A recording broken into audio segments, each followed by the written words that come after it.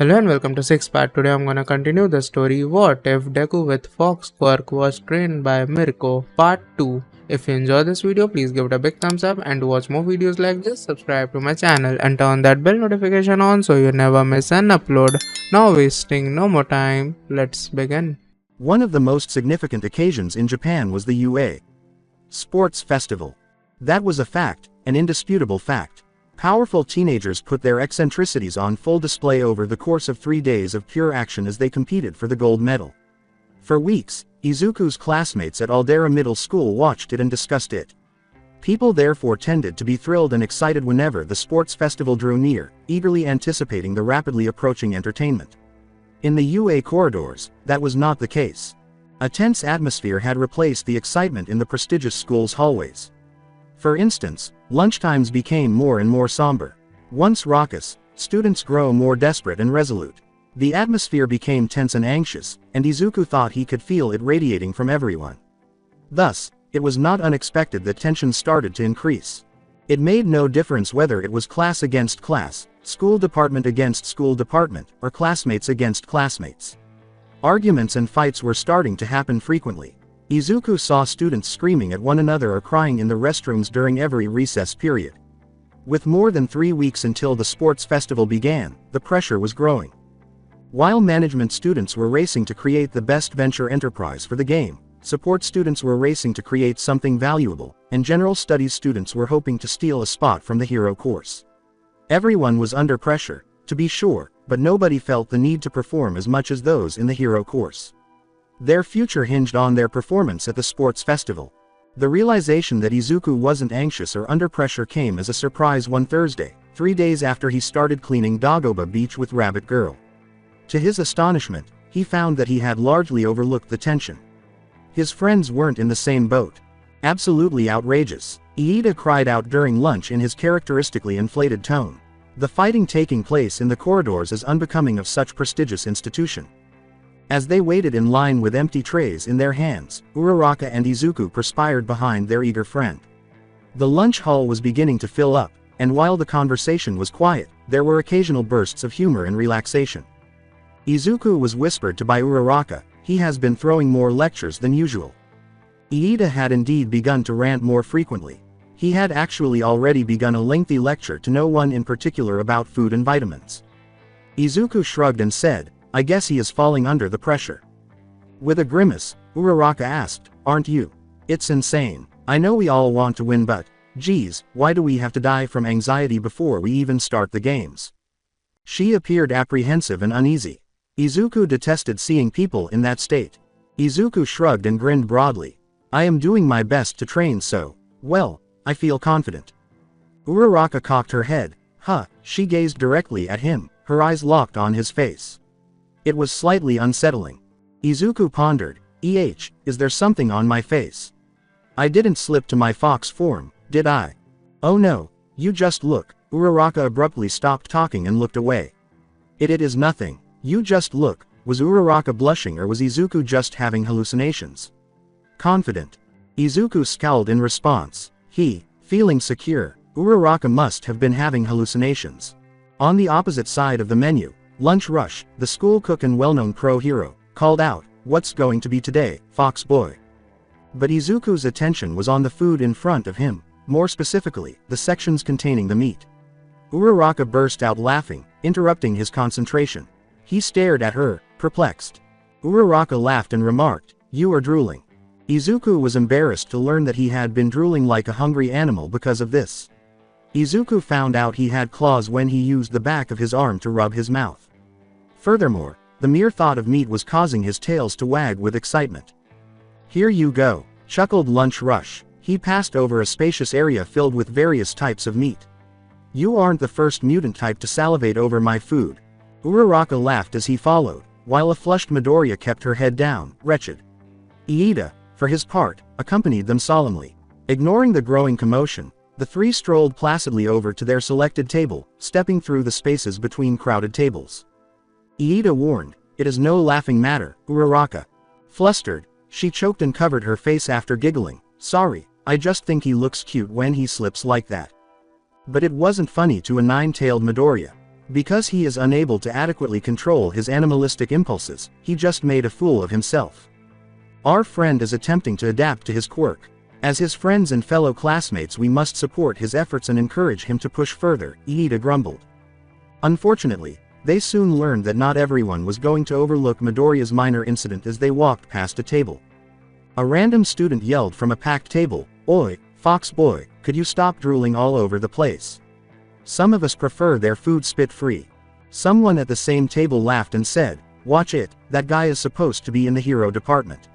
Let's hope he got his rabies shot, right?" Another student joked, "I guess we'll just need some steak to beat him in the games." The students all started laughing. The three chose to ignore those remarks and continued to walk. However, other students whispered among themselves and eyed Midoriya. Some even laughed or snickered. Anger was rising in Midoriya's belly, and he had a strong urge to bite and claw at flesh. The gall of those ruffians! Iida snarled, clenching her fist in rage. "It's okay, Iida," Midoriya said coolly. He smiled at the representative of the class. Iida, however, was still furious. Concerned, Uraraka questioned, "Are you sure?" Midoriya knew he would have responded differently if he had been the Zero Tails. But even though it was painful, he knew he could handle it. In addition, he was already somewhat accustomed to being called names. They had called him worse. Nevertheless, the way he had slipped bothered him. He had a very embarrassing quirk. "You all right there, fox boy?" In an instant, Midoriya had put his troubles aside and was beaming with happiness, his tails wagging in his wake. He sat beside her and said, "Of course. Why wouldn't I be, rabbit girl?" After exchanging puzzled looks, Uraraka and Iida took their customary position across from Rumi and Izuku. Since the previous Friday, sitting together had become commonplace. Rumi was currently eating her salad with carrots while her cell phone played a hero-villain battle that only Izuku could identify. Rumi harumphed, "Good, or else I would have to beat your whiny ass," but then smiled back at Izuku. She looked at the two others. "So what happened?" Some asked, throwing colorful comments. Uraraka muttered, "Yep," while glaring at the criminals on the other side of the hall. "People sure are getting meaner these days." As though ecstatic, Rumi laughed and said, "Just you wait until we near the festival. That is when it gets intense." She nudged Izuku and added, "Don't let those jealous whiners get on your nerves. It's all bark and no bite. Most of those losers won't make it past the first event. Anyway, one would think they'd act appropriately." Iida sighed. "What do you expect? They are general studies, stiff boy," Rumi sighed. "Most of them are sticking around UA just waiting for one of us to drop dead." "It can't be that bad, right?" Ochako asked, looking pale. "Oh, it wasn't so bad last year," Rumi hummed nostalgically. "I mean, an entire 20 seats had been made available, so general studies were really gunning at each other more than the hero kids. Still, just keep your cool. Don't let them goad you into doing something stupid. If you are going to beat them, do it outside the school." Iida yelled, "That is not a proper response. In UA we should inform a teacher, not take matters in our hands." Rumi huffed, "Whatever, stiff boy." She picked up a carrot and began to nibble on it idly. Rumi noticed something as she switched off the phone and started to speak with her new lunch companions. She must have been shocked by whatever it was because she choked right away and then spat carrot bits all over Midoriya. "The fuck is that arsehole here?" yelled Rumi, watching someone with a fierce look. Iida cried out, "Language," before turning to face Rumi's accuser. "Oh, that would be Bakugo. You know him." Midoriya scowled, perplexed, as he observed a rather disinterested Bakugo moving through the hallway with a tray in his hand and an obvious contempt for his surroundings. Were Rumi and Bakugo previously acquainted? That was conceivable now that he considered it. After all, they were all from the same district. Glaring daggers at Bakugo, Rumi yelled, "Know him? Of course I know that bastard. He and his minions terrorized half the children of Mustafu." A knot formed in the pit of Midoriya's stomach. Naturally, that is how Bakugo was remembered by everyone. Why had he suddenly become so angry?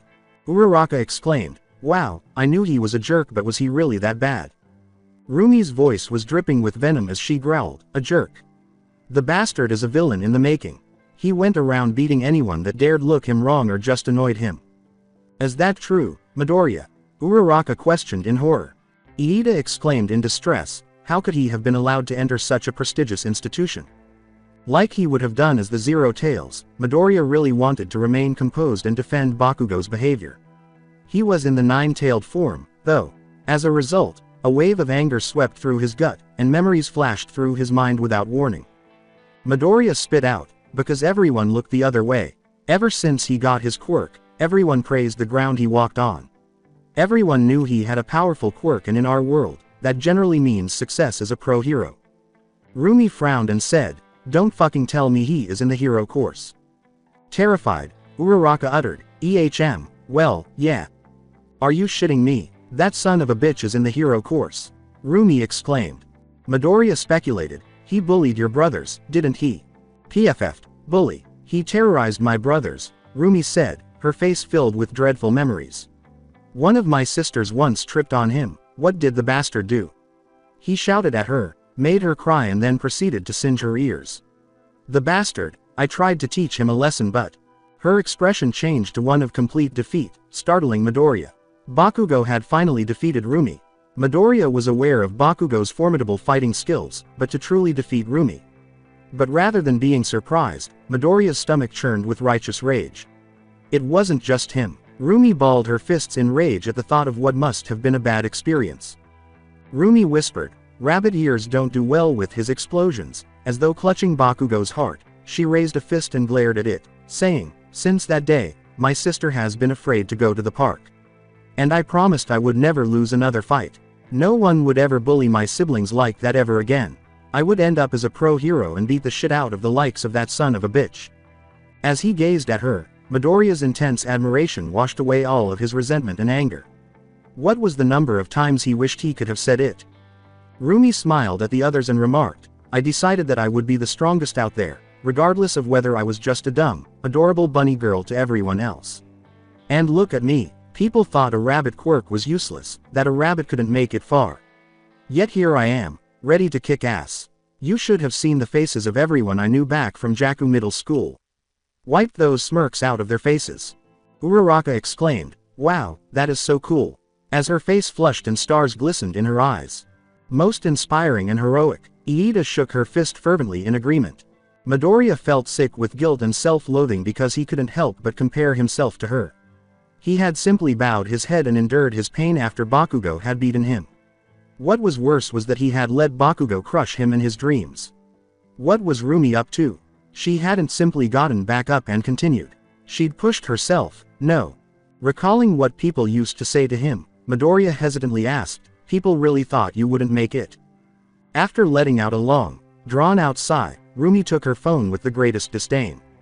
"Oh, you tell me," she complained, swiping her finger across her device's screen. "When you look like this, do you think of a hero?" She then turned on her phone and showed her friends a picture. Red as a tomato, Rumi turned her head away. Izuku and his companions leaned over in curiosity, and their mouths fell open at once. A young girl, perhaps 10 years old, was on the phone, grinning brightly and widely at the camera. Izuku had to concede that she was incredibly cute and adorable, almost like a real rabbit, with her huge eyes and oversized rabbit ears. Given her rather pale complexion and innocent manner, Izuku would never have guessed that was Rumi if it weren't for her white hair and scarlet eyes.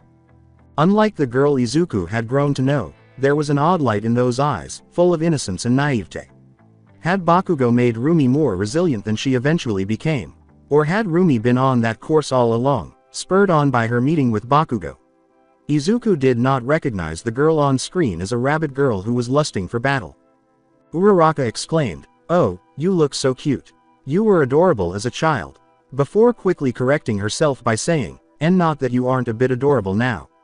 She blushed as she added. Rumi winked at the brunette and teased, "I think you are very adorable too, cute face, and hot." Uraraka's face exploded into a glowing scarlet as she spluttered unintelligibly. Rumi started giggling. "So you see what I mean. Everyone looked at me and they were all like, 'No, you can't be a hero. You are too cute and fluffy to fight,'" said Rumi. "Ha, that will teach them." That gave Midoriya a twinge of jealousy. He was pathetic, huh? He wished he had been like her, persevering in the face of public opinion. Iida remarked, "You went through similar circumstances, Midoriya, did you not?" Midoriya's face burned. He had to be in the spotlight, of course. Rumi pondered, "Huh, what does stiff boy mean by that?" Midoriya hesitantly remarked, "I wasn't always, well, fox boy." I lived in my zero-tailed form for the majority of my life. His smile was lopsided. I actually thought I was quirkless. Confused, Rumi asked, hold on, you didn't manifest your tailed forms. Wasn't your quirk a mutation type? In fact, Midoriya had never explained that to anyone. In actuality, he usually preferred it when people assumed he was an emitter type. This was the crucial moment. Would he tell the truth or would he lie? Midoriya admitted, yeah, I'm a mutation type. Uraraka and Iida gazed at him in astonishment. But I kind of stuck to the zero tails without knowing any better. That's a better way to explain it. Rumi laughed and nudged him, saying, huh, so people thought you were quirkless. Guess you had it worse than me. I guess once you got a quirk you decided to be a hero, right? Actually, Midoriya spoke sheepishly, not knowing how to approach that subject. I have always wanted to be a hero. Rumi merely gazed at him. Midoriya inhaled deeply and let out a sigh. Here it was. How he had chased an impossible dream, how he had been a fool who wanted to be a hero when he was quirkless, and how fortunate he was to have a quirk in the end. Confused, Rumi said, but, why didn't you train, then? She tilted her head, studying him. If it weren't for his current confusion, Midoriya might have thought she was cute like that. What? I saw your quirkless form and it is so, well, pathetic. If you wanted to be a hero you must have started training harder than anyone else, right? Rumi pondered. Startled, Midoriya said, hold you think a quirkless person can be a hero? Smack, ouch, exclaimed Midoriya as a hand brushed over his head. He flashed his sharp teeth in a glare at Rumi. Why did you hit me? Rumi snapped back, because you were an idiot, that's why. Of course a quirkless guy can be a hero. However, he got to actually work for it. Unsure if they needed to step in, Iida and Uraraka continued to stare. Rather, they ate their lunch and watched, amused by the couple in front of them. Look at you don't even know how to fight and you don't have any real muscle on you, or at least, you didn't, Rumi said while sneering at him. What did you expect to happen, fox boy? That some hero could hand over her quirk to you? Midoriya winced, sternly reprimanded. She was correct, he had done nothing and been so pitiful. He had hoped that others would recognize his dream and even support him, but he never did anything to earn it. Rumi had struck him correctly. God damn it, fox boy. Rumi moaned, visibly frustrated, and tugged at her hair. He didn't object when she gave him another gentle tap on the head. He was aware that he deserved it. Look, if you wanted to be a hero, the only person who could make the final decision was you. The world is a shitty place with shitty people. Just look at the government. If you let the world decide, you'll find your life turn into a shithole, she concluded. With her shoulders hunched, Midoriya was saying, why yeah, I know, I was pathetic and, when Rumi chose to cut her off. Bonk, ouch, will you stop that? Midoriya leaned back and snarled sharply. Rabbit girl shot back, smirking, make me, enough chit-chat, fox boy. You were a sorry-ass loser. Big deal, we all start somewhere. What's inexcusable is never bothering to change. So, what are you going to do now? She was correct, now he had no excuse. He needed to move forward. His chest swelled with resolve as he clenched his fists. I'll go above and beyond, Midoriya said. I'll go plus ultra. Rumi exclaimed, you are goddamn right, fox boy. She looked at a flushed Uraraka and an inquisitive Iida. The same goes to you too. Perplexed, Izuku inquired, are you alright, Uraraka?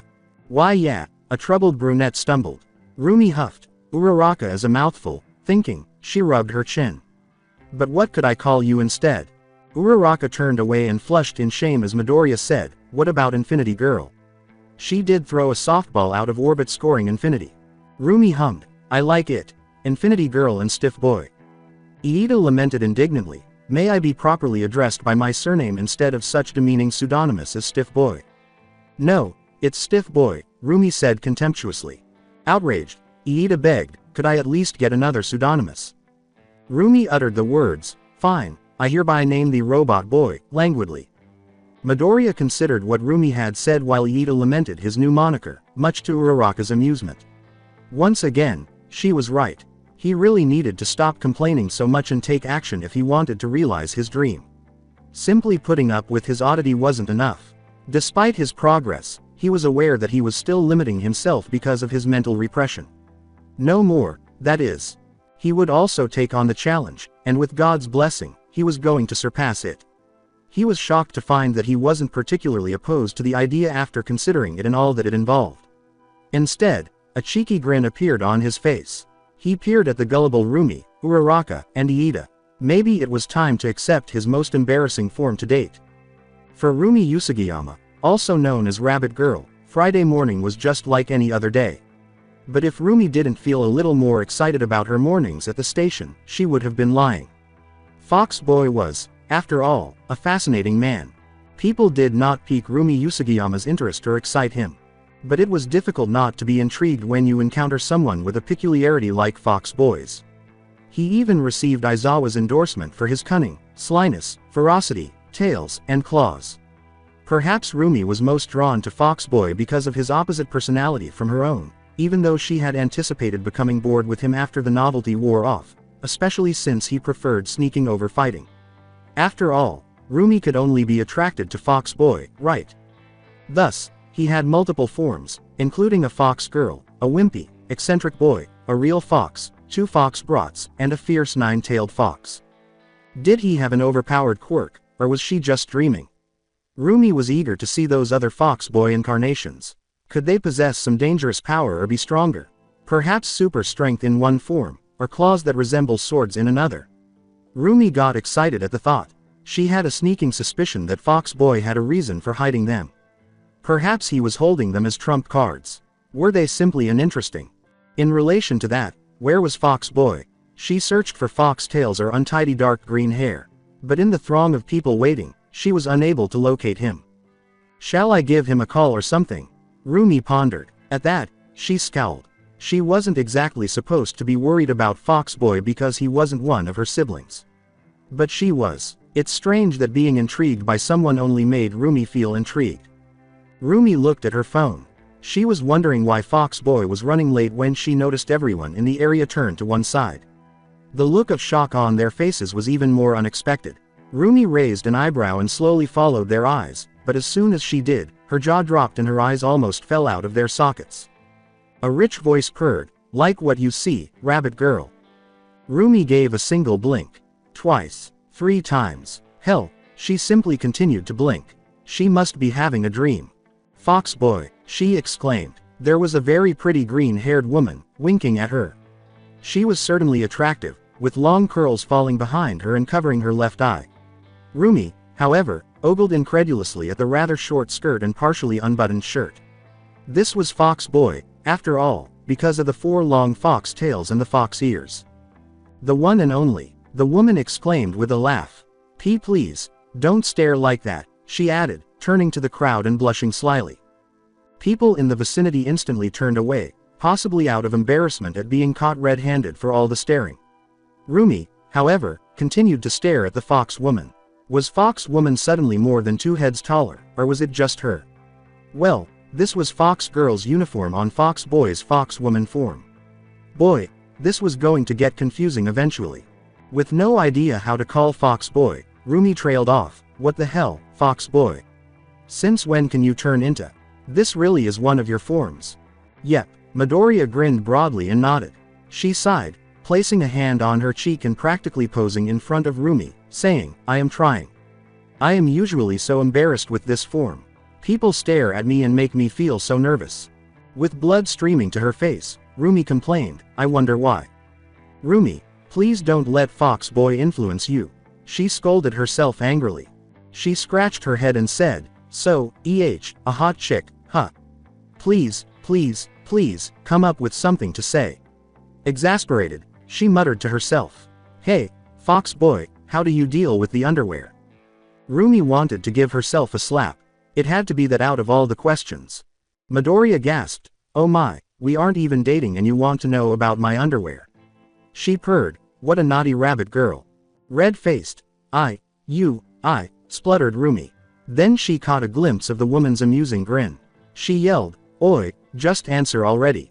I didn't mean it like that," while clenching her fist at him. Midoriya laughed, amused, "You were so cute when you were flustered."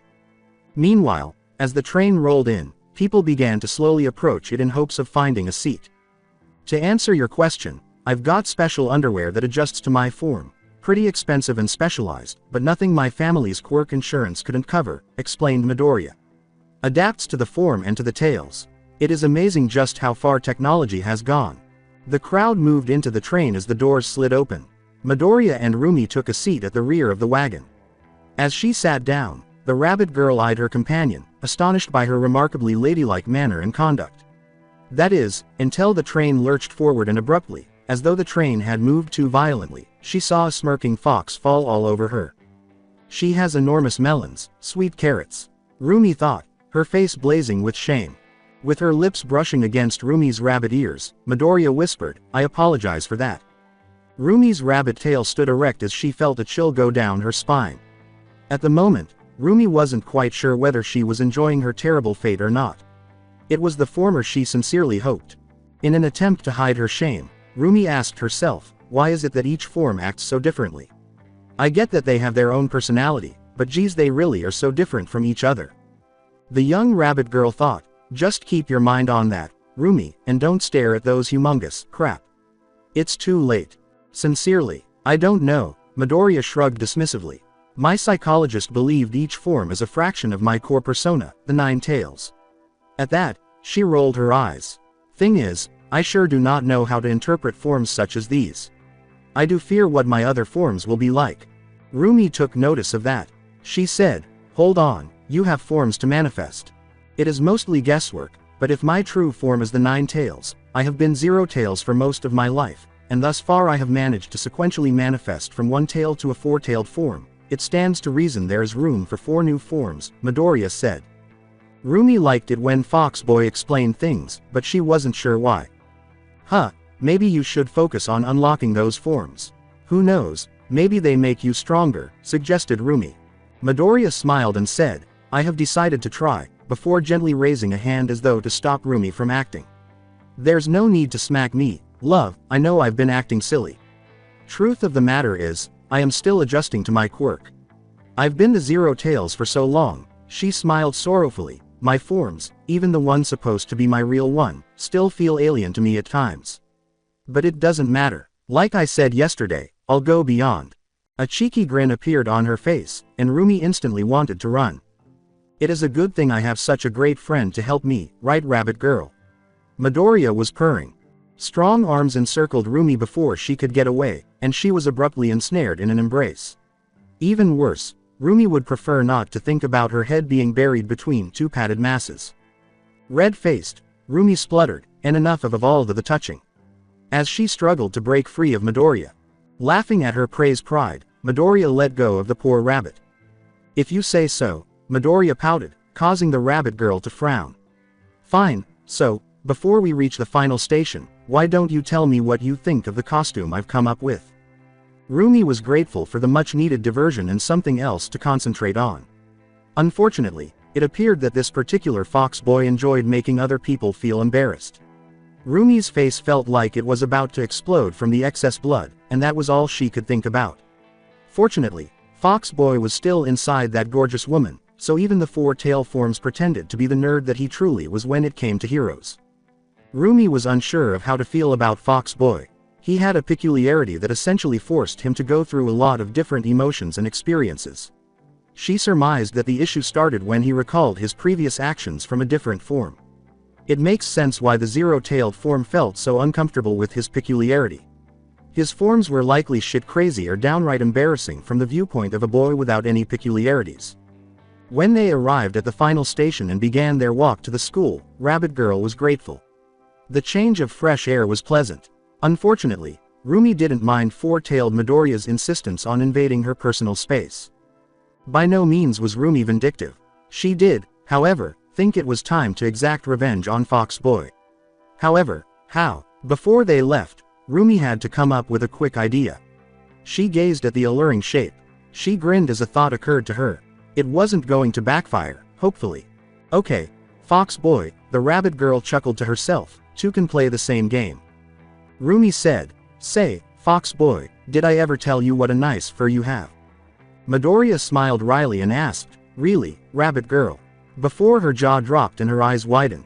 Eep, she let out a squeak when she felt one of her tails being touched by Rumi's hand. She had been teasing, as evidenced by the rabbit girl's laughter and nudge. Unfortunately for poor Rumi, this type of Midoriya was different from the others. Rumi felt two cushioned objects press against her back and arms encircle her stomach as she began to move toward her classroom, or simply move around to avoid his classmates until it was time. Eep! Rumi was to go as red-faced as a tomato and as stiff as a board. The word, "Careful little rabbit," was whispered so softly next to Rumi's rabbit ear that she shuddered. Or this fox might bite. Rumi was horrified when she felt full lips kiss her cheek. Nor was it a simple peck. She missed Fox Boy breaking off, laughing triumphantly, and making her escape because she was so shocked and ashamed of what had happened. Terrified, Rumi stood there. Had she just been kissed by Fox Boy? A disbelieving hand went to her cheek. He had, indeed. It had to backfire, of course. Rumi thought. The risk was calculated, but boy am I bad at math. With her hand still stroking her cheek, she gazed at the school in disbelief. Her face gradually lit up with a smile. Well worth it, she said with a laugh. Rumi had no idea how Midoriya was carrying out his most recent move at the time. In a restroom, a flushed Midoriya was slapping her face while confined to a toilet. She squealed in horror, "I can't believe I did that." When he reverted to his zero-tailed form, it was going to get worse. Tenya Iida was enjoying her day to the fullest. He had diligently completed his morning routine and was ready for yet another significant learning day at Japan's most prominent hero school. Yes, Iida was positive that, aside from Bakugo's delinquent behavior, not much would hinder his education as he sat there with his folder open and pens ready. It was really a wonderful day. "What's up, guys?" Iida stopped. That voice was familiar to him. How was he unable to? It gave him nightmares, if you will.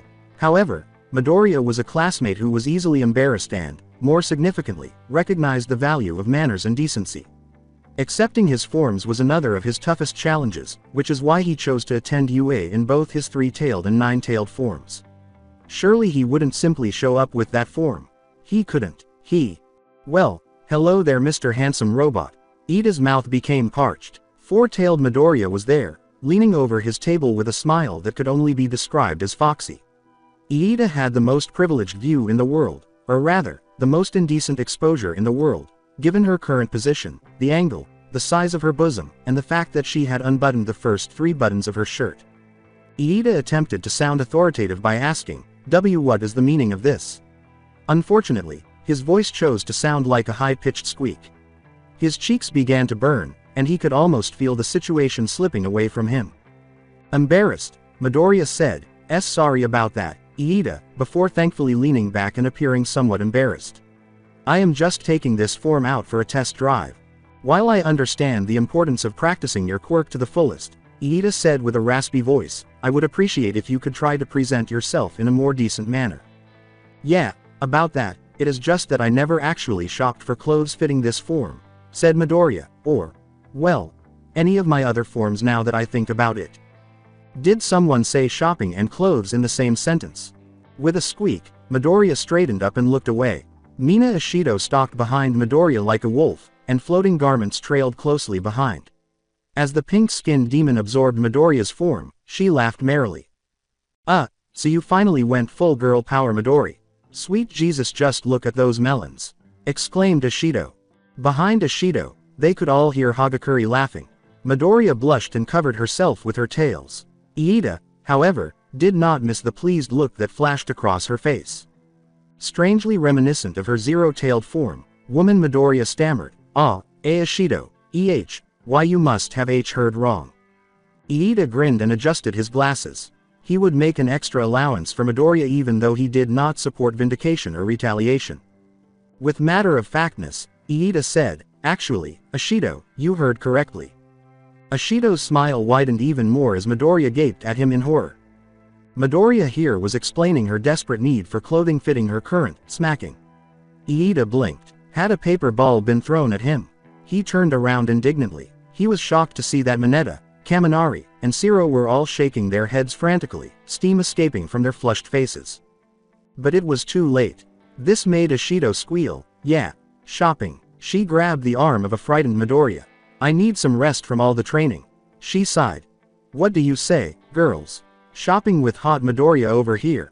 Please, I can't. Training. I need to train and I don't like going in public like this." Midoriya was spluttering. Asui interrupted thoughtfully. Sorry, Mina, but I have to train, Ribbit. What do you say, Momo?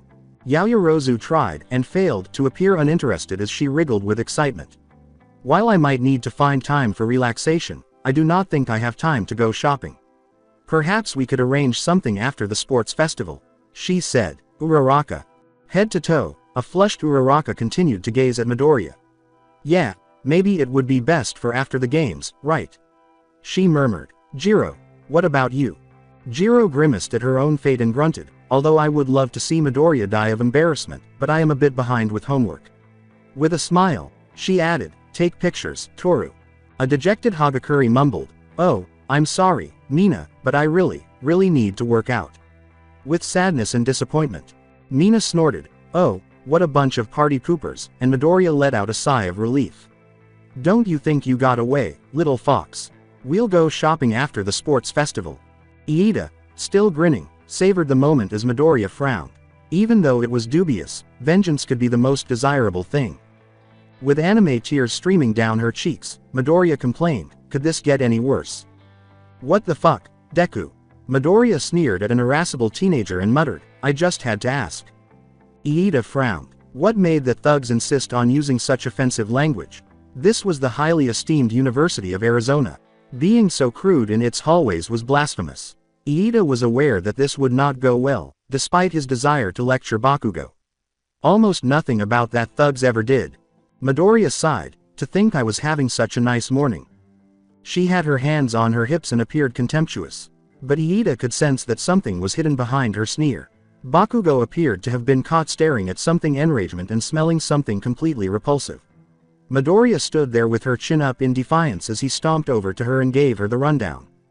So you aren't just a tranny, you are also a fucking slut. Bakugo quipped. Hey, what the hell, Bakugo? Infuriated Hagakure. Iida could tell by the way her clothes moved that she was thrashing her arms in the most outraged way. Oi, that's uncalled for. Ashido stepped between Bakugo and Midoriya fiercely. Just what is your problem with Midori, anyways? Midoriya thought, don't mind him, dear. She surprised Ashido by gently pushing him away. Then Midoriya stood a few inches away from Bakugo and sneered down at the explosive blonde from her height. With a hand over her cunning smile, she continued, he just has an inferiority complex. It's likely that Bakugo detested having to gaze up at her. That or maybe he has a childhood crush on me. Sorry, love, but that attitude of yours is certainly unappealing. Surprisingly flustered by that, Bakugo blushed, only to have his face turn into a dangerous puce. Iida stiffened, almost sensing the murderous intent emanating from Bakugo's face. This was a disaster waiting to happen. Fuck you, snarled Bakugo. You think you are better now that you have a quirk, Deku. Just count your lucky starts you could suck your way into UA. You are still a little shit stain that doesn't know its fucking place, slut. Everyone else in the class, or those who had come, scowled at Bakugo. Iida could not remember a time when Bakugo was so outspoken, despite the fact that they had already gotten to know him well enough to anticipate such behavior. Maybe it was because this version of Midoriya was much more rebellious. However, Iida sensed that things were getting worse. Jiro spat out, you are pathetic, Bakugo. With her earphones ready to strike, she stood up. There were others besides her. All of the newly arrived classmates were staring at the tense teenager. Bakugo appeared amused by that. I'm pathetic. His body tensed, he looked around the classroom. Iida might have assumed that Bakugo had rarely had to deal with so much opposition at once, which likely enraged him even more. Maybe you should take a look on the mirror. Ugly, flat-chested and with a weak-ass quirk. Just look at your butt. You have less appeal than a plank. Ha, even Frog Face has something good going for her, he sardonically continued, only to turn to the, all of you are pathetic extras. You think you can hit the top? He chuckled mockingly at them. Get real, you extras. The only other people here that could ever make it as a real pro are Big Boobs and Half Ice, and that is because Big Boobs is a rich girl that won't need to bend over for a pro hero agent to get a job like you. Bakugo smirked scorchingly at Jiro, who was obviously offended by what he had said. Todoroki's already cold face froze into a hard wintry glare, and Yaoyorozu was not doing any better, appearing to have been punched in the face. Unmanly, and degradant, were among the vehement retorts that erupted in the class instantly. Stop this. This kind of talk is so utterly repulsive of you, Bakugo. Iida roared, raising his voice in furious outrage. To think I had not expect you to fall any lower. I suppose you do live up to the school motto then, if only to prove just how villainous you can get. Bakugo chuckled and walked over to his desk, where he plopped down with pure joy. Face it, Four Eyes, in this world, your fate is decided by birth. Quirks like mine are meant for greatness, for the top of the top. I'll get rich and famous, and all because of my quirk, while you losers are destined for the scraps, better than the rest of the losers out there then won't get anything. That's not true, said Uraraka, who was furious. Bakugo snorted and put his feet on his desk, saying, PFF, please. It is time you all wake up. What, you eat that shit up that we are all equal? You are all delusional. What are you going to say next? That quirkless people can be heroes now? Ha, don't make me laugh, round face. When Iida squinted at Bakugo, he smirked at Midoriya. Naturally, Bakugo would continue to disparage Midoriya, particularly in light of his past. Iida could only assume that Midoriya had suffered a great deal at the hands of Bakugo, possibly in ways that Iida could hardly imagine, as much as he hated to think poorly of other people. Too confident in himself, Bakugo dared to say, you don't believe me. Wait for the sports festival. He turned back to Midoriya and said, I bet half of you losers won't even make it. You included, Deku. Better start practicing your blowing game if you want to stay in UA. He sneered at the others, saying, like the rest of the losers. And what, may I ask, is the meaning of this? Bakugo sat down properly right away, as if he had just taken a hard pill. The others, enraged, waited a moment to focus their raging enmity on Bakugo before rushing to their seats. But they continued to glare at Bakugo despite Aizawa's frightening presence. The adolescent in question gave them a cocky glance before turning to face the front. After what he said, did he really think he could get away with it? Aizawa didn't say anything directly. Rather, he spent a few moments studying his class and absorbing the atmosphere. Iida questioned whether he would need to let their homeroom teacher know about Bakugo. He looked at Midoriya, who gave Bakugo a dagger-like glare. There were others besides the fox woman. After all, Iida had to report Bakugo's behavior as the class representative. In addition to being unworthy of the UA, it was extremely upsetting and discouraging. Iida was fortunate not to have to. Aizawa strode to his desk and turned to face Iida after inhaling deeply, possibly to gather his strength. Aizawa, who was already annoyed by his class, questioned, Iida, what happened? Sir, upon witnessing Midoriya's form, Bakugo began a long tirade of insults towards his fellow classmates. He was truly despicable, sir, making sexual commentary towards our female classmates while stating falsehoods, Iida reported, almost as if he were a. Aizawa glanced at Midoriya, who gave him a sly smile and waved. Aizawa asked dryly, what do you have to say, Bakugo? Bakugo snorted, falsehoods, as if, the loss I mean, these guys think that we are all born equal, and Midoriya was flaunting his big tits around on everyone's faces. The extras I mean, they just can't accept some people are born better than others. Aizawa sighed deeply and squeezed the bridge of his nose. Meanwhile, concerned about him or her, Iida looked at Midoriya. Iida could tell she was heavily subdued, even though she didn't appear affected. Iida, who was bullied by Bakugo as a quirkish kid, could only speculate about the effect that such a conversation would have on Midoriya. Let me state obvious facts of this world. As much as I hate to say this, Bakugo isn't entirely wrong, Aizawa murmured. Astonished, Iida and his classmates blinked at their homeroom teacher. Midoriya's lovely features were marred by a sad expression as her head lowered. No, we are not born equal. The class as a whole looked shocked, except under the eyes of the law, and God, as Bakugo grinned. That surprised Iida a little. Factually, each person possessed strengths and weaknesses that set them apart from the rest. Is it fair? No, but it is the truth, and to deny it is to be illogical and live in a delusion. However, Bakugo turned away when Aizawa gave him a fierce glare. No one can truly assess someone's limits and full potential. It is up to each individual to push forward, to test themselves in the face of challenges and, perhaps, exceed all expectations, or to fail and fall to obscurity. You all made it here not just because of your innate abilities, like your quirks, but because of the hard work and determination. That is a fact, stated Aizawa. Iida saw that Midoriya appeared thoughtful. What exactly was going through her mind? What was the reason behind his curiosity and concern for her? Iida raised a hand in the air and said, "Sir, I have a question." Aizawa simply gave him a nod to continue. Uncertain if the question was actually relevant, he trailed off. "Do you believe that a quirkless person could be a pro-hero?" Aizawa let out a sigh. Iida had to work hard to keep from going to Midoriya. "Who here believes that a quirkless person can truly become a pro-hero?" asked Aizawa. "Raise your hand." Everyone exchanged uncertain glances and blinked at their teacher. Uraraka and Iida looked at Midoriya, but she appeared to be enmeshed in her own internal conflict. A few hands nearly went up, but were lowered and remained completely down. Everyone seemed to be hoping that someone would actually say what they all believed, and nobody wanted to be the first to confirm such a statement. However, it's possible that nobody wanted to publicly challenge someone like Aizawa's viewpoint. After a minute, nobody had put up their hand. To answer your question, Iida, no, I do not think someone who has no innate power could or should pursue such a profession.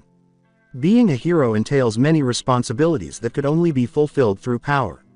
I will go one step further and say that even most people with quirks can truly be pro-heroes, Aizawa replied, and deep down, no matter how progressive and open-minded we believe ourselves to be, we all recognize the truth. Embarrassed, Iida glanced down at his desk. How come he hadn't held up his hand? Did he not think that heroes could be people with no special talents?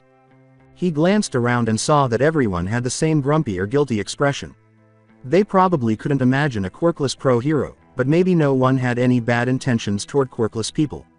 Iida couldn't hold them responsible. He was ashamed to admit that he did not entirely concur with Rabbit Girl's evaluation. But Midoriya did catch him off guard. What prevented her from raising her hand? However, she did appear contemplative as she gazed in Aizawa's general direction. With that said, I would like to say I believe that no person is without potential. Even a quirkless person can be invaluable against villains. The police force, the military, doctors and scientists, those are professions that do not require innate power and are open venues for everyone physically and or mentally capable to provide their own strengths and contribute against the perpetual fight against evil, Aizawa said with a sigh. But enough of that. What did he say regarding your female classmates? Aizawa glanced at Yaoyorozu, while Bakugo had a terrified expression. Before Bakugo could respond, the girl in question gave her a fierce glare. Bakugo frowned as Yaoyorozu hesitantly repeated what Bakugo had said, but Aizawa remained apathetic. The class waited with bated breaths when she finished. A little too calmly, Aizawa said, "Bakugo, is that true?" Bakugo remained silent. He scowled at his desk while keeping his arms crossed. Aizawa grunted and said, "I'll assume it is." He let out a sigh and shook his head in dismay. "I warned you, Bakugo." Bakugo spat, "Oi, they goaded me. Besides, they are just words. If they can't take a few words, maybe they chose the wrong profession." The blonde merely scowled and turned away as Aizawa continued to stare at her. "I am revoking your access to UA training facilities until further notice," Aizawa said. Bakugo stood up and roared, "You can't do that. I need to train." He appeared to be about to blow up. "Then act appropriately," Aizawa growled. "What did you expect would happen when you insulted your fellow classmates? What do you think would happen if you repeated those words in the public as a pro-hero?" Bakugo grumbled. "For someone who allegedly is smart, you sure know how to act the part of the fool." Aizawa inhaled deeply once more. "Additionally, you'll have detention after class." Bakugo screamed angrily, "What? But that will ruin my chances at the sports festival." "And for what?" "Something I said." "Then you should have thought better than badmouth your peers, people who might one day be your colleagues, people you might one day rely on to save lives," Aizawa sighed. "Hear me now, Bakugo, and hear me well, I do not care what you think about your peers. Think of them as scum for all you want. In fact, I agree that people should not allow the words of others affect them." Iida was puzzled once more. Was it the right strategy? Was that really what Aizawa thought? Hearing that sounded so strange. Maybe Some's instructors weren't the best people to compare UA to. Educators. But you are far from a responsible adults and you are all here supposed to learn better, to be better. You are supposed to become heroes. I can't in any good will allow you to run rampart acting like a child through a perpetual tantrum. You are still growing and, thus, I expect you to at least try to be in best behavior. You will not besmirch the name of this school with your irrational actions, demoralize your peers or act like some delinquent. Moreover, I will not allow you to hamper the progress of your classmates because of some misplaced sense of entitlement. You'll have your chance to run your mouth once you graduate. Until then, you will be a model student or not a student at all." The class gaped in fear. It was the most irate Aizawa they had ever seen. Even Bakugo appeared quiet in the face of their teacher's rage.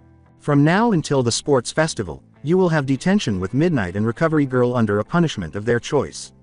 "I warned you, Bakugo, I warned you, but you didn't listen," Aizawa grumbled. "This is strike one, am I clear?" Bakugo sneered but remained silent. He sat there instead, defeated and reprimanded. Aizawa leaned forward and growled, "I said, am I clear?" Bakugo murmured, "Yes." Aizawa's eyebrow went up. "Yes, sir," Bakugo clarified, nervously. "Good, as for the rest of you, behave. I do not want to hear of any kind of retaliation towards Bakugo," said Aizawa. "Pro heroes don't have the luxury of vengeance and no one is the arbiter of justice in this place. He steps out of line, you inform me. Am I clear?" A chorus of, "Sir, yes, sir," came from the class. "This will sound harsh," Aizawa went on, speaking to everyone, though Iida thought his eyes were still on the female students. "But you need to get used to uncouth comments. There will always be that one person who will run his mouth." Everyone looked at Bakugo, "and you cannot allow that to get to you. Out there, lives might depend on the slightest instant. Nothing can make you hesitate or demoralize you. Evil will use anything against you, and you must stand tall against it." Aizawa paused for a long time to observe his students' response. When no one finally spoke or raised their hand, Aizawa nodded, appearing content. Aizawa let out a tired, "Good," sigh. He looked in Midoriya's direction. "It is good to see you are pushing forward, problem child. I do expect you to keep your personality under control." If at all possible, Iida hoped Midoriya would do just that. But she didn't appear to be in the mood to joke or project confidence right now. She merely gave their homeroom teacher a nod and a simple smile. Something was wrong with her, and Iida was concerned because it was likely related to Bakugo. The remainder of the day went by largely uneventfully, increasing their knowledge and taking a step closer to becoming outstanding pro heroes. Although most classmates spared Bakugo a few glares when they could, most seemed to forget the morning incident. But aside from that, the explosive teenager was either ignored or kept at a distance. Iida saw how thoughtful Midoriya remained throughout the morning. Iida was shocked to find her quiet, maybe a little aloof, rather than the expected blatant personality. Iida could only worry, and Uraraka could provide no insight. At any rate, maybe Usugiyama could help out at lunch. As a result, Iida was unsure of how to approach his friend when lunchtime arrived and they formed the customary line towards lunch rush. Fortunately, Uraraka had no such misgivings. Uraraka asked, "Are you all right, Midoriya?" Breaking out of her reverie, the woman in question hummed, "Yes, just thinking." It was the same as the day before in the lunch hall. There was a sense of humor in the air, perhaps because it was Friday, but there was also the typical tension of the approaching sports festival. The three of them couldn't help but notice the looks directed in their general direction as they currently made their way down the lengthy line to their food. Iida was aware of the way some boys looked on in disbelief. Was there really not a single male student with the decency? "You have been thoughtful for better part of the day thus far," said Iida. Midoriya teased, "So you've been watching me all day, Tenya-kun." That," Iida snapped, flushed. The fox woman and Uraraka laughed at their friend's expense. Iida fought the embarrassment, letting out bursts of steam from his ears. Don't see call me like that," he squawked angrily. Uraraka noted, "He's right, though. You've been, relaxed. Like, I expect you to tease everyone or be, less zero tails, you know." Midoriya hummed, "Oh, I am fine. I was just thinking." She sighed as she glanced down at her hands and then back at her tails. "I am not doing enough," she said gravely. Iida said, "Not doing enough." That was not what he had anticipated. As she stroked her chin, Midoriya hummed, "Yes, yesterday Rabbit Girl gave me the confidence to come here with this form, as a means to finally get comfortable with my quirk. But that is the problem. This isn't enough." They moved forward in line and confronted the school cook.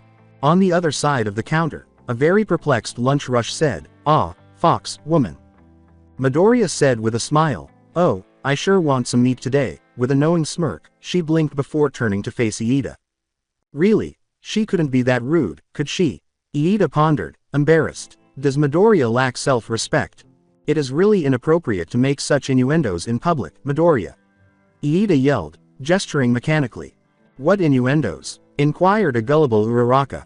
With a hand over her smile and eyes full of mischief and laughter, Midoriya giggled and asked, yes, Iida-kun, what innuendos? With the greatest indignation, Iida karate sliced the air while frowning. Even though he was annoyed, Iida was glad that Midoriya was laughing and acting like herself again. Fortunately, lunch rushed past their plates, both amused and unsettled by the conversation, and the three left. Unfortunately, they had to navigate a similar table of boisterous general study students as they had the day before.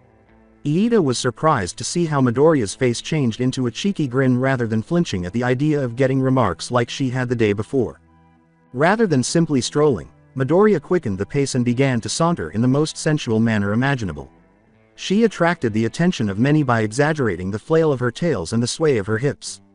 To Uraraka's amusement, Iida became rigid and gazed in awe at his friend's actions. I mean, those legs and hips were really gorgeous. Yes, that was his intention. Incredulous, one of the students exclaimed, holy crap, look at that ass. There was another wolf whistle. The other members of that general studies group merely gazed. Midoriya came to a halt and turned to face them, striking a pose. She giggled as she said, oh my, and here I thought you said you preferred your food drool-free. One of them started to say, wait, is that the fox? But then his eyes widened. With a smile, Midoriya transformed into the 9 tails and then back into the 4 tails. At that moment, it became clear to the students. They both had a horrified expression on their faces. Were they staring at a boy? They were so mortified by the realization that they started coughing right away. Midoriya simply chuckled and gave her friends the all clear. Midoriya led a blushing Iida and a giggling Uraraka toward Usugiyama, still laughing. The rabbit girl was waiting already. She had been observing, in fact, and she certainly enjoyed Midoriya's laughter. Rabbit girl snickered, not bad, fox boy. I apologize for what happened earlier this morning, Midoriya said, grinning sheepishly. Sometimes I can't control myself. Rabbit girl shrugged and huffed. No, I don't mind. Rabbit girl turned to her other 2 lunchmates when she noticed that Midoriya had raised an eyebrow and that a very dangerous smirk was developing on her head. What happened to Robot Boy, Infinity Girl? The words, Midoriya happened, made Uraraka laugh. Nothing happened to me, thank you very much. Iida harumphed, cutting the air with a karate chop. Usugiyama couldn't resist grinning at the red-faced boy with the bespectacles. Ah, that explains so much. As Uraraka stared at her rice, she asked, so what were you saying about not doing enough? Ah, that, Midoriya sighed. Well, I've been thinking and, well, I haven't been doing enough, not if I want to be a pro hero. Usugiyama remarked, whatcha mean? You've been doing plenty. Midoriya hummed, losing herself in her thoughts. It is something Aizawa said this morning, while trailing off. Confused, Rumi said, Fox boy, do I need to smack you? There were others besides her. Uraraka cocked her head and furrowed her brow in apparent confusion. Midoriya shot back, you can smack me anywhere, anytime, rabbit girl, but she just shook her head and frowned. Sorry, couldn't help it. Rumi simply laughed in response. She blushed, though. As for Iida, he began to choke on some rice that had entered the wrong pipe. How could Midoriya have been so impolite? As I was saying, kept Midoriya going. I am no longer quirkless. Well duh, was Rumi's cruel remark. Midoriya gave an eye roll. Gazing at the ceiling, Midoriya sent a nostalgic dream. I know it is kind of obvious, but I still need to drill that into my head. For my entire life I've been a dreamer, holding on to an impossible dream, she said. It has been a part of me, and I want to change that. To Uraraka's perplexed question, but haven't you been doing that? She cocked her head and continued. You started attending class as Fox Girl and the 9 Tails for that, right? Midoriya remarked, yes, but I've been treating my quirk incorrectly. I can't just tolerate it. I shouldn't just accept it and be done with it. It is part of me. It is not some tool or weapon of choice. That's why you come in that form, though, isn't it? To try to accustom yourself to that form, which is probably your most embarrassing, Iida stated. Yes, but I need to do more than that. I need to stop thinking about just becoming a hero.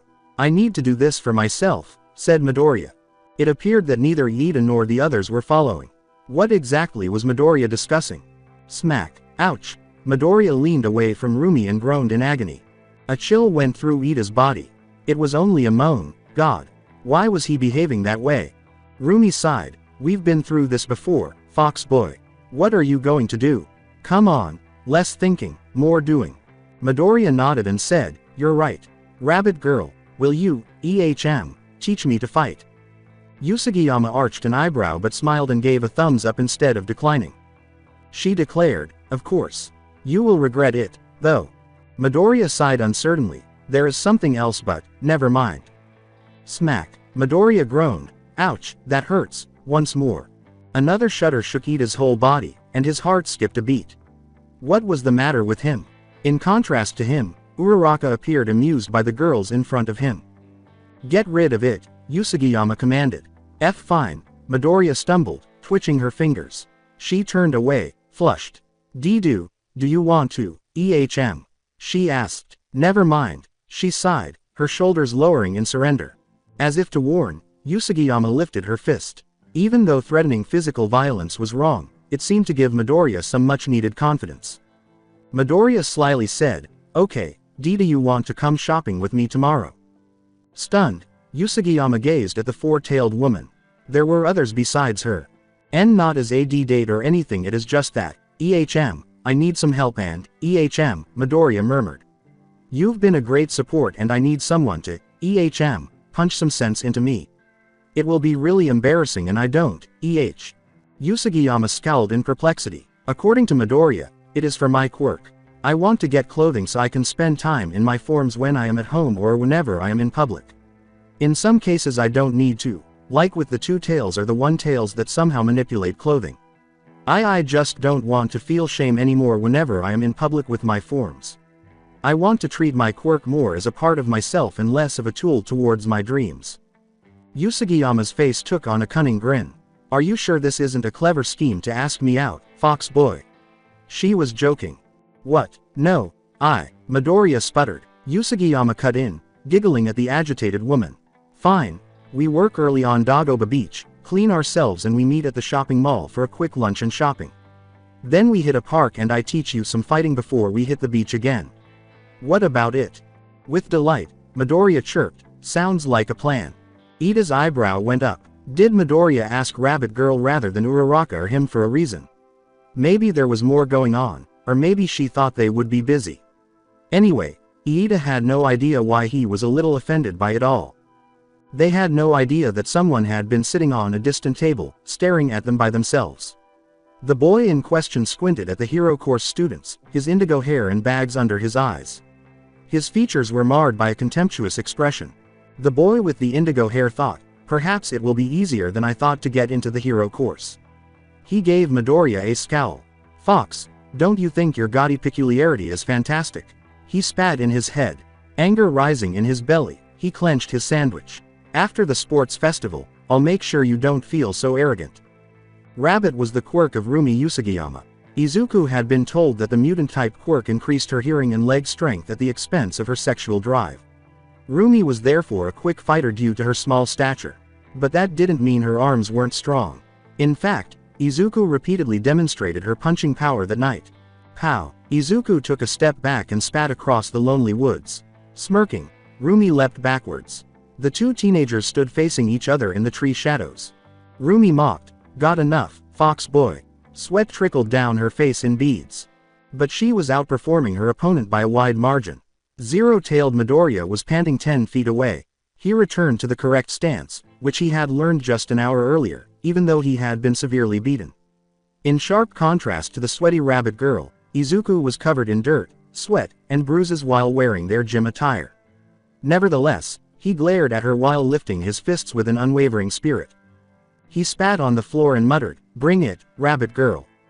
Rumi smiled. Even though he was losing, and losing badly, she adored that rebellious spirit.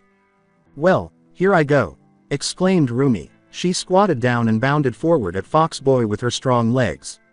She prepared to throw a final blow halfway through by extending her right arm forward and swinging her left arm back.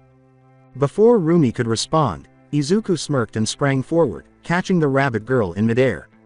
Rumi was taken aback when she struck the green-haired boy in the back. The moment Izuku's hands grabbed his outstretched right arm and tugged, preparing to toss the rabbit to the ground and possibly end the first simulated fight in his favor, was more startling. Of course, that didn't happen. When Izuku realized the rabbit would not move from his back, he blinked in confusion. His eyes widened in horror as he looked down and saw that her legs were encircling his torso. Rumi said, "Too late, fox boy." Izuku frowned before she pulled him back as the rabbit's right arm slipped out of his grasp. A moment later, a smirking rabbit girl was on his back, holding him face down against the dirt. "Not bad, fox boy," was Rumi's wheeze. She let go of Izuku and got to her feet. She said, "You did good." Rumi acknowledged in her mind that you did more than good. She would never express her opinions about his student so openly. Rumi smirked and said, "You should have gone for a punch instead of a throw, though. Still, you did good." With a groan, Midoriya sat up and stroked his arm. "Not good enough," was his mumbled response. "It was your first time actually fighting. I mean, until a couple hours you didn't even know how to make a fist. Aren't you expecting a bit too much?" Rumi responded with a hand. "Like, seriously fox boy, you are up against me, battle rabbit extraordinaire. It will be a decade before you can actually hope to land a punch." Grabbing the extended hand, Izuku was hauled to his feet. The poor battered boy laughed when Rumi said that. But he was still depressed. "I know that, but I need to catch up with the rest. They've all had their quirks for most of their lives, and actual training," he murmured. After closing his eyes for a while, he stood up straight with apparent effort, prepared for more. Another round. The boy was so enthusiastic that Rumi couldn't help but smile. Even though Rumi loved fighting, she was unable to agree to another round after taking one look at his face. Rumi commanded, "Nah, heal yourself, fox boy. It is not bad to push yourself, but you should know your limits." She gave him a chest pat. "Would you look at that, huh?" Was he putting on muscle quickly, or was it her? "If you overwork yourself, you will end up harming yourself and losing your gains." Izuku winced. "If I heal myself, I won't have the energy to fight more," he stated. Rumi laughed and nudged him playfully, saying, "It's okay. You need to work on your forms and techniques, not get any more bruises. Besides, even I get tired of winning." She looked directly into his eyes, and they briefly met. Her ruby eyes were stared into by emerald eyes. Finally, Izuku inhaled deeply, turned away, and nodded. His voice was brimming with hesitation as he sighed, "Fine." Rumi moved aside and gazed at the fox boy as Izuku changed into his three-tailed form and used his flames. To be honest, Rumi was shocked that she had consented to spend so much time with him. However, she knew that it was no longer a question of curiosity or fascination, but there was something about him that she couldn't quite put her finger on. Earlier that day, Rumi had realized that she did, in fact, enjoy being with him, however he manifested himself. It had been pretty awesome shopping with him, something she never thought she could enjoy. While the three tails were gregarious and humorous, the four tails had a very humorous effect on people. Rumi liked having Fox Boy around, even though they were the 9 tails and 0 tails. Even better, she'd seen a change in the boy he'd met over a week earlier. There was a fire there, one that was attracting her like a moth to the light, despite her shyness. As the 9-tailed Izuku, who was completely recovered but had bags under his eyes, came toward her, Rumi remarked, "You've learned quickly. That last throw was really good, if not a bit slow. I think you have good reflexes, too, and an eye for openings. That's more than what I can say about classmates of mine." Izuku blushed at the compliment and smiled a little. Fox Boy, though, appeared to be in one of those bad moods. Still, Izuku shook his head and sighed. "I'm not doing enough." Rumi sneered, "Sweet carrots, Fox Boy, that again. All right, spill it, Fox Boy, what really got you riled up? Was it that explosive bastard?" "In a way, but I wasn't lying yesterday. Aizawa, he got me thinking," Izuku murmured. "All right, let's go back a few steps. What happened yesterday?" asked Rumi. "Really, to actually get you to ask me out and use all of your forms in public." I didn't ask you out," spluttered 9 tails Midoriya, flushed. Rumi shrugged and said, "Yes, you did, and I've had fun so far. But that isn't the point. What happened?" Izuku asked hesitantly, unexpectedly, "Wait, why you really enjoyed today's outing?" Rumi's gaze drifted down to the waving tails of Fox Boy. He stood erect, trying to control the traitorous extremities behind him after realizing their presence.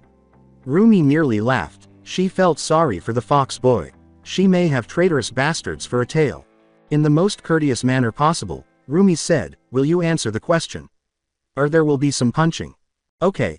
It was Bakugo," Izuku acknowledged. He paused for a few moments, reflecting. He has this way of always under my skin. It happened with the 3 tails and now with the 4 tails. I just don't get it. Why is he out against me? Although, yesterday he was a bit out of character. Rumi questioned, for better or for worse. Izuku started to answer, but she swiftly raised a hand. She added, smirking, "Wait, let me guess, for worse.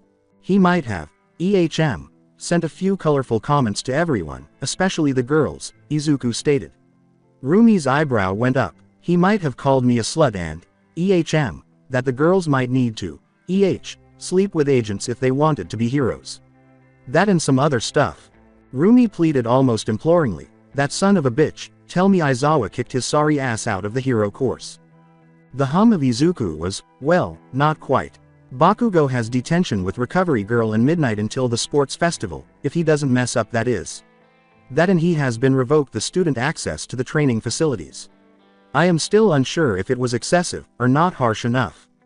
Aizawa decided that. That sounds a bit out of character, Rumi murmured. Whenever I got out of line it was some kind of gruesome training or exercise. There was this one time I messed up so badly he suspended me.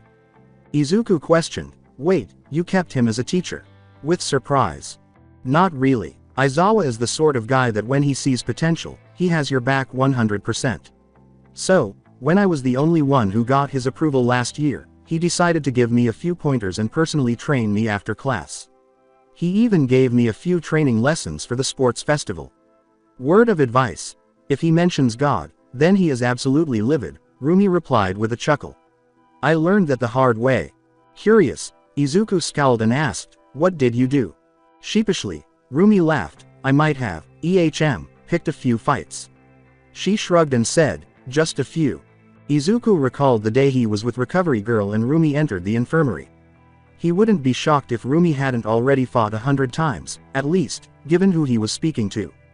It so happened one of those losers went to cry to the principal and Aizawa got on my case. The second time it was because I kicked this guy in the balls. I got suspended for a week, Rumi recalled with an affectionate grin. Izuku's eyes grew wide. "Really? What did that guy do?" Izuku arched an eyebrow and said, "Well, he called me a cute bunny," Rumi added, "and touched my cotton tail." "You do not touch my cotton tail." She hesitated, then grinned. "But I'll make an exception to you, fox boy." Izuku deliberately chose to ignore the last part, even though his face lit up like a Christmas tree. "Wait, so a guy harasses you and you get suspended?" Izuku responded. A vicious grin appeared on her face as she said, "Well, do you know how my quirk may or may not enhance my legs? Well, I may or may not have cracked a few nuts that day. It may or may not have been a bit excessive." Wide-eyed, Izuku slowly put a hand on his own balls, squirming just thinking about the pain. Rumi's kick, down there. Simply, Rumi smiled as she recalled, Aizawa was furious. He didn't mind I kicked the guy in the balls, only that I went overboard. So, we spent that entire week of suspension rescue training at the USJ. That was hell on earth. He made sure of that. The recollection made her shudder. Izuku scowled, now that he considered it. "Well, I think that maybe Aizawa's punishment was thought with Bakugo's ego in mind," Izuku said. "Bakugo hates what he considers weak heroes, like Recovery Girl and Midnight. He actually thinks poorly of female heroes in general. That and removing him from training with the upcoming sports festival where he really wants to show off." Was there any chance that Aizawa had considered all the factors? Indeed, Izuku was struck by Aizawa as having that type of teaching style. "Now that I think about it, Aizawa must have put more thought about punishing Bakugo than I had first believed." In an attempt to mimic Aizawa's drawling voice, Rumi joked, "It is only logical." That made both of them laugh. Serves him right, though. The bastard. Izuku revealed, "Actually, I think, with a start. I think yesterday's outburst was a sign he was cracking." "That bastard. Crack. What? The pressure is getting to him." Rumi laughed. "Come on, fox boy, the guy is a psychopath." Izuku frowned with sudden inspiration, amazed that everything had suddenly made sense to him. With thoughtfulness, Izuku hummed, no, not quite. I believe he is having a hard time adapting to UA. I mean, even before he got his quirk he had a massive ego and followers. After his quirk manifested, everyone just kissed the ground he walked on. Girls and boys followed him around, telling him how awesome he was. Even the teachers were like that. I even saw a few pro heroes show interest in him. Now. In fact, Izuku, in his nine-tailed form, was grinning. A gentle wind blew through the trees, and Rumi gave him a doubtful glance. Now he is the class pariah. His abrasive attitude has kept everyone at an arm's length. Hell, nobody actually likes him. He sees everyone competing or challenging him to get the top spot and, worse of all, Izuku's eyes widened and he maintained he is being ignored. That must really hit his pride. I don't think he is used to such a treatment. No matter how prideful he is, I know Bakugo hates his current situation, but he doesn't know how to change it. Rumi snorted mockingly, it can't be that. It actually makes him sound human. Izuku laughed and said, well, if anyone knows him, it is me. He trailed off, his eyes straying. I actually wrote a lot about him and his quirk. I have since I was very young. That bastard is served right, Rumi sneered, then scowled. Rumi pondered, so, what are we going to do now? You need to regain your energy and I could do with some rest myself. By genuinely groaning and stretching, she made a point. Their muscles were already sore from exercise because they had exerted themselves earlier that morning before going shopping. Izuku suggested, maybe, just walk around.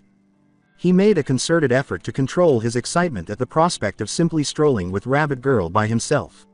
Like going on a date. Nearly, for this was anything but that. It was simply a stroll. All right, Rumi shrugged.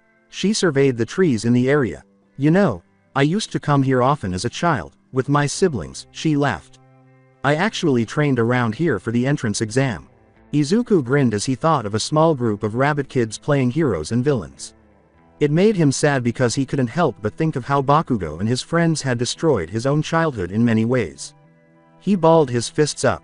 He had lost his childhood, and Bakugo was now paying the price at school. Rumi asked abruptly, have you ever visited the nearby shrine? Boy, that brings back memories. Izuku questioned, you are religious. With Bakugo and his henchmen, I did visit that shrine, and things had not gone as planned. Not really. Sincerely, I prefer to let otherworldly matters stay otherworldly, you know. I prefer to focus on this world. My mom, though, loves to pray there and take us with her from time to time, Rumi replied with a sly grin. Whenever my parents went to pray or just hung around we would come here and play. Izuku suggested, well, how about paying it a visit? After giving it some thought, Rumi grinned. In response, Izuku experienced an emotional surge in his chest. So they picked up their bags from behind a bush and walked out of the forest since they had nothing better to do. Really, it was a tiny place, and they quickly arrived at a street. With lots of nature and little of the city proper, it had always been a little more wild than Mustafu, making it the perfect place for kids to play and explore. However, most kids enjoyed using their eccentricities there in the privacy of the trees. Rumi asked, what about you? Played heroes and villains? Izuku grimaced and said, quirkless kid, remember, as they walked. I played hostage. It was difficult for Rumi to contain her laughter. That made Izuku laugh, if only with a twinge of bitterness brewing inside of him. With a playful prod, Rumi said, sorry, but I bet you made a great hostage, right? The best. Izuku grinned in response. Since Bakugo was the closest thing he had ever had to a friend, it was actually painful to think back on the times he spent with him, despite the mistreatment. Considering friends and other things. Izuku inquired, did you have friends? You always mention your siblings, but never anyone else. He shook his head and blurted out as soon as he realized the question's nature. And not that you have to answer if it is too personal. Rumi snorted dismissively, nah, it isn't a problem, I did have friends, you know. When I was very little but, you know, one thing led to another and, well, here I am. Izuku pondered, what happened? Rumi remarked, we had different dreams. Her face flushed as she said, back then to Izuku's delight. I wanted to be something other than a hero. Izuku was genuinely curious as to what else someone like Rumi could have wished to be besides a hero. A police officer, perhaps. Maybe a firefighter. So when I focused on achieving my current dream, we just drifted apart. The two were silent and thoughtful. In all honesty, why was childhood such a time of needless drama and strife? It was likely that when they grew up, they would look back and call it all childish. However, Izuku couldn't help but reflect on his own early years and feel even more resentment and bitterness. Unfortunately, Izuku didn't think he could feel anything else for Bakugo until he had enough energy to change back into the Zero Tails. Rumi laughed and folded her arms behind her head, saying, "At least I had my siblings and parents. The little brats look up to me, you know. They have always seen me as the tough one, the go-to when anyone was messing with them. I've kind of always been the hero in the family. You are the big sis, after all. Comes with the position," said Izuku. He wished he had his own big sister or brother, or perhaps a younger sibling to look up to. And once more, Izuku reprimanded himself for being so envious and complaining. Unfortunately, he had no choice. "I guess I was lucky my parents have always been supportive," Rumi chuckled. As a specific memory about his mother flashed through his mind, Izuku felt as though someone had stabbed him in the heart. "Although between you and me, I think Mom believes I will get pregnant after high school and drop the whole hero thing. Ha, if only she knew me any better." With a strained and faint smile, Izuku offered his face. Rumi had no idea what he was dealing with. "Dad really went out of his way to help me. We've never got enough money for any equipment, but he would always manage to build something from scrap. He's a really good metalworker, you see. Mom lost her shit the first couple of times, though. Almost used Dad's shotgun on him." Rumi chuckled at the memory. Izuku wished his own father had been more there, perhaps more encouraging. He gave a headshake. No, his father was putting in a lot of effort to provide for him and his mother.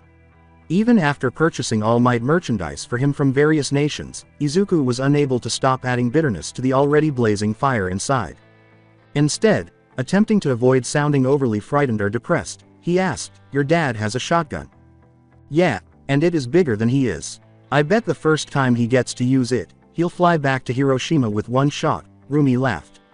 "Ha, there it is, the Inari Okami shrine." Izuku took a sideways turn.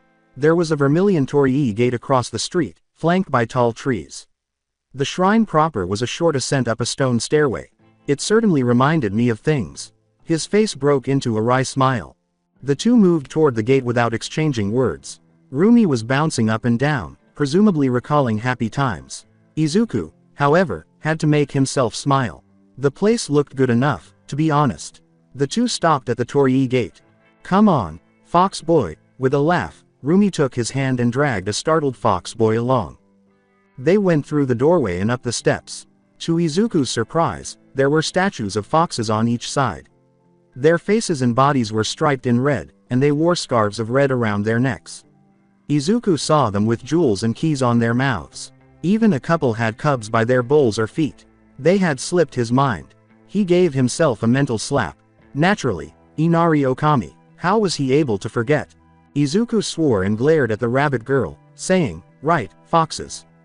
Oh come on, who knows, maybe she'll answer your prayer and guide you to another fox form." Rumi laughed. Izuku stated, "I don't believe in that." Rumi deadpanned, "Do I look like I believe in this stuff?" Izuku laughed. She led him there. Nevertheless, Izuku was transported back to his early years as they climbed the path. He had reportedly followed Bakugo to track down an evil spirit that was threatening the shrine the last time he had ascended the same stairs. Of course, there had never been a yokai in the real world, but when had that stopped Bakugo from ordering his followers to follow his wishes? They eventually reached the top of the stairs and passed through another red torii gate. The scent of incense filled the air up there, overwhelming Izuku.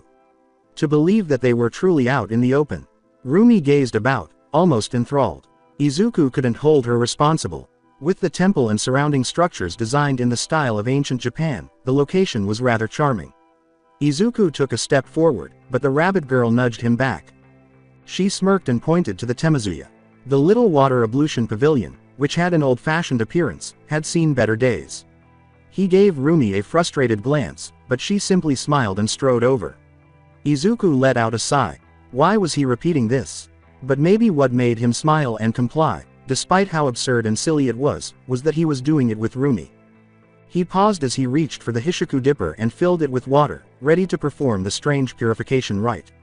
His face changed to a grim one as he looked around. Having come this close, Bakugo and the others had fiddled with the wooden containers, snatching them by their long handles and brandishing them as weapons. Izuku had pleaded with them to stop, but they had actually broken a few in their little games. Izuku dismissed the memory and proceeded with the pointless cleansing procedure. He was hoping he could recall how it was done. In order to rinse his mouth, first pour water on his left hand, then on his right. Finally, turn the dipper upright so that the remaining water rinses the handle. Rumi had been staring at him, so he turned to face her. I was a little taken aback to see her looking at him like a blowfish with her mouth full of water and her cheeks round and puffed up. She had obviously been waiting to give him a glimpse of her current goofy face. It was successful. Izuku nearly burst out laughing, and Rumi smiled triumphantly as he spat out the water. Though it was difficult, Izuku sincerely hoped he could stop thinking about what Bakugo had done there. They had gone to the Hayden, or more accurately, the offertory box, knowing full well that it contained coins, and proceeded to deface it without a Shinto priest present. Izuku trembled at the thought. He recalled his embarrassment at the time. Bakugo had sneered as he said, "You are so stupid, Deku. You don't actually believe in gods, do you? We can use that money better than those stupid priests." Izuku sighed, causing Rumi to look perplexed. He looked at the box. Yes, even after all that time, some of the damage was still visible.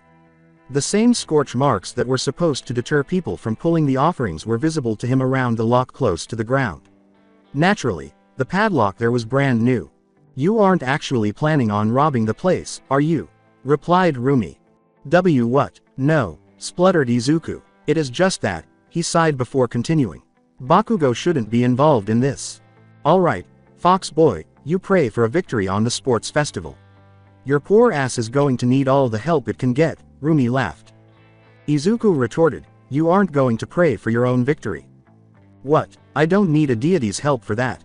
Nah, I'll pray for mercy on my opponents," said Rumi. Izuku scowled. It didn't sound like Rumi. "Because I sure won't give them any," exclaimed Rumi, with a joyful fist raise. That resembled her more now. At that, Izuku shook his head and smiled. He was genuinely happy to have met Rumi. The two of them laughed together. "Give me a moment, okay," Izuku said with a sheepish laugh. "And no punching." "Fine. But hurry, alright. We don't have all day," Rumi gasped. Izuku then turned his attention to the subject of his prayer. To be honest, he had never thought of praying before. Neither he nor his mother had ever done so. But he'd made it this far, and who knew, maybe there was someone listening up there. Izuku smirked and thought, well, I guess I want all the help I can get to beat Bakugo. However, his smile wavered. Is that really what I want? He changed his mind. Do you really want anything else after everything he did and what he called you and everyone else yesterday?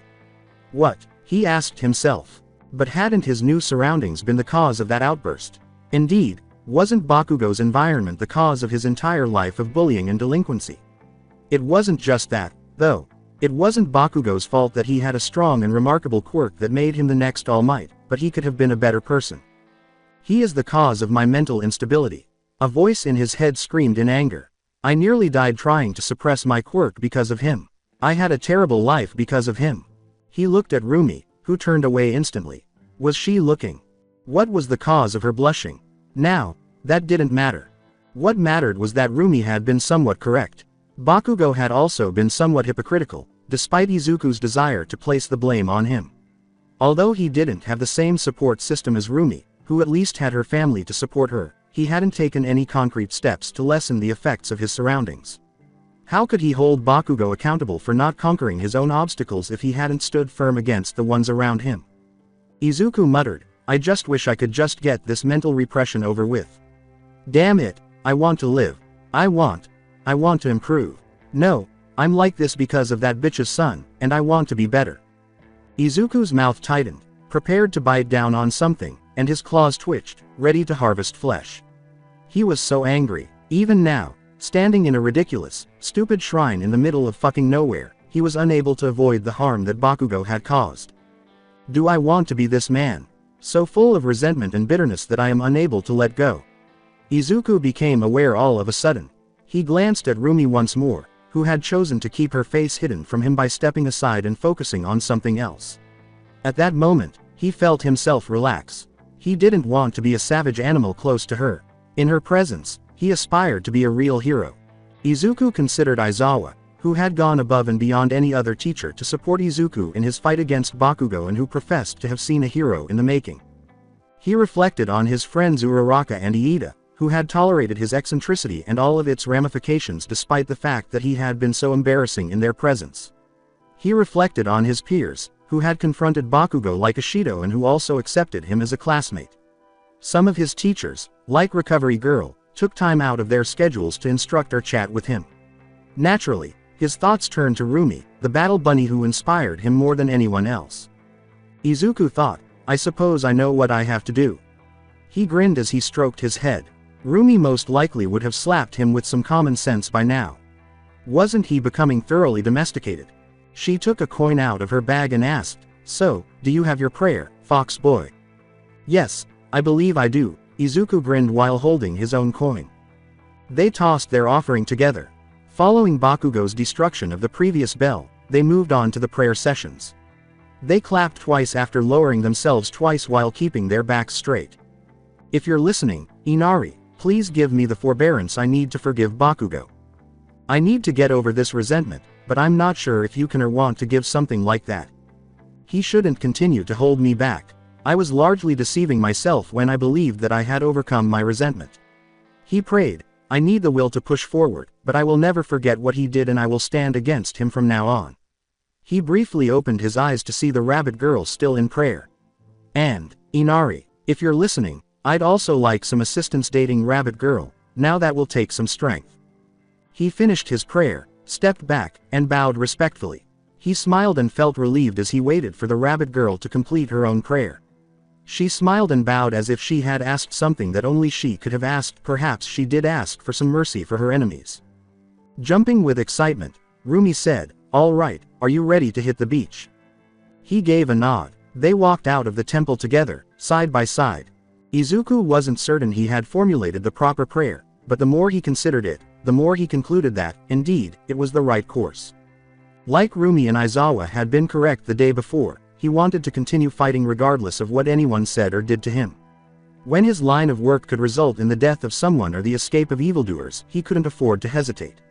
He had no luxury of revenge or retaliation, so he had to be strong. After all, he was on the road to heroism. Izuku smiled, a little pleased with himself. He wasn't sure he could forgive Bakugo right away. In fact, he was certain he still wanted to beat his face, but at least he realized that he needed to start being a better man in order to undo the harm caused by the mental repression. Yes, he had suffered, but that was no longer an excuse. Even better, he had formed wonderful friendships. He now had Rabbit Girl. That realization was accompanied by a feeling of freedom and elation. He needed to break free from the bonds of hatred. As they went down the stairs, Rumi remarked, Boy, you sure look happy now. She leaned in with a smirk. What did you ask for, fox boy? According to Izuku, just some help for the sports festival. Well, that wasn't such a lie, was it? What about you? With a sly grin on her face, Rumi said slowly, Oh, you know, being the goddess of rice, prosperity, and to some the goddess of fertility, I asked for children. Why you what? Izuku squawked. Suddenly, Midoriya realized why Rumi's family would go there to pray. Izuku gave Rumi a furious look when she started laughing. The words, Oh God, never change fox boy, came out of Rumi's mouth as she laughed. She pushed him, gathering herself. Nah, I asked for some help for you. 'Cause, you know, you need all the help you can get. Startled, Izuku blinked at her. Rumi continued to walk until she noticed he was staring at her. Panicked, she said, Huh, what is it? Do I have something in my face? According to Izuku, no, it is just, thanks, for everything. She puffs her chest and huffs, not so humbly, well, of course. I am awesome, so don't go wasting my kindness, fox boy, she added arrogantly. With a laugh, Izuku pushed her, saying, Whatever you say, rabbit girl. The physical contact startled her, but instead of becoming upset, she gave him a sly smile. After locking eyes and exchanging understanding, they turned their attention to the staircase in their path. Every step Izuku took made him feel lighter. He was gradually losing the resentment he had accumulated while climbing. Had prayer been beneficial, or was it the realization he'd experienced? Or perhaps it was simply the battle girl's presence that had worked. Either way, he felt liberated and much better. He actually felt as though he could start dancing as he descended the slope and entered the street, which was strange. He wasn't a dancer, or at least he wasn't one before. But right now, he was utterly thrilled. Perhaps he could overcome his mental repression now that he was working on his anger management issues. Well, perhaps he could ask Rumi out, of course, for training. Perhaps they could do that, though, since she had liked going shopping with him. He was ecstatic just thinking about what else he could do with Rumi. What made him feel so liberated? It felt very alien, but he didn't mind. In fact, he enjoyed it. After a wintry day, he let the sensation spread throughout him like a warm blanket. After taking one last step, he entered the Vermilion Torii gate and... poof! As Rumi gazed at Izuku, her eyes widened. In the UA, Monday morning was fresh, and pupils were moving to their classrooms gradually but steadily. Everyone in Class 1A was relieved to be together. While Ishido and her small group told horrifying stories about whatever gory exercise they had to endure, Iida and Uraraka talked about their weekend. Some people, like Tokiyami, Shoji, and Koda, preferred to remain silent and reflective. Others, like Sato, were simply exhausted and bored. Last but not least was Mineta, who was calmly seated in his chair and thinking about a certain four-tailed fox woman. But their tranquility was about to be disturbed. So irrational. In a panic, everyone squawked. Was it time already? They all hurried to their seats in desperation and sat down, gulping. The people seated didn't seem to know what to do. They surveyed the area. It was early, wasn't it? Some of them had not yet shown up. And yet, there he was. Aizawa, their homeroom teacher, and he looked furious. He walked slowly over to the teacher's desk and gave them a scowl. They could tell that he was upset about something that had happened. Surely no one had pulled a practical joke on him. Nobody was that foolish, correct? The pupils swallowed in fear. This was not good news. Iida said, "Yes, sir, you are early." Classmates. Aizawa inquired, "Did I give you permission to speak?" The entire class froze in place, staring. Iida paled especially. What was happening? With horror, they sat there. Aizawa leaned forward and hissed, glaring at them, "There is something important we need to discuss, something urgent that demands your immediate attention that we must resolve in this instant." Everybody in the room stared, their hearts pounding faster. Aizawa inhaled deeply and closed his eyes. Aizawa said slowly, "I'd like to know what you think about my ears." Astonished, the class blinked at the man. Before anyone could question what was happening, a pair of long fox ears emerged from Aizawa's black curls, and a sly grin slowly developed on his solemn face. "Hold on," Ishido exclaimed at that. As that.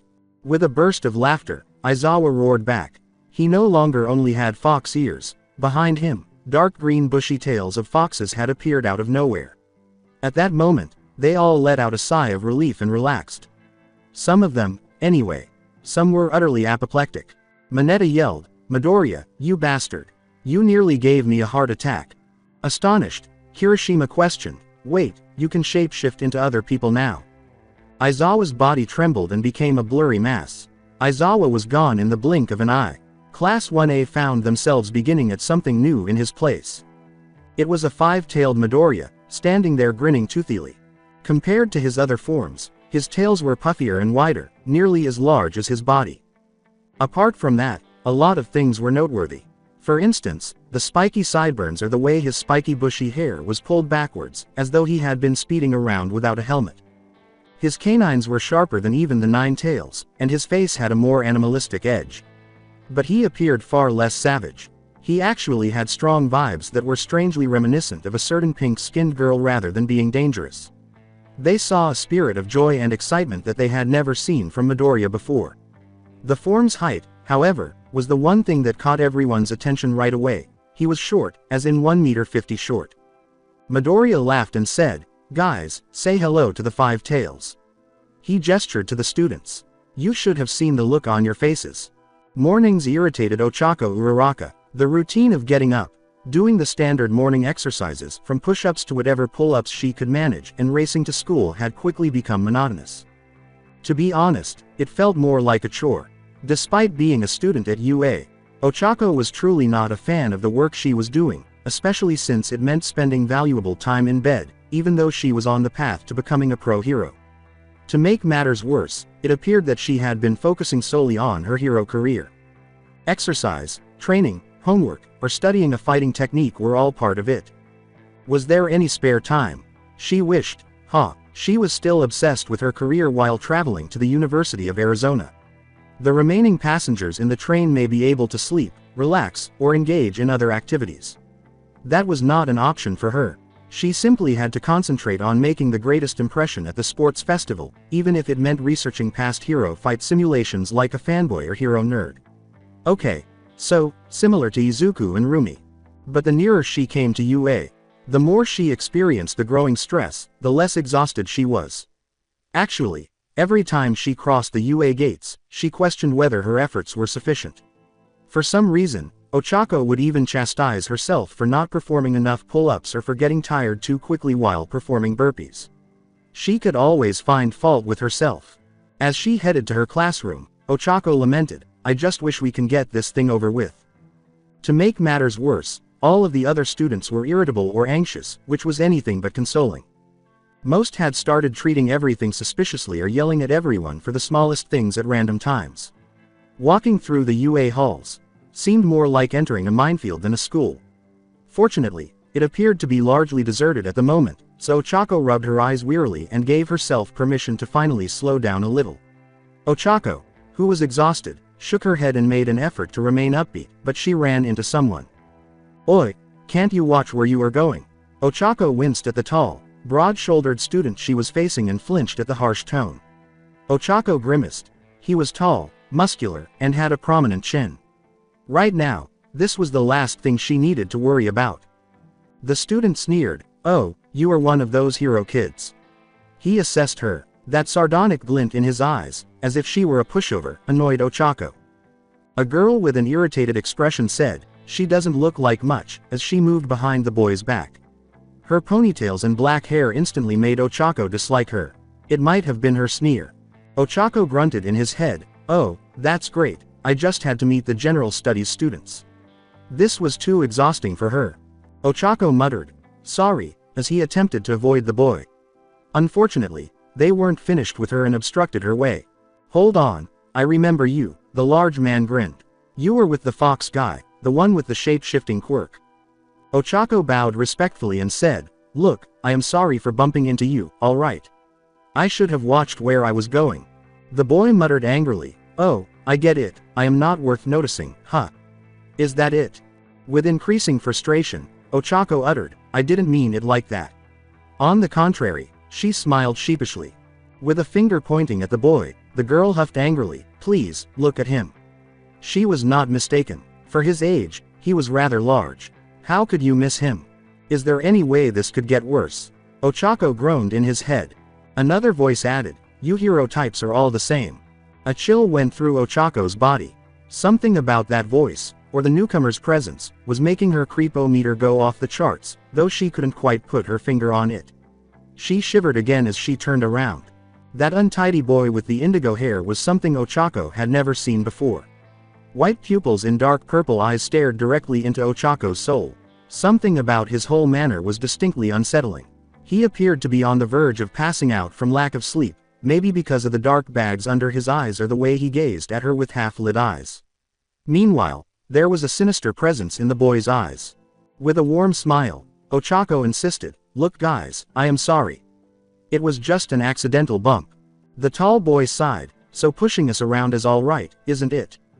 "Typical," sneered the pony-tailed girl. Everyone listened once more as the indigo hair asked, "Are you sure you'll remain in the hero department next week?" He approached Ochako, looking down on her as he towered over her. How she detested being so short. There was undoubtedly a spooky quality to him. "Your quirk, it involves touching, doesn't it?" In her pockets, Ochako concealed her hands. The pads on her fingers must have caught his attention. But it appeared that her response was sufficient proof for him to believe it. He grinned triumphantly. "The robots at the entrance exam were easy, weren't they? They are dumb things you can slip behind," the child sighed. "I wonder how you'll fare against us." The girl snickered, "Look at her Hitoshi, she's already scared." The tall man sighed, "This is the best hero department got. I do not like the vibes going on here, dear listeners. The 4 pupils tensed up and jerked their heads in the direction of the newcomer. Present Mike was there, 10 feet away, wearing his black leather costume and his trademark smirk. He appeared less like a real pro hero and more like a DJ or singer. But then again, support gear was all over that weird speaker thing around his necklace. However, Ochako was taken aback to see Rumi standing beside him. Had she brought him along? So what's going on here? Asked Present Mike. The tall man averted his eyes and harumphed. It was nothing. Why yeah, exclaimed the girl. Without saying another word, the two left, vanishing behind a door marked 1C. However, the Hitoshi guy, the third boy, stood squinting at Present Mike before turning to face Ochako and grunting. Before putting his hands in his pockets and slowly leaving, the boy muttered, "Tell that fox friend of yours that he better be training hard, or he'll lose his seat in 1A. Ochako sighed in relief when it was gone. She smiled as she turned to face Present Mike and Rumi. But before she could thank them, she saw that the blonde teacher had green fox ears. She started laughing as it suddenly occurred to her. Ochako chuckled and said, "Thanks for the save, Izuku." Before his form became hazy and was replaced by a smirking 5-tailed Midoriya, the fox-eared Present Mike gave a thumbs up. His uniform was so big that it hung off his body in an odd way. However, his time in that form was brief, as he soon changed into the 9 tails. With a confident smile, he said, "You're welcome, Ochako." That made Ochako's heart skip a beat. Come on, we don't want to be late now, do we? Ochako's stomach nodded as he turned to face Rumi. Midoriya gave Rabbit Girl a playful prod and said, "See you at lunch, Rabbit Girl." Rumi was engulfed in a tangle of furry tendrils as his tails brushed against her. She laughed and gave the tails a playful smack. Grinning, she nudged him back and said, "Don't get into any trouble, fox boy." Ochako endured 2 seconds of pure agony as the two locked eyes before separating. Rumi waved at her as Izuku approached Ochako with a naive smile. Rumi turned around and strode away after saying, "You too, Infinity Girl." "You all right?" Izuku, who was standing beside Ochako, inquired. "Why yeah," said Ochako. "Those guys from Class 1C were rather mean, you know." He grimaced as he sighed. "Can you blame them? Everyone is getting pretty intense, aren't they?" Fortunately, it wasn't that far for the two to walk to their own classroom. She exclaimed, her eyes gleaming, "Yeah, but really, that Hitoshi guy looks like he has you in his sights." "Oh, do you know what that means? You have a rival. It is going to be a fateful battle of men." She waved an enthusiastic fist. Izuku shivered. "I don't think that is how it works." He scowled and looked back at 1C's door. "Although, I wonder why he has targeted me of all people." Ochako joked, "Enough people are after Minetta's seat." At that, the two guffawed. General Studies had already singled out their poor little classmate a few times. Ochako was incapable of laughing. There was a hint that she, too, might be demoted, but some other students could smell the blood in the water. They were targets for some reason because they were short, gregarious, and not at all intimidating. Ochako suddenly asked himself, "Can't we all just do our best? All this intimidation is really creepy and, like Iida would say, not something you would expect in UA, right?" Izuku moved aside and opened the door of the 1A. He stayed at the side, pondering. Izuku said glumly, "Yeah, but this sports festival isn't just a competition, is it?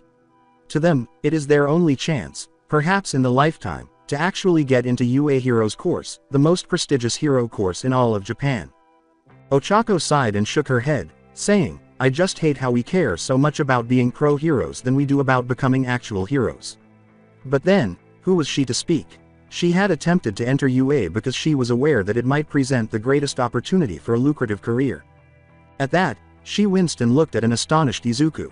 Ochako doubted she would be entering Class 1A now if he hadn't stepped in during the exam and taken the 0-pointer, allowing her to save him from the fall.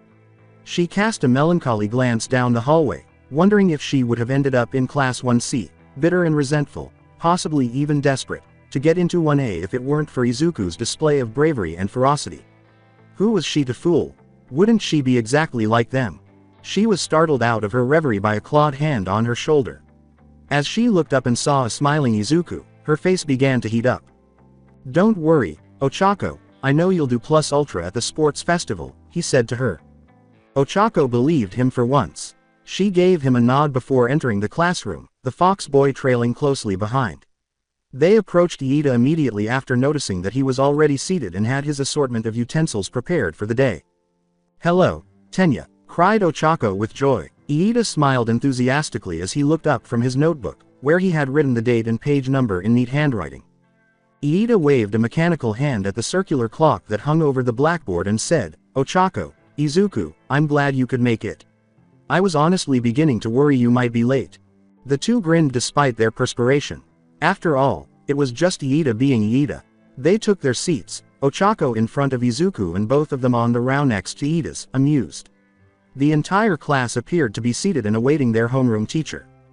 The fox boy scratched the back of his neck and laughed sheepishly. "Sorry about that, I was hanging with Rabbit Girl and lost the track of time." Ochako detested the way that made her stomach turn. Especially before the sports festival, she didn't want to have some goddamn crush, she wanted to be a hero. But rather than displaying her inner turmoil, she spoke and smiled at Iida. Ochako repeated, "And I had a run-in with General Studies kids from 1C. They were really mean and intimidating." With a robotic chin-stroking motion, Iida hummed, "Ah yes, they have grown bolder, have they not? Perhaps it is the shortening period of time left until the sports festival." He appeared nervous. 2 days left of school and then, on Monday, one of our most momentous days in our careers. Who knows? Perhaps it shall be the first step towards our goals. Ochako asked Izuku, "Do you think they could try anything?" Izuku shrugged, "Maybe." Iida questioned, "What could they do, though?" And bodily injury could be quickly fixed by either Recovery Girl, and any attempts at sabotage would no doubt be discovered by Principal Nezu. As Izuku noted, that wouldn't stop them from trying, and if they do anything, it will probably be to psych us out. Then again, I am more worried about what they might do during the sports festival itself. Aizawa marched into the classroom as the door swung open. Everyone instantly fell silent and turned to face the future. When their homeroom teacher arrived at his desk, he was met by a group of focused, apparently well-behaved teenagers. Of course, appearances were deceiving. So it was just another dull day at UA started. Before roll call, Aizawa gave them a little fright. Ectoplasm quickly took his place, and they began class with a dreary math lecture. In fact, Ochako was still unable to understand how their career choice and the rather mundane nature of their classes were unrelated. With the exception of heroics or the fundamentals of heroics, everything else was, well, ordinary. As the sports festival approached, Ochako found it increasingly difficult to understand the purpose of math. How could anyone focus when they were under so much stress? How come they couldn't give them more freedom and let them train? Ochako was only able to focus on the general studies pupils. Would they make an attempt?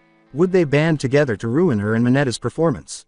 It wasn't meant to be this hard in school. It's irrelevant, Ochako sighed. They're not going to stop me. With a fierce expression on her face and a determined nod, she gazed straight ahead. I'm going to become a hero and make my parents proud. Okay, enough of that. Ochako slapped her cheeks tenderly as she thought. Pay attention to the formulas and numbers, and when did Ectoplasm write everything on the board? In a panic, Ochako quickly jotted down the equations and figures before Ectoplasm could erase them all, temporarily forgetting her troubles.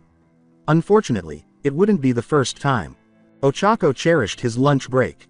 What was there about lunch that you didn't like? They could finally relax from their classes, were free to leave their classroom, and, most importantly, there was food. So it was no surprise that she hummed a happy song while they stood in line. In the line heading to lunch rush, she blinked, startled to discover that she had stopped listening to his friend's conversation. In Hozu City, Iida concluded solemnly. The words, "Well, at least they spotted him before an attack this time," were comfortingly spoken by Izuku. Iida grimaced and remarked, "I just hope my brother acts reasonably." The ground gave him a dejected expression. Sadly, he does have a propensity to find trouble. What did I miss? Oh no. Frenzy, Ochako swore. They seemed to have been discussing something significant. Ochako hesitantly added, what was that, guys?" With hesitation, a sheepish, "Sorry, lost in thought there," was added. Izuku informed her, "Oh, we were discussing Hero Killer Stain." He arched an eyebrow. Tenya was telling me he was spotted in Hozu City. Ochako's positive attitude abruptly disappeared, and she shuddered. Hero Killer Stain was one of the most evil villains to ever show their ugly faces. All Might may have deterred most people from being villains, but none were as bad as Stain. Stain was a villain who was on a one-man mission to destroy pro-heroes, not just a criminal. Why? Although most people thought he was a villain looking for fame and glory or a hired assassin, nobody was certain. With trays of food in their hands, the three left the counter when they arrived at lunch rush. Together, the three of them marched across the hall to a certain rabbit girl. Really? Hozu City? Confounded Ochako. I thought his last attack was in Tokyo. Izuku acknowledged. I actually read he was in Kyoto. But Tenya's brother claims he is in Hozu. He informed me that multiple witnesses and trusted sources suggested as much, corrected Tenya. Ochako was about to say, wow, that's where your brother is, isn't, Arg? When he stumbled over something. Ochako knew she was falling, but she had no idea what had grabbed her foot out of the blue. There was something poetic about it. She had a peculiarity that made gravity nullify her, and now gravity was going to ruin her face and her food. Save the food, please. But worse was the fact that Izuku and Iida were also falling. But before Ochako could react, a bushy tail had wrapped itself around her waist, grabbed the tray, and left her hanging in midair. She turned to face Izuku after blinking in surprise. With two tails keeping him from falling, he was snarling at a nearby table while the rest of his furry limbs prevented an enraged Iida from colliding with the floor. They were laughed at by the same problematic group of students who had been utterly unbearable over the past few weeks. Izuku set Ochako on her feet and handed her tray, causing her to flush. Nevertheless, he watched the criminals. He led his friends away after snarling at them the last time. Ochako sighed in relief. That was close. She smiled as she ate. I am grateful that it was spared. Those rascals, Iida muttered. What exactly did they even do? One moment I had perfect control of my motor functions, the next, he looked at his feet. It was like a hand was grabbing my foot. Ochako nodded. She had sensed that very thing. As they came toward her, Rumi said, Oi, you guys alright? She appeared enraged and prepared to slap people. Izuku acknowledged, yeah, we are still figuring out what we were hit with. Shadow hands, was what Rumi added. The dark-haired one, created this long, thin shadow from his feet that went towards you. I am not sure what I saw, but it looked like some kind of dark hand sprouted out of it and grabbed you. Recalling that hero, Izuku hummed, sounds like Shadow Weaver, he scowled. I think I have him in my notes. Poof. As their friend transformed into the Zero Tails, Tenya and Ochako chose to ignore him. As soon as he had transformed into a simple, unremarkable boy, Ochako heard him mutter to himself. Notebook N5, pages 67 to 69, right, his quirk was shadow tendrils. Rumi clarified, no, it resembled Black Wing's shadow anima more. Ochako saw Izuku move his lips as he sat down without saying anything, recalling another entry from his notebooks. His recollection of heroes and eccentricities truly impressed Ochako. He would have outperformed people like Yaoyorozu or Iida in exam results if it weren't for its deficiencies in other subjects. However, Ochako had to confess that she was a little envious of Rumi's own wealth of hero knowledge.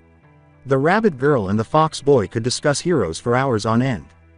Iida moaned, what did they expect to achieve? To embarrass us? Absolutely outrageous. Izuku remarked, they are just playing with us. He transformed into the Nine Tails, releasing a cloud of white smoke and a poof. Ochako looked at the group of unruly people at the table. The students there were behaving quite self-assured and pleased with their small prank attempt. But there was one thing that bothered her. She scowled and remarked, that is a very useful quirk, how come he is in general studies? Such shadow hands, in her opinion, would be ideal for apprehending criminals and villains, if not for completely diverting them from a conflict. Izuku made the point, remember the entrance exam. I don't think his quirk would have been that useful against those robots. I mean, they were kind of big, weren't they? He was thinking, I wonder if that quirk has offensive capabilities. Remember the disadvantages, Rumi continued. Those shadow hands could have a very limited range or some weakness, right? If it is like pro-hero Black Wing's shadow anima, he might get hurt if his shadow hands are injured. Izuku gave Ochako a nod and said, but, I concur. It sounds perfect for hero work, right? But I guess that is a common theme for general studies. I bet they all have powerful or useful quirks that could be perfect for hero work, but were useless against robots, or maybe they just couldn't compete next to faster and more powerful quirks. Or, Ochako thought solemnly, didn't have the opportunity to earn rescue points. Hadn't she been fortunate? 28 points couldn't have made much of a difference if she had been somewhere else. She most likely would not have even reached UA without the 45 rescue points. Her chest grew heavy with shame and guilt. Was she deserving of being surrounded by people? Rumi, Izuku, and Iida had all merited their position.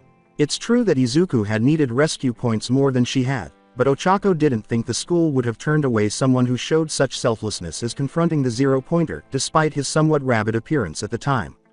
That, along with Izuku's peculiarity, was far too special to waste. She was both troubled and worse off by the idea that there might be people in the general studies with more potent quirks than hers.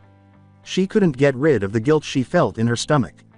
Keeping those students from the hero course and forcing them to receive a boring, everyday education when they knew their peculiarities were likely meant for something more sounded almost cruel.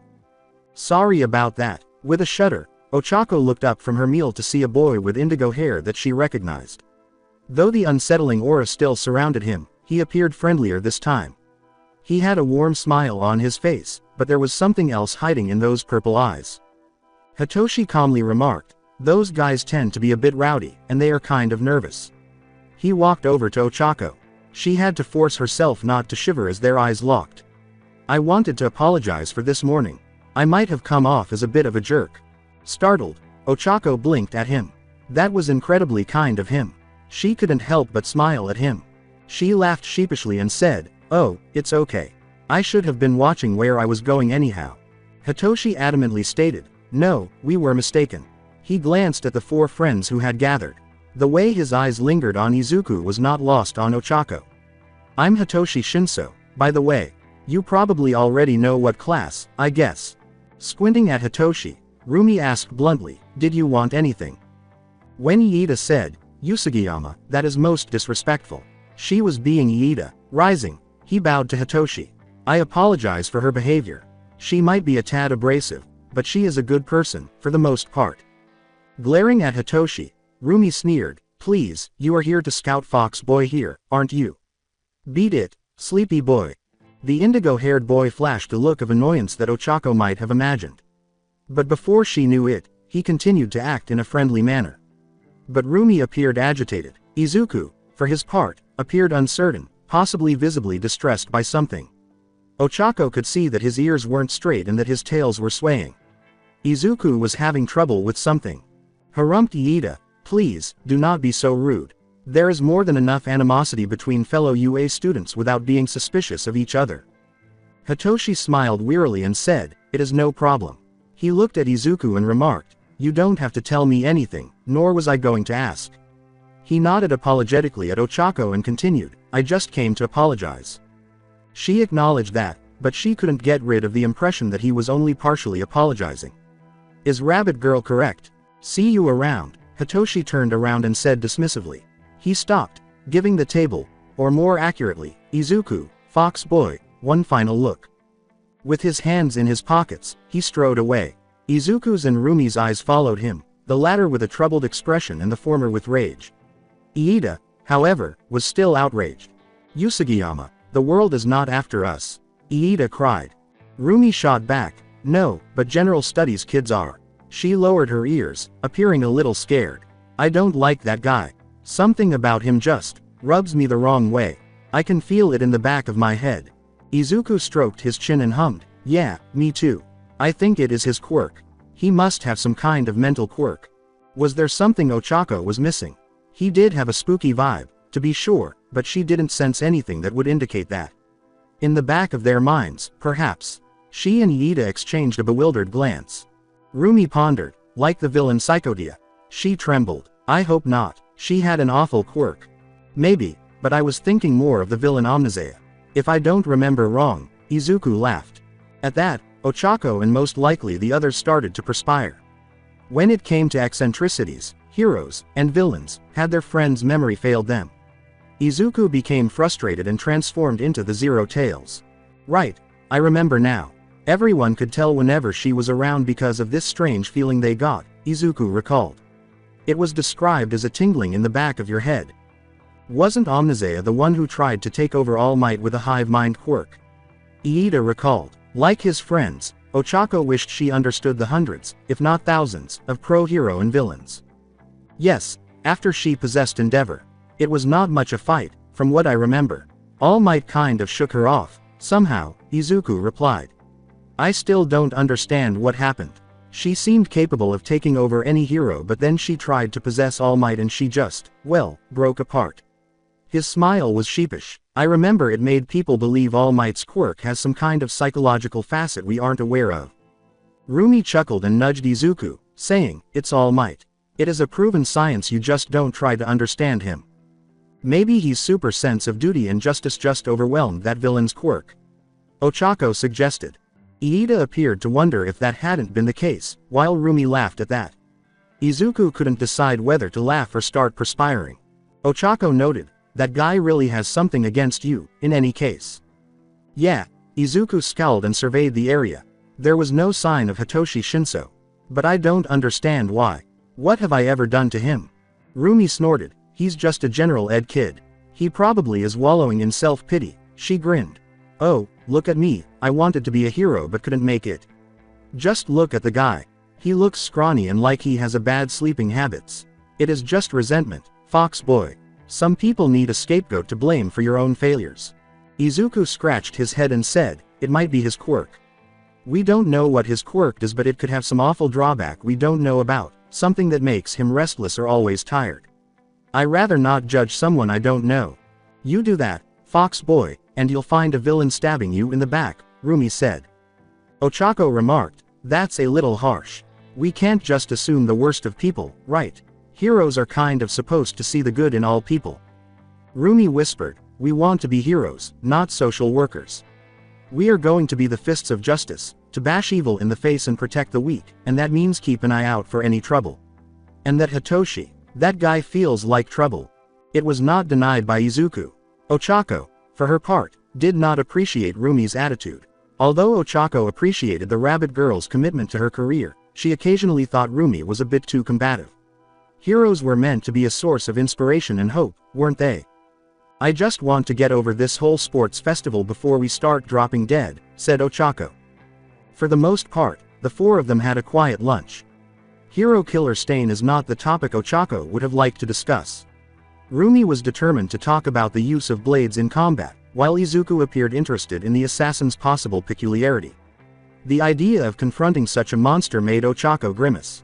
Iida appeared intrigued, if not completely agitated and pale. After all, his brother might encounter the monster directly. They said goodbye to Rumi at the conclusion of the lunch and went back to their classroom.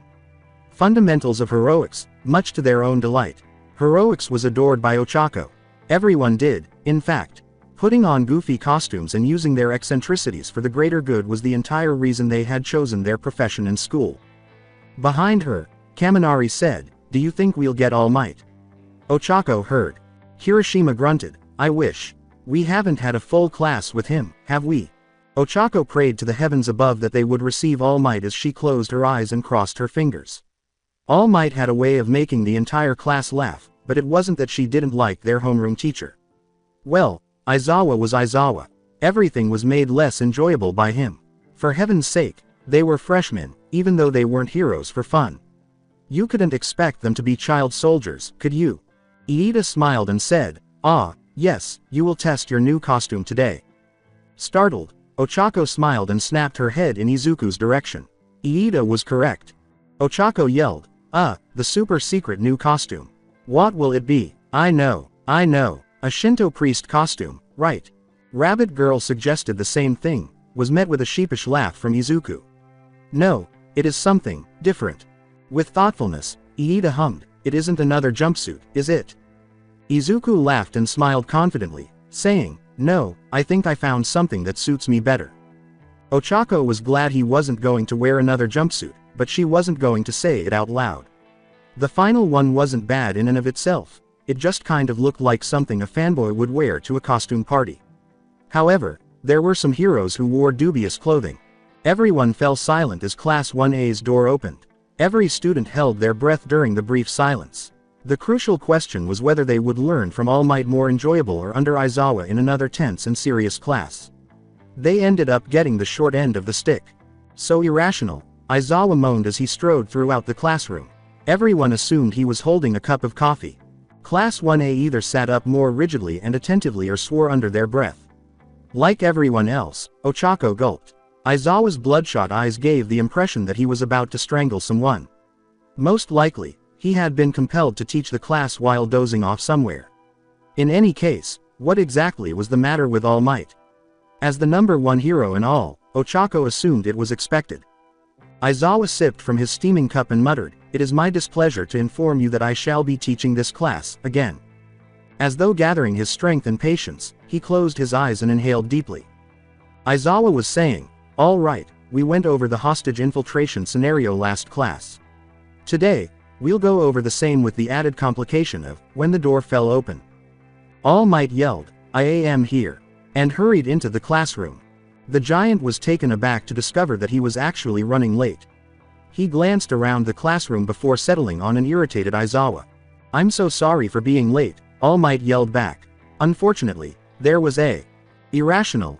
Aizawa squinted at the number one hero during his hissing.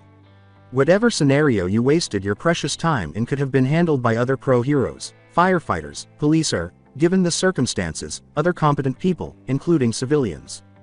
"I apologize again, Eraserhead, but I cannot stand aside as someone requires assistance," said All Might. With a thumbs up and his signature All Might smile, he added, "It is my responsibility to always respond to any call for assistance, no matter how small." Like everyone else, Ochako gazed at him in wonder. She wished she could help people and make everyone feel safer like All Might did because he was so awesome. "The world isn't made of children," said Aizawa, "and coddling everyone will breed complacency. The rational and logical strategy would be to spend your time and energy where it is most needed." He extended a hand in the direction of the pupils. "Perhaps educating the next generation of heroes." Ochako mentally sighed, what a hard ass, even though she felt flattered by Aizawa's final remark. She looked at All Might and was taken aback by the man's transformation. All Might's smile had become a little forced, almost suffocating. All Might actually appeared a little embarrassed and agitated. Seeing the All Might like that was really odd. All Might cleared his throat and remarked, "Yes, but maybe we should carry such a discussion with a tea and crackers." His signature smile returned. "In any case, I am here," he said. "We can start the class." "I think you'll need my help," Aizawa whispered. "If you don't have the time to be a teacher, perhaps you should simply inform me beforehand." All Might sounded agitated and frustrated. Now, Eraserhead, I understand your frustration, but there is no need to admonish me any further in front of the class." Actually, Ochako would have thought Aizawa had irritated her if she hadn't known any better.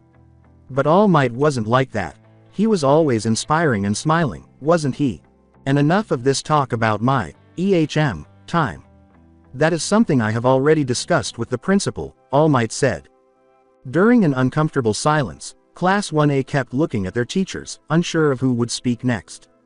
According to All Might, "So, young ones, are you ready to go plus ultra?" he said to the pupils. The class jumped with delight as usual when he raised his fist in the air. "Hell yeah," the students exclaimed. "Then you know the drill," laughingly exclaimed All Might. He turned and looked authoritatively at Aizawa. After squinting at the blonde giant, the homeroom teacher turned to face a side wall and took a remote control out of his pocket. The costume suitcases slid from the wall after pressing a single button. Without any delay, the students eagerly snatched up their bags. All Might declared, "We will have a special class today. Please meet me in Battleground B." Ashido exclaimed, "Really? What are we going to do?" With a proud sigh, All Might stated, "Why, given how near the sports festival is, a very significant occasion for you, I thought it would be best to repeat an exercise to assess your growth in this last month." Ochako and the others felt a wave of dread. "You don't mean," pondered Yaoyorozu. "The battle trial," exclaimed All Might. "Same rules, same objectives, with one difference, the teams. We shall see if you truly learned from last time." "Oh yeah," exclaimed Kirishima, joyfully. Not everyone was as excited. All Might's announcement appeared to irritate Aizawa, but she remained silent. He chose to shake his head and go instead. Eager to put on their costumes, the students rushed to the changing areas. Wearing something different from a uniform was one of the best things about heroics, at least for Ochako. As the girls changed into their costumes, none of them spoke. Aizawa was most likely timing them all, even though All Might allowed them some wiggle room with regard to the time. He had previously threatened to expel anyone who took longer than 5 minutes to change. As a result, they arrived at the ground's B observation room quickly and with great practice, a little breathless, beside the boys. The observation room was as eerie and menacing as Ochako had remembered. The 20 pupils grimaced expectantly at a stoic Aizawa who was holding a chronometer. Beside him, All Might stood with his arms folded in apparent disapproval and shook his head. Aizawa nodded and hummed, acceptable, without breaking into a smile of approval. There was a sigh of relief from the students. We're going to have a heart attack one day, Ochako muttered to himself.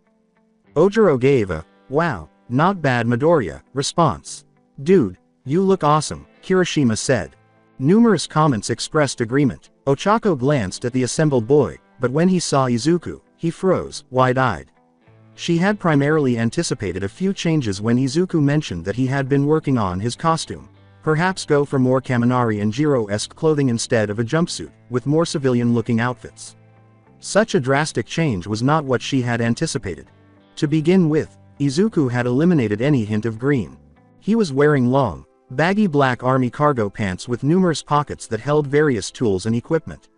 Underneath what appeared to be light samurai-style padded armor with heavy pauldrons, he wore a dark blue skin-tight shirt over his chest. A long scarf of crimson red wrapped around his neck, concealing the lower part of his face. Overall, he had the appearance of an odd hybrid of a samurai, ninja, and spec ops. That was the Nine Tails outfit, anyway. Izuku had implied that the costumes of his other forms would be different. Ochako couldn't recall the precise explanation, but it seems that some support department employees took on the task of making a multi-costume that would fit Izuku's forms. The use of his tail fur in the costume was allegedly involved, but Ochako was not a costume designer, so the majority of the explanation was lost on her. But for the moment, Ochako had to concur with Kirishima. Izuku appeared cool and prepared for battle. All Might grinned and said, "Okay, kids, are you prepared for some heroic deeds?" "Yeah," exclaims the enthusiastic class chorus. All Might moved out of the way so the students could gaze at the screens. After pressing a button on a remote control, All Might said, "Then let us begin. You will find your teammate and engagement on the screens. Have a look," and names appeared on the screens. Ochako looked for her name on the screen. It took very little time. She was shocked to learn that Asui had been assigned to her. She gave the frog girl a cheerful thumbs up as she turned to face her. Ochako considered herself lucky. Kota Koji and Aoyama were their rivals. Ochako would have liked to be on the hero team, but it appeared she had a pretty good team and opponents. Ochako looked up the names of her friends out of curiosity. Her eyes grew wide when she discovered Izuku's. She gave Izuku a quick snap of her head. He was already facing his teammate, or rather, he was glaring at Bakugo Katsuki with disdain, so it appeared that he had already seen his name. The reciprocity of the feeling was far from clear. Ochako gulped and thought, oh boy, this is bad. Katsuki Bakugo ought to be well known. He ought to have anticipated it. He must have been screwed by someone. He couldn't have picked Deku as a teammate by accident. He faced the two least extra of the extras, Scarface and Ponytail, if that wasn't already a coincidence. Bakugo wasn't whining, no.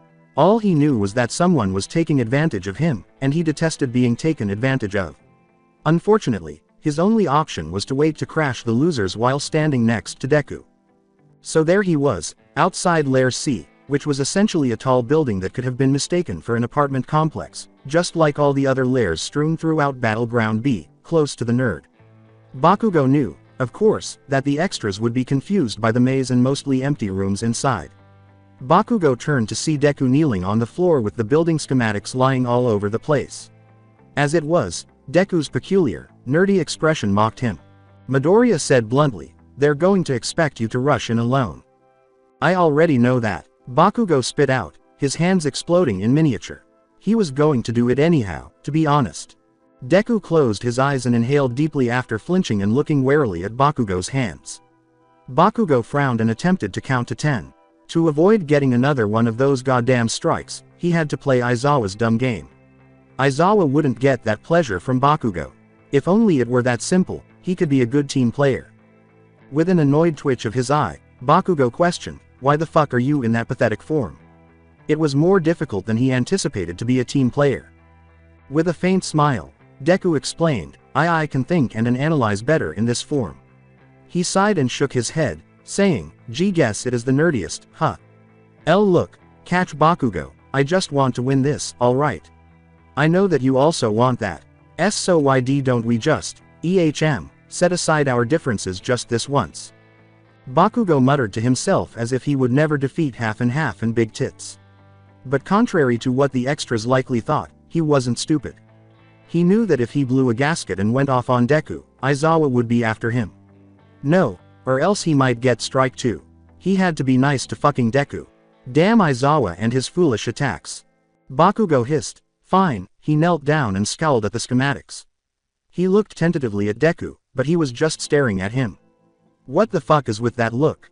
The nerd stammered, I am just it's nothing. He shook his head once more and focused on the schematics with renewed resolve. We probably don't have much time left to plan anyway. Right, so they'll probably hole up in any of these rooms. To his dismay, Bakugo concurred with the nerd. Though they were small enough to restrict Bakugo and Midoriya's movement, the rooms indicated were large enough for an indoor fight. They were also arranged in long, narrow corridors, making them ideal for ambushes and traps. Even worse, the corridor would be ideal for trapping and freezing them in a single motion if Scarface had half intelligence. But Bakugo would sooner die than publicly concur with Deku. Bakugo, squinting at the schematics, muttered, shit. Scarface will be waiting to turn us into popsicles. Probably, hummed Deku. He tapped the schematics in various locations. He might wait behind any door, ready to freeze us in an instant, but first we must figure out their hiding place. Bakugo questioned, can't you use your fox form to catch their scent? Yes, I could do that, Deku cursed. Bakugo wanted to punch the nerd, or rather, slap himself. Naturally, Deku never bothered to take advantage of the fox form's blatantly superior senses. Was it Deku's inability to use his quirk? What a dumb nerd. It reverberated throughout the battleground. Heroes, your time starts now. Spoken by All Might. Bakugo got up and prepared to enter quickly. He stopped and gave Deku a fierce look. The nerd grimaced and quickly changed. Deku had assumed his one-tailed fur ball form after one poof. Bakugo, however, did not anticipate that form actually materializing with parts of his costume. The black samurai pauldrons and the red scarf were still around his neck. There was an equipment belt around his stomach. The fox jumped forward and entered the building, sniffing the air before Bakugo could shout for Deku to move. The conflict had already started. Bakugo examined Deku as the two ventured farther into Lair C, unable to control the influx of ideas that followed. Aside from being fucking strange, Deku's quirk was a mystery. Bakugo had to concede that it was pretty impressive, but that was incorrect. This was not how it was intended to be. It was never intended for Deku to simply crush his dreams with an impossibility. When did quirkless nerds suddenly develop a strong quirk? And of all people, why fucking Deku? They had been right to suspect it. The unlikely allies followed the villain team sent to one of the corridors they had anticipated. The real test was about to begin. They stopped by the entrance, scanning the hallway for any obvious dangers.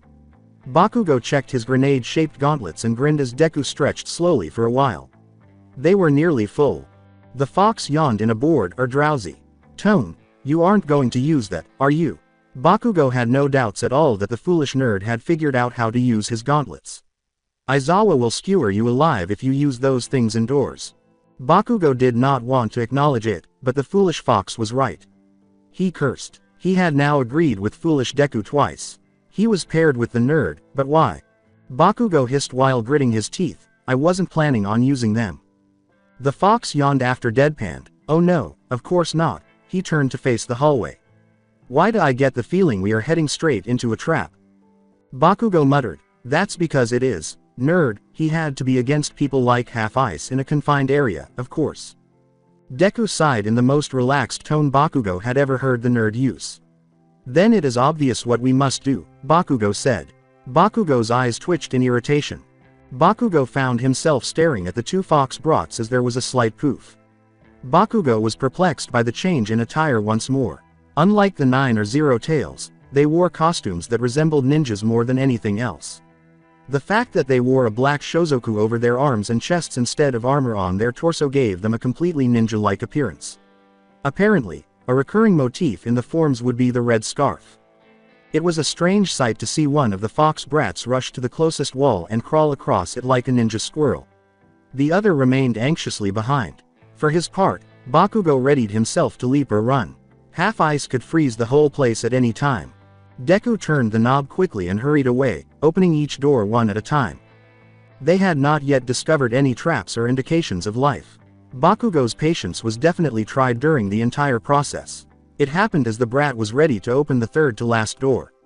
The temperature dropped in the blink of an eye. First, there was a thick wall of ice over that door. The world turned white as an ice statue of Deku Brat slammed onto the ground before anyone could understand what was happening. The wave of ice nearly engulfed Bakugo before he could even jump. Both Fox Brats were covered in a thick layer of ice when the explosive teenager landed on snow. It seems that even the person standing beside Bakugo had not been fast enough. Now he might be able to handle things himself.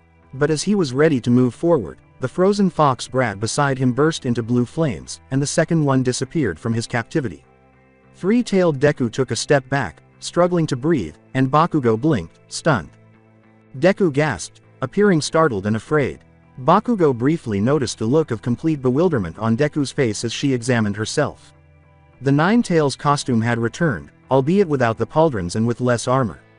She appeared healthy and somewhat frightened. Aside from that, the nerd hadn't planned on becoming the Three-Tails, if Bakugo had to guess. Shit, Bakugo mused. He scowled at the wall's thick ice barrier and the icy hallway. How could they possibly do it? Obviously, they were unable to go to the door. If they approached, Big Tits most likely had a way to identify them, perhaps a Weird Ears-style method of listening through walls. They had to use a boom to launch an attack from a distance.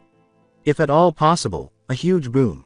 His gaze strayed to his gauntlets. He lifted his arm and grinned. Deku yelled angrily, "What the hell are you thinking? That thing is too dangerous to use." Bakugo's temper began to flare. Did Deku have the audacity to give him instructions?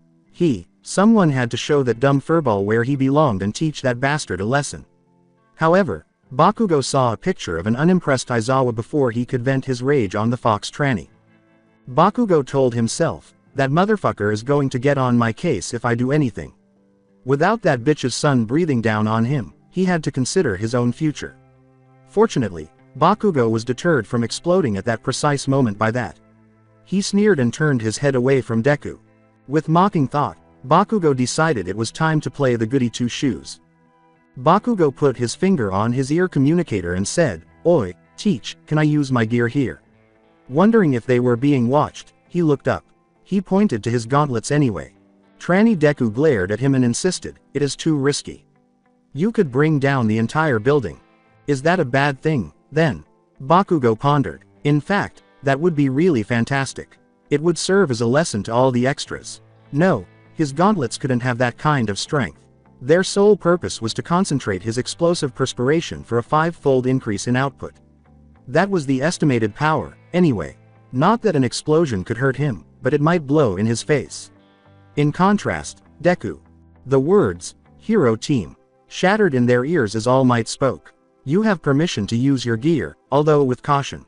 You are not allowed to use it directly against your fellow students, however." "What?" Deku questioned, unsure whether to be shocked or angry. Deku appeared to have been struck. Bakugo, for his part, gave the bastard a savage smile.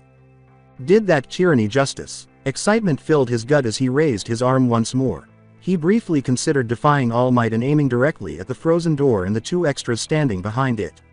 In the end, he changed his mind and aimed for the far room at the opposite end of the hallway. Deku took a step back and looked fearfully at the gauntlet.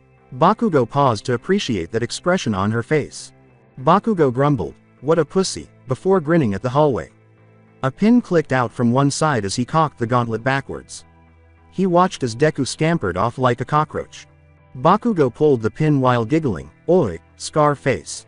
Ponytail. Say hello to my little friend." Hell arrived on Earth a moment later. Bakugo was no stranger to explosions. He could make a wide variety of them, after all, because of his quirk.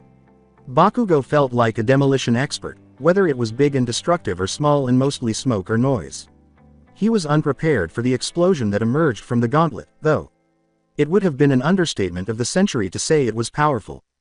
Bakugo was pushed back a few feet by the raw force as a roaring fire erupted from his gauntlet. But unlike his usual explosions, Bakugo heard nothing and his eyes adjusted well, instead of a blinding light or a deafening roar. After all, his entire body was physiologically prepared for such an event. Yet, for the first time in his life, Bakugo found the light from an explosion a little too bright, and he felt his whole body tremble like never before, all the way down to the bone. Like an intoxicating elixir, the thrilling feeling of power swept over his body. Even though Bakugo had never used drugs, he was positive that was how it felt. This was his real strength. How strong the next #1 hero will be. Bakugo could only picture the stunned and amazed expressions on the faces of those extras or any pro hero who would be gasping in awe. Who could ever deny him such power? And just as quickly as it appeared, hell disappeared, leaving Bakugo with nothing but devastation in its wake. And it damned satisfied Bakugo. The corridor in front of him had vanished. The room directly ahead had vanished entirely, and doors had been blown off their hinges. Not much better had happened to the second and third to last rooms. Indeed, their outermost walls were gone. Long cracks on the floor and ceiling indicated the building was on the verge of collapsing. Even worse, the building next to Lair C had completely collapsed into rubble. Oh hell yeah, Bakugo said with a crazy smile. Unable to control his excitement, he laughed. His focus was interrupted by a hiss. Deku was there, huddled like a savage animal in a corner. With her fox ears pressed against her head, she was on her hands and knees. It made her tails appear fluffier because the fur was standing on end. The emerald eyes, slitted dark eyes that stared into Bakugo's, were the only thing that confused him. She appeared utterly terrified, like a wild cat, but Bakugo could say that she was probably prepared to bite him. The odd thing was that she lacked humanity in every way, particularly in those eyes. Overall, it seemed that Deku had gone crazy or something. Bakugo, irritated, said, "Oi, Deku, what the hell is wrong with you?" His moment of glory was not going to be ruined by the foolish tyrant. He desired to savor every moment. By some strange coincidence, that worked. Deku's eyes returned to normal with a blink, and she gazed at Bakugo in confusion. Blue flames appeared in her ears at that moment, and she collapsed back onto her butt, writhing in agony. Well, Bakugo thought, that's more like it. Holy shit, Deku exclaimed abruptly, her eyes watering with pain. Bakugo relished the occasion. It was pleasant to return to the past. Returning to normal. He chuckled as his life began to get back on track. Deku had returned to his previous state as a cowardly nerd who was afraid of Bakugo's power and scampered away. Indeed, this is the way it should be. Sadistic laughter overcame him as he thought. Deku was pale and her hands were shaking as she pressed her fox ears to her head, where something was being healed by blue flames. Her neck and back were ablaze as well. But Bakugo simply laughed. The thrill and adrenaline pumped through his veins. Bakugo laughed and exclaimed, "These are awesome." He continued walking in the direction of the now open room where the villains were hiding. I had no idea the explosion would be that strong. Bakugo had not yet seen how his gauntlets had affected the extras, if he had been pleased with the outcome. To begin with, both were close to the bomb because they had been literally blown backwards. Half Ice was kneeling, his face contorted in obvious agony. He writhed on the floor, blood streaming from his ears. In contrast, Ponytail was lying on her back with her hands pressed to her head. She gritted her teeth and tears of pain ran down her cheeks. Why were they still on the ground when the explosion had stopped? Bakugo thought mockingly as he marched triumphantly in, pathetic. He chose to stroll calmly in the direction of the enormous papier-mâché bomb, ignoring the suffering extras. He laughed when he noticed the smashed door stuck to the distant wall, just inches from the target. Bakugo, with a savage smile, examined his gauntlets. Those gauntlets made him unbeatable. Which bad guy would dare oppose him? I wish he could use them more frequently. He realized all of a sudden that he was still being watched. Did that imply that his actual power was finally shown to all the extras? Excellent. Perhaps now, Bakugo thought, they will realize the difference in power. A sweeter thought made him smile. He was the only one who had won. He didn't require the foolish Deku. His unadulterated strength had been sufficient, just as it should have been. Deku had just cowered like the pitiful nerd that he was. Bakugo felt in control for the first time in more than a month. His life was once again headed toward greatness. He was no longer merely an extra in a class full of idiots. Among a group of losers, he was the hero. He smirked at the still suffering villain team as he casually touched the bomb after thinking that. Quiet, Bakugo scowled as he peered up at the ceiling crack. All Might ought to have declared his fantastic triumph. Yes, he may have caused some tremors in the place. Bakugo laughed and looked at his gauntlets once more. Rushing into the room, Deku exclaimed, "Are you all right, guys?" She appeared disgustingly pathetic and deathly pale. Bakugo smiled and said, "Ha, did you see, Deku? I didn't need your useless ass after all." He was ignored by Deku. She leapt to Ponytail's side instead. Her expression was solemn as she observed Ponytail. Yeah, whatever," was Deku's quick reply. She inhaled deeply before hesitantly taking Ponytail's hands, which were still pressed against her ears. On either side of Big Tit's head, blue flames arose and began to dance. Ponytail's expression changed to one of relief. Bakugo mockingly said, "Bah, some broken eardrums and shockwave bruises, nothing the old lady can't heal." "You idiot, she is incapable of repairing damaged eardrums," yelled Deku. Her fire was directed at Ponytail's head. Deku inhaled deeply, closed her eyes, and focused. Bakugo insisted, "Of course the old nanny can heal them, nerd." Deku spat, concentrating on Ponytail, "You moron, don't you know her quirk? She speeds up the healing process. She doesn't work out miracles." Bakugo mentally cursed, "Shit, Aizawa will be all over my case now." Naturally, a small explosion was too much for the extras to handle. Ponytail appeared to bounce back fast. Her eyes slowly opened as the pain in her face subsided. Flummoxed, she blinked at a beaming Deku. Ponytail sat up slowly, stunned, as the blue flames subsided and Deku let go of her. Her eyes were wide with wonder as she reached for her ears. Ponytail said, "Midoriya, just what?" She frowned as she glanced at Bakugo after glancing at the bomb. "Just what in the world was that explosion?"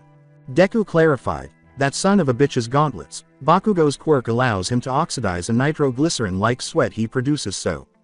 Wide-eyed, Ponytail concluded, "The gauntlets accumulate them for one powerful discharge, just as Bakugo liked it." She turned to face him, looking scared and pale. "Are those even legal?" Deku stumbled to her feet and fell to where Scarface lay, unconscious on the ground. Ponytail approached them to offer assistance, but she stopped in the middle and reached for an ear, or rather, the communicator. "Yes," Ponytail replied, "we are fine. Feedback must have been lost at the observation room for All Might." Bakugo glanced at the building next to Lair C. The wall was out of his way, so he could enjoy the amazing view. He used his own strength to bring down an entire apartment complex. He studied his handiwork, ignoring Deku and Ponytail. She turned to the teenager and said, "Yes, he got to the bomb. Midoriya is healing Todoroki right now." No, I think Midoriya has it handled. She might need assistance afterwards, though, after the healing I mean." "No." Half-Ice was sitting up and moaning shortly after. Ponytail hurried over to Deku as she fell to one side. Meanwhile, Bakugo concentrated on Scarface. His disbelieving expression quickly changed to one of realization and then outrage. Bakugo smiled and taunted, "How does it feel to be a loser, Scarface? Bet you don't think you are better than me now, huh?" But Half-Ice ignored the jeers and got to his feet. He gave the unconscious Deku a worried scowl, but otherwise chose to ignore his surroundings and stomp out in rage. But when he saw the demolished building, he stopped. Scarface turned with a gloomy expression on his face and faced Bakugo. Either Half-Ice realized how close he had come to death, or he was obviously upset about the devastation. But Bakugo didn't care about the bastard because he was too excited by his recently demonstrated power. Bakugo was aware that he ought to have made an effort to maintain his modesty, if only to appease Aizawa. But the way the extras looked at him warily, pale and pitiful, he was enjoying. Fearful of his great strength, they stood a few feet away, watching his gauntlets all the time. Yes, Bakugo believed it had been well worth it, even if Aizawa had taken away his gauntlets. Bakugo, once again the focus of attention, was currently basking in the fear. Heck, he decided to frighten his classmates by standing in the center of the room, directly in front of the teachers. With the exception of Midoriya, all of the students in Class 1A were caught between shocked and shaken. Iida held him up in his nine-tailed form, and he was looking at their teachers with a sleepy expression and dark bags under his eyes. Uraraka stood beside him, watching him warily. Todoroki appeared somewhat unconcerned as well, if only to give Bakugo a chilly, murderous scowl. All Might hummed, "I must say that was a short fight. I suppose I must commend both teams for displaying teamwork." Young Bakugo, Young Todoroki, you both communicated and worked with your teammates, a step in the right direction. You've clearly learned from last time. That last explosion, though, was, All Might stopped for a moment. Quite the surprise. Surprise. That crazy nut job almost blew Yaoyorozu and Todoroki to smithereens, said Kaminari. All Might nodded and said, yes, it was a most outstanding strike if I have ever seen one. I am sure such firepower will serve you well as a pro, he wrote in a thumbs up to Bakugo. Ha, he almost killed our classmates and you give him praise. Jiro screamed angrily. According to Aizawa, he is not entirely wrong. The world of heroes is no playground, filled with dangers. If you expected anything less, then you chose the wrong profession. In horror, the class gazed at their teacher. That being said, he turned toward Bakugo.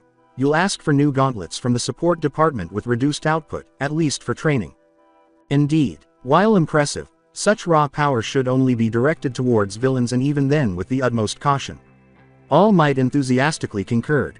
Additionally, Aizawa squinted at All Might and harumphed. The hero's smile wavered and became bitter. It was irresponsible to allow such firepower regarding the task. It is illogical to permit explosives when the students are meant to retrieve a bomb. All Might grudgingly admitted, well, that is a good point, but given the circumstances, I was under the impression the hero team were being held back by their imposed restraint. Young Todoroki's ice and young Yaoyorozu's steel reinforcements made it nigh impossible for the hero team to break through without substantial firepower. Moreover, I was under the impression those gauntlets would produce a far smaller explosion and mostly heat, or at least that was what the support department assured me. Jiro spat out indignantly, that's it. She yelled, that guy is a psychopath. Bakugo grinned triumphantly as she acknowledged him. He didn't even apologize for almost hospitalizing Momo. Do you want me to punish Bakugo when he was given permission by All Might, his teacher? When said weapon was supposed to be less destructive? Had Bakugo shown any less restraint, I might have agreed, Aizawa asked stoically. He nodded grudgingly in Bakugo's direction. But he did ask for permission, so we are to blame, not him. You are supposed to make the most of your eccentricities and equipment, and it is our responsibility to weigh the risks. Aizawa complained to the other students, maybe I'll talk to the principal about using untested equipment for fighting. Today could have ended tragically, he said. Accidents like this have occurred during UA training, whether you like it or not, as well as in other hero schools. As a teacher, I have seen severe injuries, some of which have been fatal. The students stared wide-eyed and shuddered, and a faint murmur of disbelief swept through the teens. Stop being so shocked. People continue to favor prohibiting quirks from being used in public for a reason. Quirks can be rather unpredictable and have unforeseen consequences, whether we like it or not. This could be the result of inadequate counseling, a lack of awareness of one's peculiarity, or even a strange situation that had unanticipated repercussions. In certain situations, quirks that are thought to be fairly simple can have unexpected consequences. Wait, this school has seen fatalities. Ashido cried out in horror. Aizawa scowled at All Might and retorted, not under my watch, yet. I didn't realize that was possible. Is that even legal? Mineta squawked. For UA, everything is in your terms and conditions. Aizawa raised an eyebrow in response to the comment about education. Wait a minute, that enormous stack of documents that were 200 pages long and that our parents were supposed to sign. Aizawa nodded. There was something about us possibly dying in all of that, Sato pondered, perplexed. And we consented to it. Oh, you overlook the fact that there are numerous mishaps and injuries involved. All Might corrected that Principal Nezu is a very thorough negotiator. This is crazy. Hagakure let out a stutter. Hold on, didn't we sign a comparable document for the entrance exam? I remember there were all these paperwork to fill out and sign with our parents, Kirishima said, stroking his chin. Naturally, young Kirishima, why? All Might replied, the sports festival has no less a risk. Everyone who wishes to attend a hero high school generally accepts that they might be permanently incapacitated, maimed, or killed, including the entrance examination.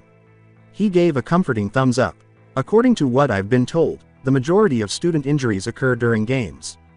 It was so easy to get caught up in the thrill of the sports festival and all the oddities being used that Midoriya grimaced. He did remember a few incidents, but now that he thought about it, he never bothered to find out more about what had happened. So that thing we had to get our parents to sign for the sports festival, Uraraka faintly gasped. Iida scratched his head in confusion and said, I thought you were all aware. Did you not read through your agreement? At the very least, your parents must have been informed. While a glistening Aoyama posed and gave a thumbs up, Koji Koda nodded solemnly. Tokiyami and Shoji, it appeared, had always known that their high school education was dangerous, while the others were completely confused. Yaoyorozu hesitantly remarked, I know my parents did, but she also smiled sheepishly and added, my family has people for all legal matters. So the sports festival is a place where anyone could die. Mineta let out a scream. Aizawa nodded and said, or during training. Don't be so irrational and emotional, he grunted, addressing Mineta. The course's mortality rate is less than 1% of all incidents, and even those are usually few in number. The UA gained a lot of recognition for its risk-reducing facilities. What? What would have happened if we couldn't be healed by Midoriya? Yaoyorozu inquired. Silence. All Might scratched the back of his neck awkwardly, a fake smile on his face. Aizawa, as cool and collected as ever, turned slowly to face the girl. His eyes conveyed the harsh reality, but they were not apathetic. I believe you would have needed to be admitted to the hospital right away. The school would have paid for the majority of the fees. The UA has adequate insurance coverage for any kind of mishap or accident. However, Aizawa said, your hero career would have ended today given the damage of the explosion. Todoroki scowled and Yaoyorozu's eyes widened. Yaoyorozu stared, embarrassed. She wasn't alone. They all exchanged worried looks. Was this real? They all looked at Bakugo in fear, who grinned. The bastard was having a great time. Then, Ribbit, why hasn't the school been sued? Asui asked, blunt as usual, but with a faint undertone of fear. As I previously stated, there aren't many incidents to start with, and Recovery Girl is capable of healing anything. Apart from that, if you believe that no one has attempted to sue UA, you are mistaken. Although there have been a few instances, Principal Nezu does not take anyone who does it lightly. The majority of cases conclude with negligible settlements and non-disclosure agreements, Aizawa retorted. Zero speculated, so that's why we hear so little about it. That has more to do with our present society, Aizawa gasped. You shall see next week, at the sports festival. Students grimly exchanged anxious looks, adding the possibility of death or injury to the already intense sports festival. Yes, well, All Might said, clearing his throat and grinning reassuringly. You don't need to worry, kids. It was just a bad accident today. In fact, before putting you all in such a risky situation, I should have encouraged earlier testing of such dangerous equipment. Even I am capable of underestimating your incredible strength, as painful as it is to admit. Let's learn from this almost tragic misfortune. I promise that you won't experience any real harm. Not while I'm here, anyway. He was right, after all, it wasn't like they all carried explosive gear, right? And their quirks weren't like Bakugo's. And with a thumbs up, the students' worries vanished. There was something contagious about All Might's presence and his abundant dauntless joy, and some of the teenagers found themselves smiling back. On the train back to Mustafu, Izuku felt like it was time to relax and go to sleep.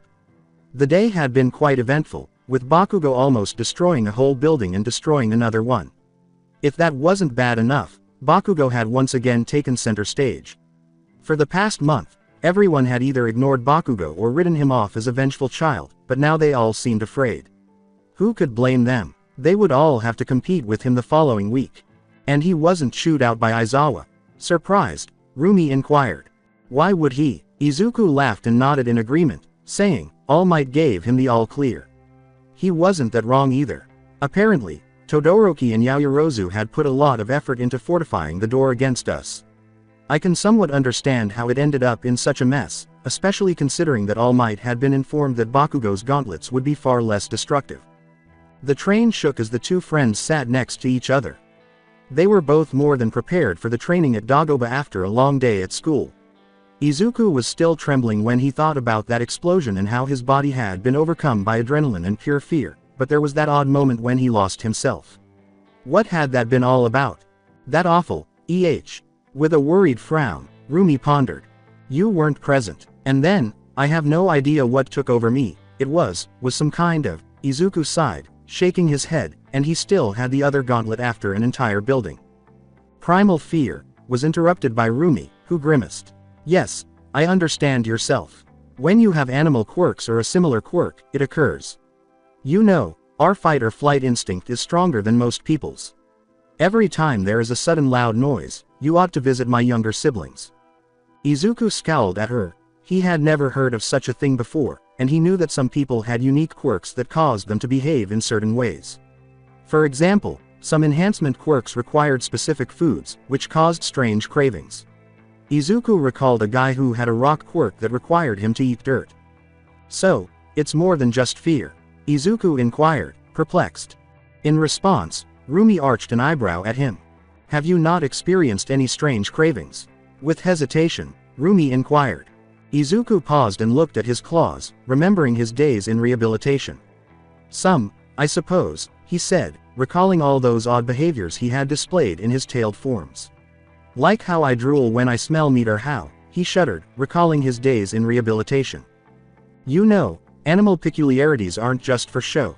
They have a lot of strange things and instincts, Rumi sighed, smiling. However, most people don't discuss it. Do you recall my sex drive? That is just one of those things that come from having my rabbit good looks, Izuku said, his face lighting up at the mention. Izuku grimaced, only to shake his head, as the train came to a stop and people started to leave. Amid the cacophonous confusion, he was deep in thought. He had known that he behaved differently in his tailed forms, and the quirk counselor and psychologist had warned him about oddities emerging. But animal instincts, things he couldn't control, had that feral anger towards Bakugo as the Nine Tails been part of it? The less crowded train became tolerable once more, allowing them to carry on their conversation as it lurched forward. It makes no difference, Izuku uttered, mainly to himself, I can't let that stop me. You sure are learning, Rumi said with a laugh and a prod. Attaboy. What am I supposed to say? Izuku smirked and remarked, I am learning from the best, rabbit girl. Rumi laughed, then gave Izuku a mocking gag, saying, you are goddamn right, fox boy. It still sounded way too cheesy. Izuku just gave a shrug. So, are you up to it? Or would you prefer that the fox take his fox nap? Rumi made fun of it. Oh no, I have to put in as much training as I can, Izuku insisted, grinning. The finish line at Dagoba is so near. Well, fox boy, look at you. I nearly died, and now you're all fired up, Rumi said, laughing. Not too bad. I'm fired up, of course. I can't allow Bakugo to prevail. His exaggerated sense of self had already returned. Izuku shuddered at the thought, if he wins the sports festival, and I want to win. I aspire to be the best. But fox boy, will you make it? You have to defeat the son of Endeavor, a creepy stalker, and a megalomaniacal psycho, Rumi mockingly smirked. The hardest opponent will be Endeavor's child, right? The creep doesn't look like much, and the psycho won't have access to his special equipment. In addition, Endeavor's child must be under a great deal of pressure to succeed. Izuku remarked, actually, Todoroki is holding back. What is he? Furious, Rumi inquired. I don't know, it is so weird, Izuku responded. He, well, uses half his quirk. Half his peculiarity. Rumi gave him a doubtful eyebrow raise. Indeed, it seems that he can produce ice from his right side, and I believe that he can produce flames from his left. Midoriya clarified, I don't know why though, but I bet it has to do with that scar on his left eye. But he only uses his ice. Endeavor is a bit of a jerk, to be sure. Perhaps the child harbors resentment toward his father. Still, Rumi surmised, no matter why, it's pitiful to only use half of your quirk. And let's face it, Endeavor is awesome. Endeavor appeals to you. A lot of people don't like his, well, fiery disposition, Izuku inquired, startled. Am I fond of him? He is a self-centered jerk who is overly preoccupied with the hero rankings. Is he cool, in my opinion? Yes, without a doubt. Endeavor is the kind of guy the first can respect, Rumi said, nodding emphatically. Despite having one of the strongest emitter-type quirks in existence, he worked himself into a beast rather than merely being a flamboyant hero. Did you see his body? He's the type to fight no matter what, and that guy is ripped. In addition, you must acknowledge that, like me, he is a persistent hero. I'm confident that Endeavor would have overtaken All Might in the hero rankings based just on cases solved if he hadn't had such an overpowering quirk. Rumi hesitated and seemed thoughtful for a moment. I suppose that's why his son might be at odds with him. Rumi grimaced and hummed, I can't imagine a happy home life with that guy. Scratch that, I don't want to imagine him as a dad. But Izuku remembered Bakugo's explosion, and Endeavor was somewhat like Bakugo. Sure, Endeavor didn't swear, and he tried to be polite around people, if only to get some points for popularity in the rankings, but both Endeavor and Bakugo were equally destructive. Perhaps Todoroki didn't want to be like his father, or perhaps something had happened to him as a child. Possibly something to do with his scar, but it's possible that he was traumatized by something he caused with his flames. I mean, I'm not really that much better myself, am I? I am still exploring and manifesting my quirk, Izuku said. Yes, but you discovered your quirk later than most people, and let's face it, it's quite the roller coaster. You haven't finished it yet. What's his justification? Rumi sighed. Izuku paused, wondering if Todoroki was experiencing something similar to his own. He looked at his hands, thinking that if his theory of a childhood trauma was right, Todoroki might be voluntarily suppressing his quirk out of fear, or perhaps it is self-hatred. Who knew? Perhaps Todoroki had some sort of mental repression. Smack. Izuku should have anticipated this, but instead of complaining, he laughed and turned to face Rumi, who gave him a sly smile. Looking overly contemplative, did he ask? Rumi nodded and said, yep. And you were doing so well. Before they exchanged a round of laughter, she let out a long, inflated sigh of mock exasperation. Stop worrying about Endeavor's child and concentrate on the present.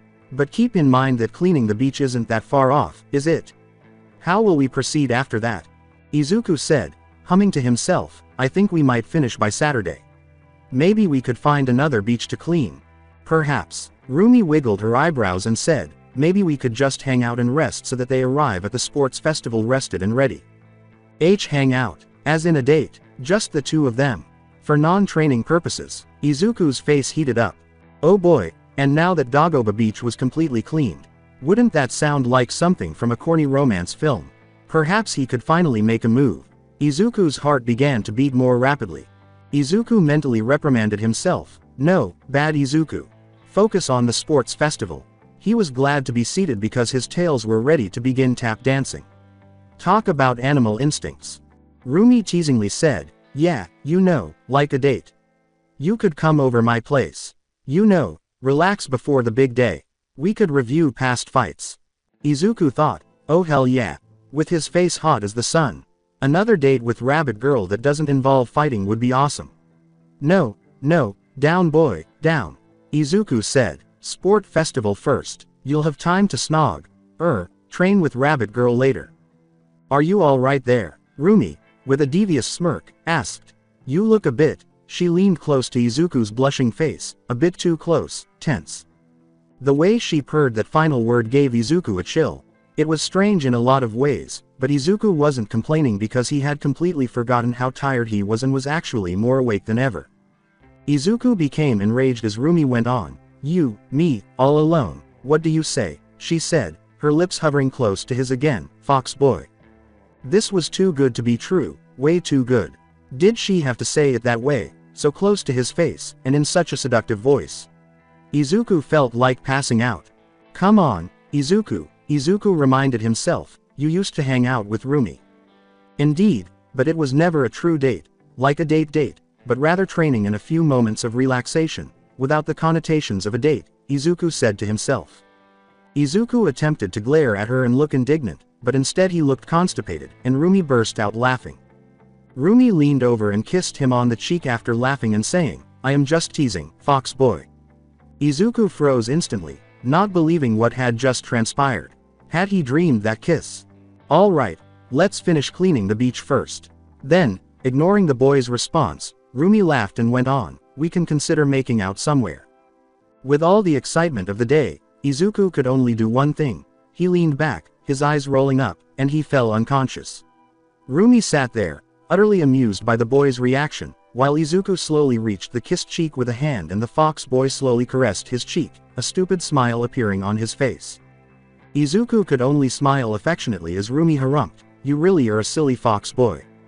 The day at Dagoba Municipal Beach was warm. As the blue waves swept the shore, the golden sand was bathed in sunlight. The wooden planks of a long pier, worn by wind and time, stood proudly over the waters. If it weren't for the two teenagers causing mayhem across the beach, the charming area might have been referred to as peaceful. With the thunder of crashing kicks on the sand or burrowing tentacle-like tails that were hardened as steel drills, the explosions rocked the area. Against a mass of green fur, a white blur raced about like a bullet. Instead of a fight, it appeared to onlookers to be a chaotic mess. The beach continued to be a battlefield for several minutes. The echoes of battle drowned out the crash of the waves, and clouds of dust rose high with the action. Finally, a teenager emerged from the dark green mass of panting fox tails, changing the tide of the battle. Nine-tailed Izuku had numerous bruises from his recent fight, including gashes on his long dark green gym pants and white sweatshirt. He looked straight ahead, where Rumi himself stopped to take a breath. She wore shorts and her own sweatshirt, and she was sweating profusely. Unlike him, though, she was nearly undamaged. The rabbit girl was squinted at by the fox boy. She grinned back at him. A pleasant breeze provided some relief to the perspiring combatants as the wind increased. The two fighters hunkered down, poised to dive into the next round as the air grew still. A pillar of sand rose into the air as Rabbit Girl took off like a cannonball. The fox boy flew in the direction of his opponent, driven by his tails. Izuku prepared to punch the girl by swinging his arm back. He had recognized his opportunity. However, Rumi twisted her body in midair and avoided the fist just as he was about to deliver the final blow. The punching arm was seized by a pair of hands before he realized what was happening. Izuku's face was buried in the sand as he watched the world turn upside down, leaving him with little time to react. Demanding, "Surrender, fox boy." Rumi Usugiyama straddled his back. It took Izuku some time to realize that the rabbit girl had his hand locked behind him. When she began to pull the hand in a painful angle, that wasn't good. Izuku spit out, "Arg, ouch, ouch, ouch," and slapped his free hand on the sand several times. But he glared back at her, even in that dangerous position. He said, "Never, rabbit girl." Rumi merely grinned in response before yanking Izuku's hand even more firmly. Izuku squawked in desperation, "Arg, fine. I surrender." "Thought so." Rumi laughed and let go of Izuku's hand. She fell to one side, gasping for air. Izuku, equally worn out, rolled over and spat sand out of his mouth. The two stayed that way, backs to the ground, gazing up at the blue heavens for a few seconds. The sky was a huge blue sea all by itself, with not a cloud in sight. The waves and their labored breathing were the only sounds coming from the now calm beach. Rumi wheezed, "Now this is the good life, helping the community, training and fighting till you drop. Could this get any better?" Izuku laughed but remained silent. They beat him, but there was obviously enough energy left in Rumi. A smirk appeared on her face as she looked at him and a thought suddenly occurred to her. According to Rumi, actually, a certain rabbit girl chose to sit on Izuku's chest, causing him to go rigid. His eyes were wide as he gazed at her. Rabbit girl said, "This makes even better," and then she lowered herself onto his chest, resting her head on his shoulder. Izuku stared at the rabbit girl on his chest, completely bewildered. Even if he did have a pretty girl on his chest, he was surprisingly not prepared to pass out. It's true that he was blushing so much that he was afraid blood was streaming into his face. But aside from that, he felt great and worn out. Extremely exhausted, he closed his eyes, lowered his head, and relished the moment. Izuku put his arms around Rumi tentatively. She didn't object or voice any complaints. Rather, she closed her eyes and hummed. Had she dozed off? Once again, Rumi beat him with a bigger pile after they had exhausted themselves cleaning the beach that morning. They chose to spar because, of course, neither was happy with their morning workout.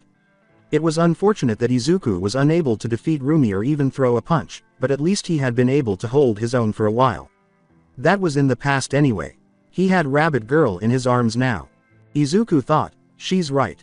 It's pleasant to assist, strive for a goal, and this is also fun. Nothing lasted forever, of course. Izuku was on the verge of dozing off when a stomach rumbled. The sound was so loud that he blinked in apparent bewilderment. He glanced at Rumi, puzzled. Rumi laughed and said, "I might be a bit hungry." She pushed herself up slowly. She gazed at Izuku with half-lidded eyes and a sleepy smile. "How about lunch? If you want, we could go to a fast food restaurant," Izuku proposed. Rumi sighed, "Nah, too greasy, and I didn't bring any money." Izuku gave a lip beat. He would have made a payment offer, if it weren't for the fact that he had also forgotten to bring cash. But would it be appropriate if Izuku suggested, how about, coming to my house? I don't live that far from here, after all." She arched an eyebrow, "Huh. F for lunch, Izuku explained. The rabbit girl teased, already inviting me to your house. What a naughty fox. To Rumi's delight, Izuku simply complained, agitated. Izuku blushed even more as Rumi purred, a venturous finger circling his chest. You know I don't mind, don't you? He felt like passing out now. He grunted, just, let me tell Mom first. And he did. It was agreed that they would walk to Izuku's house after they were untangled and upright. They took their time and savored the beach a little more, simply enjoying the fruits of their labor. They were responsible for keeping the beach immaculate. That they accomplished this less than 2 days prior to the sports festival is astounding. Therefore, the two walked off the beach with a smile on their faces and a full stomach. They remained silent. They could not help but smile at each other's company. In fact, they were too tired to talk or joke. It was a calm and serene journey to Izuku's residence. Everyone went about their own business, and the sun shone brightly. If it weren't for the heat, their perspiration, and the fact that they were starving, the walk would have been enjoyable. Rumi thought of it as the Midoriya Borough, which just so happened to be an apartment on tall, unwelcoming gray buildings. Such an absence of color had a decidedly drab quality. It seemed uninteresting, especially if Fox Boy or another celebrity happened to reside there. However, everything seemed drab in comparison to Fox Boy's personalities. With a nervous sigh, Izuku guided Rumi up the stairs to the door of one of the apartments and unlocked it. Soon after, Rumi was exploring Fox Boy's burrow, but she was led down by what she discovered. The absence of fox themes or imagery was the one thing that shocked her the most. Her family had made a special effort to ensure that no one was unaware that rabbit quirk users lived in their home. But maybe her family was a little too proud of their own peculiarity. Mom, we are here, Izuku called anxiously. The poor fox boy was nudged by Rumi, who smirked at him. Rumi teased, don't you worry, fox boy. I won't bite. Izuku gave a half-hearted glare and said, just, behave, alright. No violence here, he added reluctantly. No promises, laughed Rumi. From within the burrow's walls, they both heard footsteps. Rumi noticed a rather short woman leaning over the corner from around the corner. A little taken aback, Rumi blinked. Was that the mother of Fox Boy? She gave a headshake. She should anticipate some surprises because she knows Fox Boy, right? She was rather small and plump, and wearing a basic house dress, she appeared to be an ordinary housewife. Rumi could see the resemblance to Fox Boy with his round emerald eyes and long dark green hair. However, she had silky straight hair and no freckles, so Izuku inherited the trait from his father. But there was a definite twinkle of kindness in the eyes of both mother and son. The woman greeted them with a broad smile and a cheerful, hello there. Please, come in and make yourself comfortable. I am almost done with the casserole. Rumi sniffed the air and remarked, smells good, miss. When she noticed that Izuku was already drooling beside her, she laughed. The woman smiled brightly and said, oh dear, call me Inko. Shortly after, she vanished. It sounded as though she was returning quickly to the kitchen. Rumi nudged Fox Boy and said, she looks nice. Rumi was welcomed by the sight of a rather large flat screen as she and Izuku made their way to the living room. As she scanned the rest of her surroundings, her eyes darted around. Even though the Midoriyas weren't particularly wealthy, they weren't doing too badly, as evidenced by the bookshelves adorned with decorations and hero videos, as well as the sofa and table for four.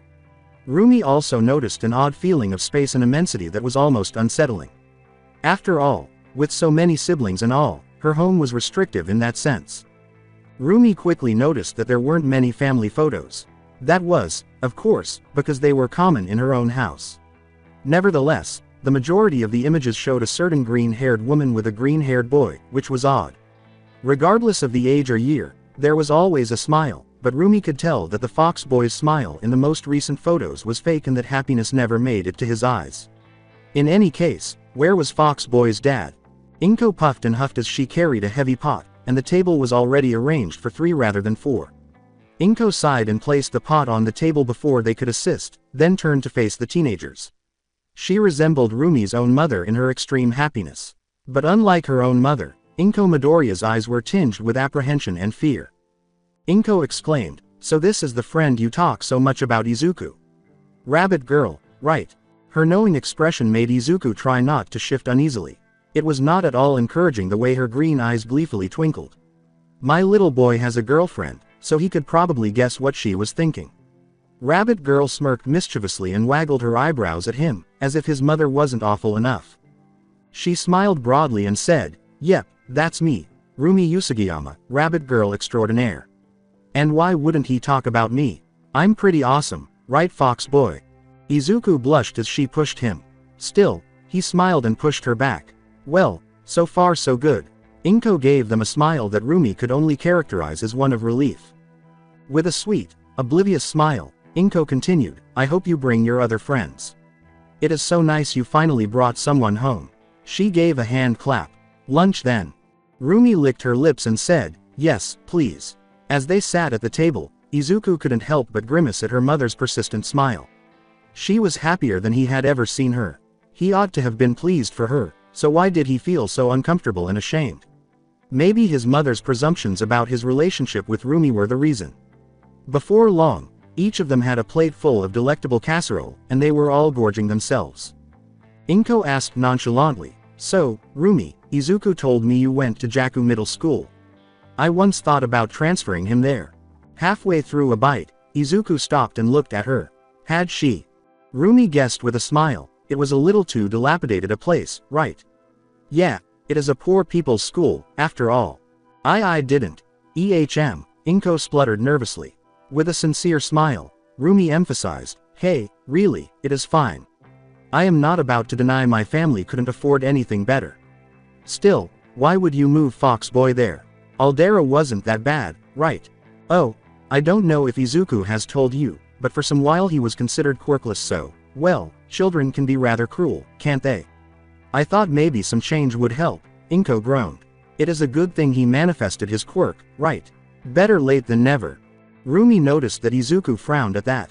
However, Inko appeared unaware of her son's uneasiness regarding that subject, which Rumi found difficult to comprehend.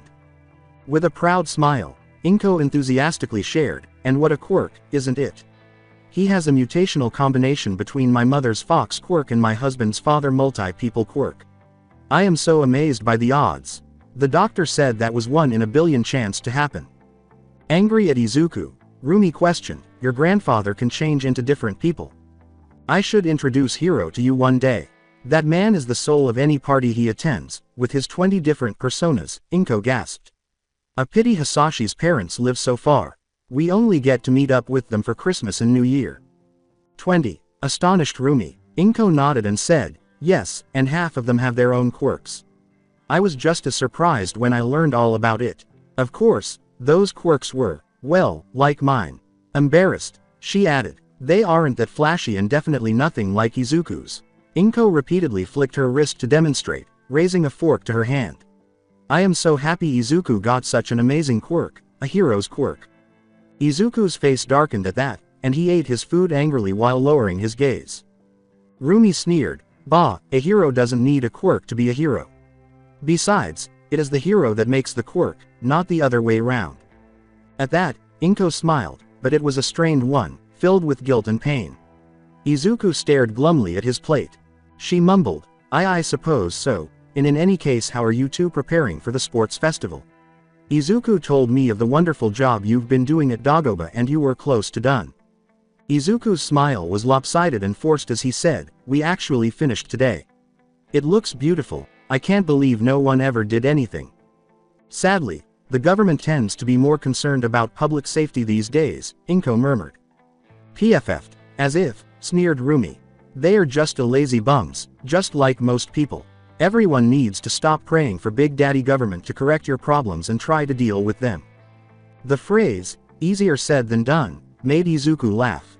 "But let us not bring politics into the table, please." Inko asked inquisitively, "So what are you going to do now that you are finished?" For reasons Izuku would prefer to ignore, her eyes glowed with delight at that. Izuku and Rumi exchanged, well, expressions. He shrugged and said, "We aren't sure. Just hang out, I guess. No point in starting anything else and it would really suck to get some injury before the main event, right?" Rumi continued. She gave Izuku a shove. "Maybe we could just walk around, Fox Boy." Izuku answered, "Sounds fine by me. Maybe you could watch replays of the sports festival." Inko asked, grinning broadly. When Rumi said, "That sounds like an awesome idea," her eyes widened and gleamed. "Maybe we could get some hero fights in between, Inko inquired. You like to watch heroes fight? Izuku didn't feel at ease with that playful sparkle in her eyes for some reason. Oh, I love them. I have thousands of recordings back home, said Rumi. Inko remarked, I guess you share that with Izuku then. Hell yeah, it is awesome to finally have someone to talk to about heroes and stuff, Rumi enthusiastically replied. He's more of a nerd, though. He sure loves quirks and heroes special movies. He even has heroes' quirks all written down in his notebooks. I am in for the violence. Inko merely laughed. I am glad Izuku found someone who shares his interest. You don't know just how many times he got into trouble because of his his love for heroes. Rumi laughed and said, PFF'd, I can sympathize, I had my fair share of issues. We actually have the same Hero Watcher app to locate fighting heroes to watch live. Inko seemed taken aback by that. She jerked her head in Izuku's direction, who was drenched in sweat. She exclaimed in surprise, I thought you told me you didn't go searching for those fights. Rumi grinned sheepishly as Izuku slammed his face against the table. That last bit might have been a mistake on her part. Fortunately, the remainder of the conversation proceeded quite smoothly, but Inko couldn't resist saying something to make poor Izuku look foolish in front of Rumi. As for Rumi, she thought the new teasing material was fantastic. Above all, they kept it lighthearted while discussing their families and a few of their hobbies. Rumi noticed that there seemed to be some underlying tension at the table, as two people were preventing the disclosure of a significant secret. When they were all satisfied and their bellies were full, Inko made an unexpected suggestion. Izuku, dear, why don't you go and buy some ice cream for us? She offered the idea. Izuku blinked in surprise, then scowled in perplexity. Rumi herself arched an eyebrow. But she soon realized what Inko was up to. Yeah, I'd sure love some. Why don't you go while I stay and help your mom clean here, Rumi replied. Izuku looked at the two with suspicion and caution. Was leaving the two women to discuss him behind his back a wise move? Well, there wasn't really anything to discuss, was there? He believed that he could trust his mother with Rumi and vice versa. Fine.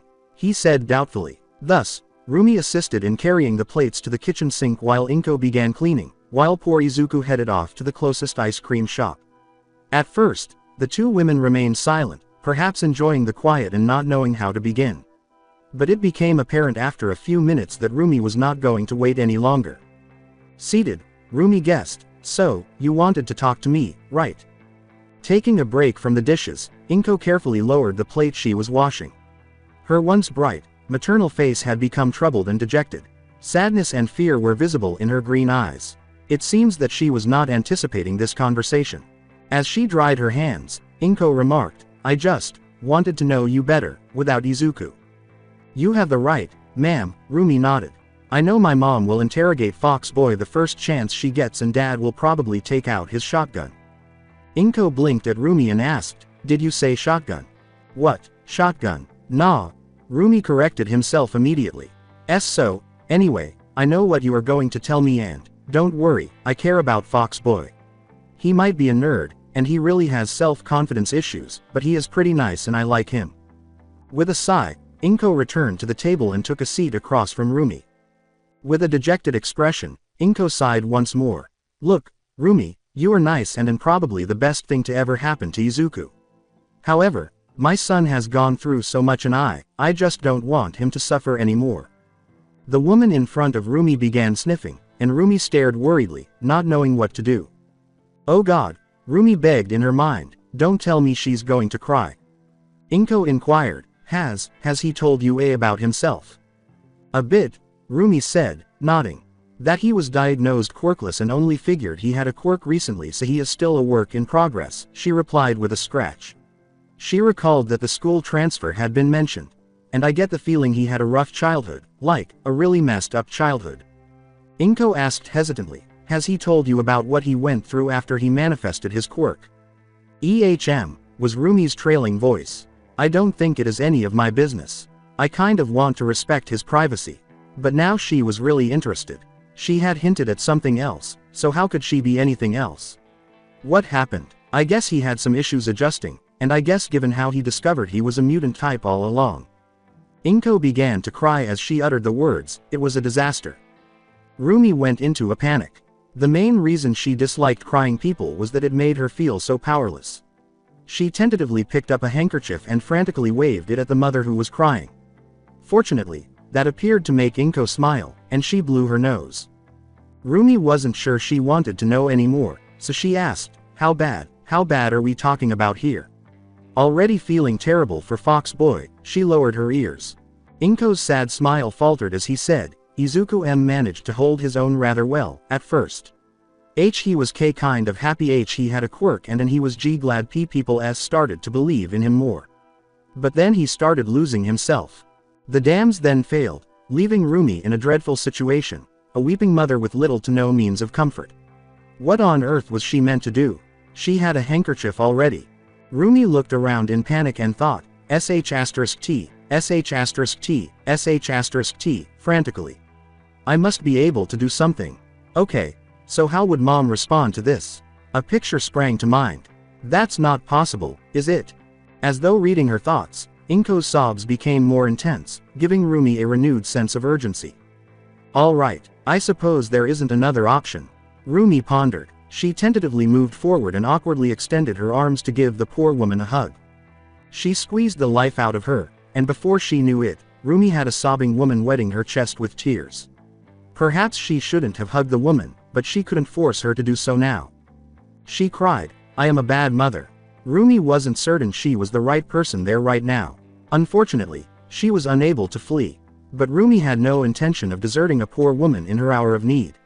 So, swallowing her pride, she gave the woman a back pat. Rumi said, don't say that, Mama Fox. Fox Boy is a great guy. I bet he took a lot after you, right?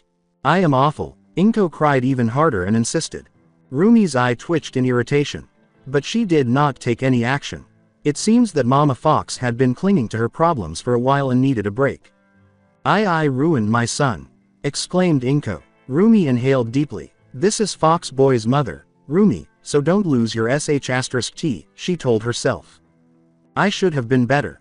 That was it. Rumi grabbed the woman by the shoulders and violently broke off the embrace. Okay, lady, listen here and listen well, yelled Rumi fiercely. On the other hand, Inko gazed at her in disbelief. Fox Boy doesn't need this shit right now. He is giving his all to be the best of the best, and pushing himself. He needs you to be strong, too, so you can support him. Whatever happened in the past is in the past.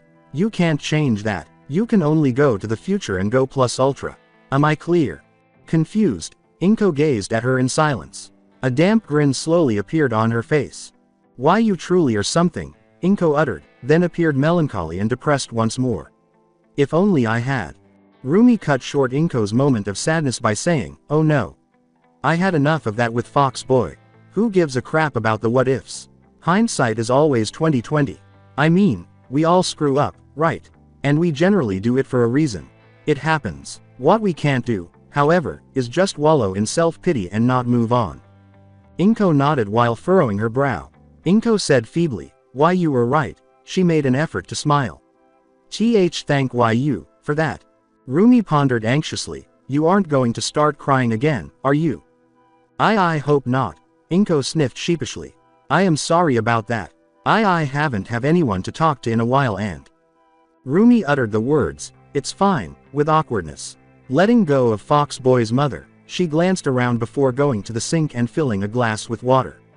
Fox Boy went through some rough times, huh? Why, yes. Inko nodded solemnly as she went back to her seat, still sniffing. After giving her the glass of water, Rumi took a seat across from her. Thanks. After taking large gulps of water, Inko sat there and gazed at nothing. She sniffed a little, then shook her head and went on, he used to be bullied, a lot. For the most part one was unaware of it, although now, his own teachers looked the other way most of the time for one reason or another. Izuku hid it well, but a part of me worries I just didn't want to see it. Inko paused to gather her thoughts. She inhaled deeply before letting out a dejected sigh. I didn't want to believe the son of my best friend was his worst tormentor. I should have known better. Knowing Mitsuki's attitude and behavior, I shouldn't have been surprised, said the woman. I guess it was made worse by Izuku's stubbornness. Like Fox Boy's mother, Rumi couldn't help but smile. Indeed, despite his whininess and weakness, Foxboy was able to get his hands on anything he desired. A quirkless boy aspiring to be a pro hero, that alone must have made all the children laugh. But also UA, of all the hero schools, he just had to aspire to that school. Why? Because of All Might, Inko replied with a dejected expression on her face. The woman seemed to be asking herself more questions than anything else, Rumi thought. She still found it annoying that Inko disregarded her own child's dream. Rumi held her tongue and gritted her teeth. With his eyes fixed on Rumi, Inko exclaimed, why did you want to become a hero? Me, well, the question surprised Rumi a little. I always kind of wanted to protect my siblings and beat anyone who wanted to bully others. It was the next logical step. Her face stretched into a confident smile. I want to be the strongest out there and protect the most people I can. Inko smiled and cooed, that's admirable, which made the rabbit girl smile as well. Izuku was never like that, she said, her face falling in agony. Before he was 4 he obsessed with being a hero. Rumi blinked. That came naturally, didn't it? Nevertheless, it redefined stubbornness in a whole new way. Why did Inko sound so distressed saying, and not just any hero? Oh no, Izuku had to dream big. He wanted to be the next All Might, to smile and make others feel safe. Repressing her annoyance, Rumi blurted out, what's wrong with that? At that, Inko smiled at her with a sad expression. There is nothing wrong with a childhood fantasy. I thought it was nice, at the time. The problem was, even after being diagnosed as quirkless, he insisted with that dream, Inko murmured. As Inko sniffed once more, Rumi briefly thought she might burst into tears once more. And children can be less than sympathetic. Sadly I didn't know what I could do to help. What comfort could I offer? She said. He just closed himself around his hero analysis. Rumi shrugged casually and said, you mean those notebooks of his? I think they are cool. You do? Inquired Inko, puzzled. She appeared uncertain for a while. That's strange. They were the reason he was picked on the most. Confused, Rumi scowled. Izuku's obsession with heroes was never healthy and it probably made matters worse with his peers. He grew convinced that maybe if he learned enough about heroes, maybe he could be like them, like finding the secret to being a hero. Izuku clung to an impossible dream, and his classmates made him suffer for it, Inko sighed. Rumi glared at the woman and grunted, it wasn't an impossible dream. With a wince, Inko looked down in embarrassment rather than responding. That made Rumi feel bad. Not much, though. Maybe, was Inko's stutter. I suppose your parents encouraged you to be a hero. Well yeah, Mom was no fan of it, of course, but she wasn't about to deny me the chance to at least try, said Rumi. Shame gripped Inko's entire body as she winced once more. Inko sighed, I wish Hisashi had been around more often. At least for Izuku. Rumi winced. Rumi wasn't sure how to inquire, are you too, Inko grinned strangely and said, oh no, we are still married. He works overseas but he does come from time to time. Rumi had no idea what life would have been like without her father or siblings. She felt sorry for Foxboy and scratched the back of her neck. Rumi knew firsthand mothers tended to lean heavily toward the overprotective side, so it was surprising to think he only had his mother for solace. Rumi remarked, you know, people used to pick on me too. After frowning at the recollections, Rumi swallowed a drop of saliva and said, I used to really like princesses. I was the cute little bunny, tons of siblings, poor family and, well. Princesses? Inko asked, astonished. So you liked swords and dragons and? No, was interrupted by a blushing Rumi. I mean, I liked dresses and ponies and used to want to be one of those pop singers for teenagers. The sort that always end up prostituting themselves and suffering from drug overdose. Inko appeared embarrassed by that. Rumi stumbled, hey, I was young and stupid and they are really good at brainwashing you. I grew out of it, of course, but everyone knew me as that little bunny who was in a cute little dress for the school play. In fact, much to Rumi's dismay, Inko started laughing. Rumi whispered, don't you dare tell that to Foxboy, alright? Who was she to fool? That would be the first thing Foxboy would know about her mother if he ever met her. Inko laughed and said, you must have been cute. Rumi proudly puffed her chest and exclaimed, I was the most adorable and fluffiest princess to date. But, scowled Inko, how did you? Don't take it the wrong way, Rumi, but you do not look like someone who liked that. Rumi sighed and glared at her lap. Like I said, I grew out of it. I blame Dad, though. And my siblings, she said. When you get little siblings you kind of take the role of the protector, right? And you don't get to be weak. So, I grew protective of the little brats and well, I wanted to be more. I didn't want to be that little cute princess bunny, so yeah. Inko remarked, at least you had a supportive family. I truly failed Izuku. I wasn't aware of it. Maybe I even tried to ignore it, but the fact was he was suffering. As you might have guessed his quirkless form it rationalizes a lot of things. It rationalized his own suffering and that allowed him to keep moving. Rumi saw the mother's face change from a hideous expression of anger to one of sadness. Inko began to cry once more as she remarked, but his true form, the nine tails, he was so angry, and rightfully so. In Rumi's mind, a picture of a snarling Izuku appeared. Indeed, the nine-tailed form had some anger management problems, but were they more severe in the past? How bad is it? Rumi grasped a hand and gave it a comforting squeeze. Fortunately, that worked, and Inko refrained from crying. Angry at what? Inquired Rumi, to which Inko answered, at everything, the world, heroes, his old school, me, he was so furious. Over a decade worth of resentment and anger, repressed deep in his being, it all came out at once and he has been wary of using his quirk ever since. He has done some progress but it has been hard. You see, Izuku suffers from a psychological syndrome called mental repression. Rumi said, mental repression. Again, that word had a completely wrong connotation. Let me guess, he unknowingly suppressed his quirk. It is more complicated than that. Do you know how some quirks related to the user's psychology? Like enhancing or emitter quirks that stop working when the users lacks confidence. This is like that but worse, Inko clarified. Worse? Inquired Rumi. What could be worse than repressing your own eccentricity? The doctors said that Izuku had some kind of severe repression, when the person actually internalizes his own lack of self-worth, their anger, their jealousy, themselves, and they actually come to believe that remaining shell is who they truly are, Inko murmured. The problem is when the person can manifest that form because then the world believes that is how he is and that reduces his self-worth even more and it becomes a down spiraling cycle of self-destruction, Rumi sang. Well, but Foxboy is alright now. He is a lot better. Yeah, he is, but he still has a long way to go, Inko said, nodding joyfully. He is so brave at times, she said absently as she gazed at the table with a slight smile. Even with all that fear about losing himself in his emotions and personalities, how difficult it must be to let go of the person he thought he was, he managed to pull through. I mean, he made it to UA. I still can't believe it, she said with a grin. Like her, Rumi had always known Foxboy was a fighter. Though that could be improved, he was also a bit of a whiner. But Inko's smile wavered and her eyes filled with tears once more. But it is my fault, hadn't he been attacked, hadn't he? Rumi suddenly realized that there was more to this mental repression phenomenon than just the suppression of quirks. As she considered what might have happened if Izuku had not really displayed his quirk, her heart actually fell. Repressing your whole self could not have produced anything positive, could it?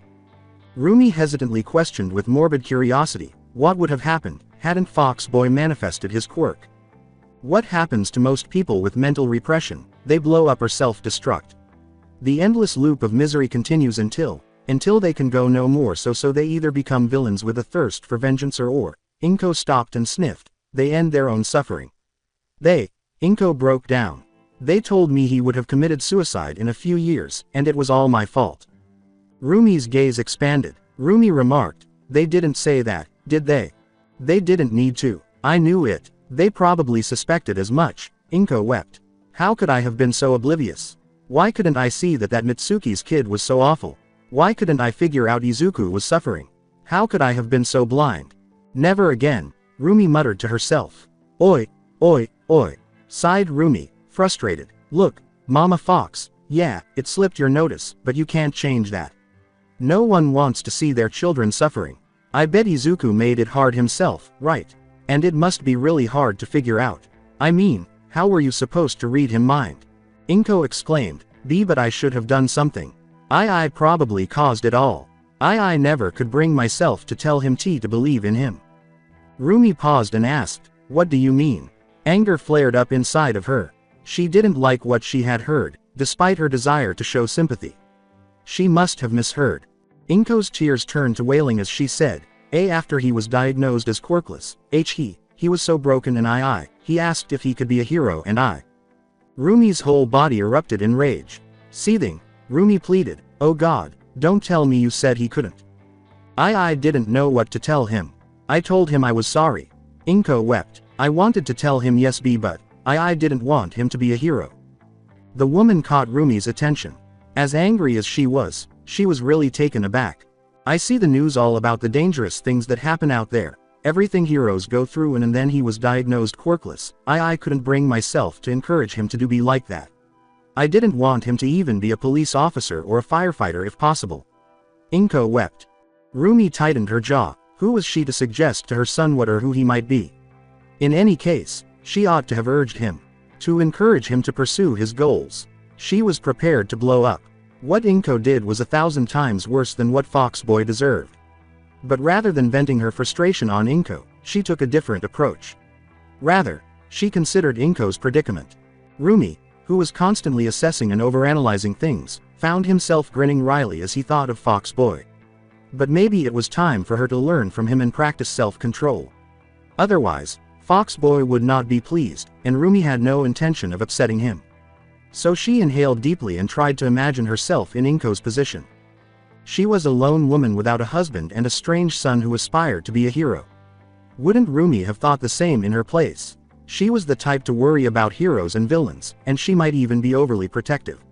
If Rumi were a mother, wouldn't she want to protect her own children, even if it meant stepping on his children's dreams?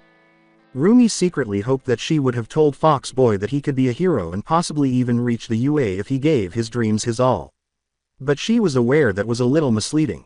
It was simple to picture oneself in another person's shoes without having a thorough understanding of that person's situation and surroundings.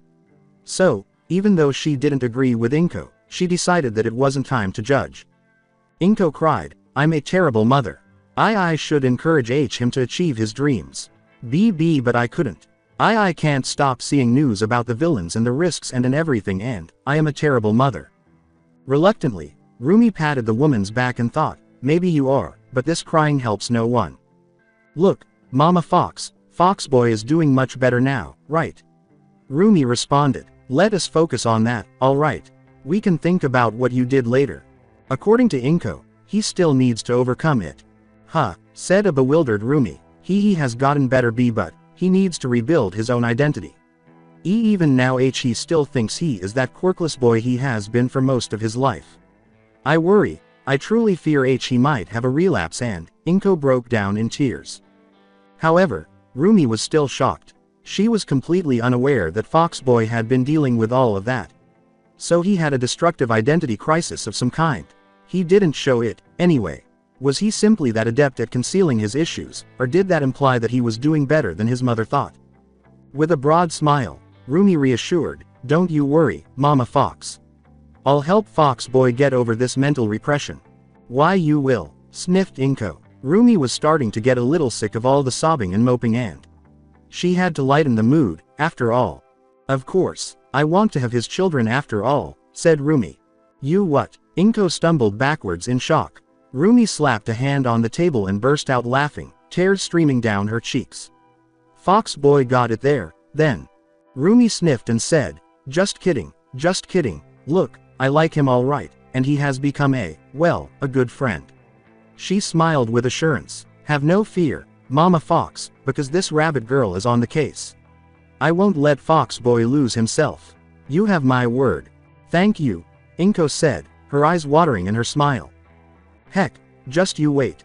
Next week, you'll see Foxboy beating everyone at the sports festival, said Rumi. That's nice, Rumi, but no, I mean it. I know Foxboy can and will win the sports festival, said Rumi. And you better start believing it too, Mama Fox. Your son is a winner. I mean, he got me. What else could he ask for? For the first time in a long time, Inko found herself laughing as she smiled at the rabbit girl. Rumi merely smiled. In the end, Perhaps Inko needed someone to talk to as much as Fox Boy did. It goes without saying that Izuku was a little interested in learning what had transpired and how much they had discussed behind his back when he got back. Although he was relieved his mother hadn't removed the family photo album because it would have been awkward, he was troubled to see that she seemed to have been crying. Eventually, Inko left the two teenagers to sit on the sofa with their ice cream and went to nap. The full collection of recorded sports festival content was displayed on the screen in front of them. Izuku asked hesitantly, "So, what did you talk about with Mom?" Rumi teasingly said, "Oh, you know, girl stuff." Izuku was worried and asked, "That's why Mom looked like she had been crying." "Alright, rabbit girl, what did you say to her?" Rumi cried, "Me, I didn't do anything, she just, broke into tears because of this and that." Izuku whispered, "That does sound like Mom," before letting out a sigh. "Fine, I won't cry. So, what year should we pick?" Rumi proposed, "How about the sports festival before mine?" Izuku pretended not to snicker as he used his remote control to find the appropriate video. "Whatever my lady wishes." "Atta boy," was Rumi's response, "Nudge the boy." As Izuku continued his search, the two fell silent for a while. The selection of videos available was extensive. Rumi looked at the focused fox boy in the oppressive silence, memories of her talk with his mother rushing through her head. Could he really be attempting to reconstruct such a broken identity? After all, Rumi was not Inko Midoriya. Rumi Usugiyama saw a powerful young man with a lot of promise who might grow up to be a fantastic pro hero. Heck, he could be much more than that to her. Izuku Midoriya may have been a work in progress, but he was up to the task. Nevertheless, Rumi couldn't help but feel terrified at the possibility of Izuku simply losing himself. "Hey, fox boy." "Yes, rabbit girl." Rumi hesitated, choosing his words carefully. "You do know that if you need help with anything, I am right here," said Rumi. "Except math, and hero laws, and geography, and maybe other subjects, but you get the drift, right?" Izuku fixed his gaze on Rumi. "That's a little random, especially coming from you," Izuku said, frowning. But he couldn't resist giving her a smile. "But, alright, I guess. The same goes the other way round." "Oh?" Rumi asked with a doubtful eyebrow. "I don't want to brag, but I am good at math, and hero laws, and geography, and maybe other subjects," said Izuku. "You smug son of a bitch," Rumi laughed, shoving a laughing fox boy. "Just, remember I'm here for you." Izuku grinned sadly as he gazed at the screen in front of him. "Rabbit girl, I already know that," Izuku said quietly as he turned to face Rumi. Rumi cuddled up to him and said, "Good. Just remember it, fox boy. Now, can you get the stupid replays playing?" Izuku was momentarily shocked by the rabbit girl's closeness to him. But after looking at Rumi for a few seconds, he grinned and put an arm around her shoulders. She didn't object, so Izuku hit the play button on the control remote, and the couple lost themselves side by side in past years' sports festivals. Perhaps there was cause for hopelessness, and the hardest days might have been just around the corner. The UA had a lot in store for both their peers and themselves. But as long as they stayed that way, there was no cause for alarm. Allow whatever horror and challenge the future has in store. The challenge appealed to them. They could resist the forces of fate, would they not? The big day had arrived. In less than 3 hours, the sports festival would get underway. For 3 hours. 3 hours remain until one of UA's most significant events. It goes without saying that one Izuku Midoriya had a very sleepless night. Despite his best efforts, he had been unable to fall asleep. He had tried to sleep in his one-tailed form, burned some energy as the two tails, read some of his notebooks on other students, and turned over and over on his bed, but nothing had helped. At some point, he would unavoidably lose himself in disorganized thoughts until he had finally dozed off deeply, only to be startled awake by his alarm clock. Had he been able to sleep? Or had they slept for less than a few minutes? Izuku was unable to tell. He was aware that the sports festival was approaching. Groggily, he got out of bed and dressed. Tiredness eluded him even when he knew he had a bad night. The anxiety that had accumulated in his stomach functioned as an adrenaline rush rather than fatigue, and by the time he reached the restroom, he was completely awake. He took a moment there to examine himself. Izuku was staring at a reflection that was grimacing. Since he had been moving so much the previous evening, his fox ears and tails needed some brushing. Izuku also disliked the dark circles under his eyes. Izuku worried that he might nod off during the sports festival, which was a dumb idea, and he certainly didn't look his best. Other than that, though, Izuku appeared more irate than exhausted, though that may have been the majority of his current demeanor. I was hoping Rabbit Girl wouldn't make fun of him too much for it. Izuku thought incredulously and puzzledly that I would have remained in my zero-tail form a month ago. It seemed like yesterday when he first saw Rumi, even though so much had changed in just 1 month. Who knew he would make friends with classmates? Was Rabbit Girl the kind of friend he had ever imagined? Even better, Izuku had made it through a whole month in UA. An amazing miracle under the watchful eye of Aizawa. Perhaps there was still hope for his class. Izuku pushed aside his sentimental thoughts and headed for the living room. His mouth began to water as the smell of food filled his nostrils. He waved his tails back and forth. Upon arriving in the living room, Izuku was welcomed by his mother's inattentive humming and the delightful aroma of breakfast. Izuku yawned. "Morning. Good day, Izuku," said a happy Inko. As she brought more plates of food to the table, she smiled at him. Izuku was overcome with such joy and vitality that he couldn't help but smile. His worries vanished, and for a blissful instant, he completely forgot about what was going to happen. His stomach rumbled impatiently as he drooled over that and the sweet scent of beacon. With 9 tails wagging excitedly, he took a seat. Inko had added pancakes to the scrambled eggs and heap of meat, as if that wasn't enough. Izuku eyed his food avariciously, but he said, "Maybe this is a bit much." Inko sat across from her son and sighed, "Nonsense. You are going to need all the energy you can." Izuku wasn't shocked when she asked, "How are you feeling?" "Nervous. Excited." Her expression changed to one of extreme concern. He certainly didn't look good. "You didn't sleep well, did you?" "Oh dear. That obvious." Izuku laughed sardonically. "A bit. Maybe you could shower before you go. You look a bit untidy." "You do need to look your best," said Inko. A shy smile came to her face. "Other than that, how do you feel?" Izuku said, "Oh, a bit nervous, I guess. But I think I'll manage. I mean, if I don't I'll have Rabbit Girl all over my tails." That made both of them laugh. Inko remarked, "She has been fantastic for you." That sly gleam in Izuku's eyes bothered her. "You have done so much progress with your mental repression, Izuku. It's incredible what one person can achieve." Izuku smiled and remarked, "Well, she is a great friend." He didn't mind, but thinking of Rumi always made him smile foolishly. Inko hummed in amusement, "Aha, friend." Once more, there was that knowing sparkle in her eyes that annoyed Izuku. "She's a friend," Izuku emphasized. "I mean, yeah, we are kind of close and all of that, but we both want to dedicate ourselves to winning the sports festival and we don't want any distractions." He realized that they had never talked about it. Izuku had never bothered to ask Rabbit Girl, and he had the clear feeling that she also wanted to steer clear of the topic. Regretfully, Izuku felt uncomfortable considering a relationship with Rumi. Anyway, the two had been skirting the problem without saying a word to each other about it, whatever the intended meaning of that was. "Oh, and after tomorrow?" Inko asked naively, wearing a foxy smile that Izuku described. "We'll see," Izuku muttered, flushed. As she bit into her toast, Inko hummed, "I wanted to say, I approve of her. I mean, she truly did wonders. You are so much happier and comfortable with your quirk now, and you both share so much in common. I mean, some who shares you obs your interest in heroes. Besides, you both have very compatible quirks. I can already imagine your grandchildren." Squealing at ideas Izuku would prefer not to know about, Inko lost herself in her own imagination.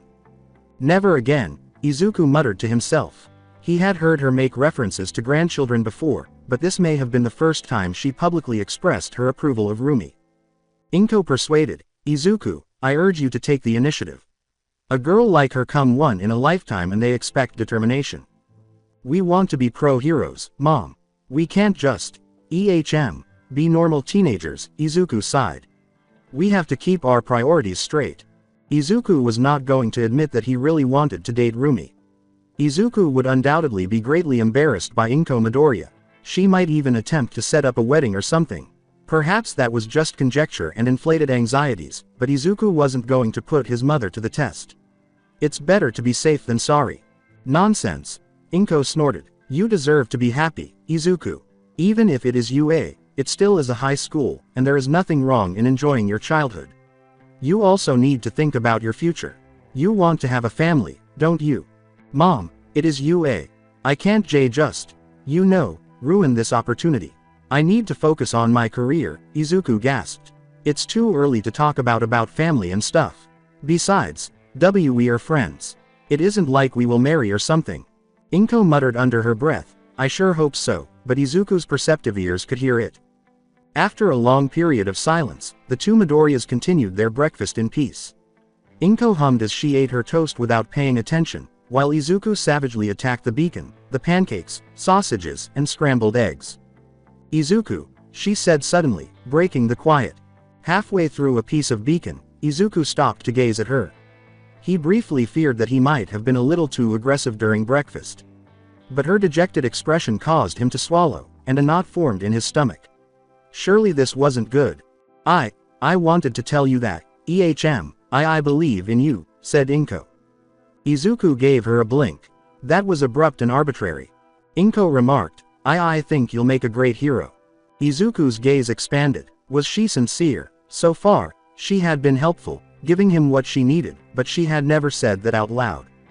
After a moment of hesitation, Inko added, you always could. You always had a good heart in you, Izuku, a hero's heart. Even when you were powerless, you kept that golden spirit of yours. I am just glad you now have the power to make it to the top. She smiled shyly and tearfully. Izuku looked incredulously at his mother. What had caused this? So, Inko inhaled deeply, bracing herself for the next sentence. Go in and kick their butts, alright. Inko said, looking embarrassed. Izuku was stunned and blinked at her. But his heart pounded with delight. How long had he been waiting for his mother to say that to him? With increasing assurance, Inko remarked, Izuku, you are pretty cool and awesome. Show the world that. Show the world who Izuku Midoriya is, alright. Izuku assured her, don't worry, Mom. I'll make you proud. Inko laughed and flushed. No, Izuku, all I ask is that you make yourself proud. I'm already proud of you. Now you should hurry. Right. Izuku nodded quickly and rushed to eat his breakfast. He smiled with renewed vitality as he gorged himself on the last of his ravenous appetite. He didn't mind that the farewells were a little tearful, with Inko sobbing and choking Izuku to death before he left. He was actually very happy as he trotted over to the station. He smiled, flashing his sharp teeth for everyone to see, and his tails waggled shamelessly behind him. The sports festival was going to go to him. After all, he had all he needed to do so. He carried his UA and was dressed in his green gym clothes, gym attire in a different bag. Apart from that, Izuku wished he could compete with his costume, although he knew it would disadvantage the other classes.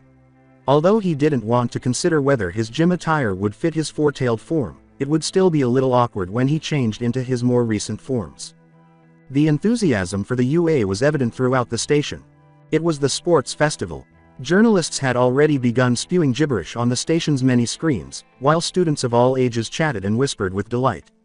A few seemed uninterested, at least with the freshman games, while others were irritated that they would have to watch the replays if they missed it.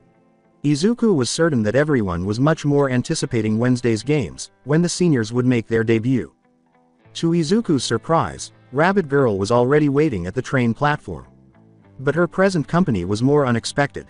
Izuku didn't get to see more than one rabbit person very often, and judging by the striking similarity, these weren't just any rabbit people. He approached Rabbit Girl hesitantly, gazing at her current companion. Ah, Fox Boy, called Rumi, grinning and waving at him. Wearing jeans and a black hoodie, she didn't look like herself. But to Izuku, she appeared just as attractive as ever. Izuku said, "Hey Rabbit Girl," as her gaze strayed to the two kids beside her. One was a rabbit boy with brown hair who was 12 years old. He was rather short and had rabbit ears that matched the color of his hair, just like the blonde 10-year-old girl next to him. Their faces and general appearance were almost the same as Rumi's. They even had Rumi's vivacious, mischievous glint. It wasn't encouraging, was it? With a nod of approval, the boy hummed, "Huh, so this is your boyfriend." The girl went on to say, "Scruffy, but not bad." Rumi rolled her eyes and laughed. Rumi puffed up her chest and said, "Fox Boy, let me introduce these two. They are. Raise your right fist," and the boy exclaimed, "I am Haku." The girl added, lifting her left fist, "I am Hana. And together we are, yes, ouch." While an irritated Rumi kept her hands ready to slap the back of their heads once more, the two kids complained and glared at their sister. Rumi sneered, "That's what you are, annoying. Remember what Mom said. Behave or you won't watch tomorrow's games." She shook her head and sighed, already appearing worn out by her siblings' antics. Izuku couldn't help laughing. Other than pulling their tongues at her, the children stayed quiet. And with those cheeky expressions on their faces, they appeared to be totally focused on him. Does Izuku need to worry? Yes, perhaps he ought to be. Izuku asked, "How did you get seats?" "Perks of being on the top 3 last year. I got 3 tickets for the freshman sports festival. I bet they expected it to be my parents and me." Izuku teased, "Oh, you do care about me, don't you?" Haku said, "You don't know, fox boy." Hana said, "Rumi really wanted to see you today." After giving the two kids a slap, Rumi turned to face Izuku. "Ha, don't flatter yourself, fox boy. My parents would rather watch me with the rest of my siblings, so they'll stick to the TV and sofa back home, and since I've got the tickets, why not use them?" "Well," Izuku said, smirking amusingly as he mockingly appeared thoughtful. "I bet you could have made quite a lot had you sold them.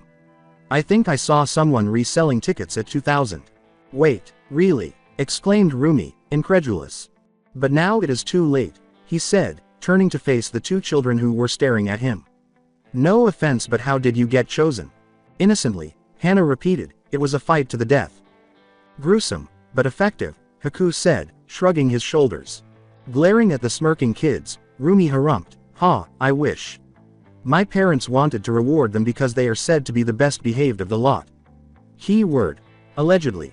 The smug Haku uttered, "You offend us, sis." With an equally smug expression, Hana added, "Yes, sis, we are well behaved."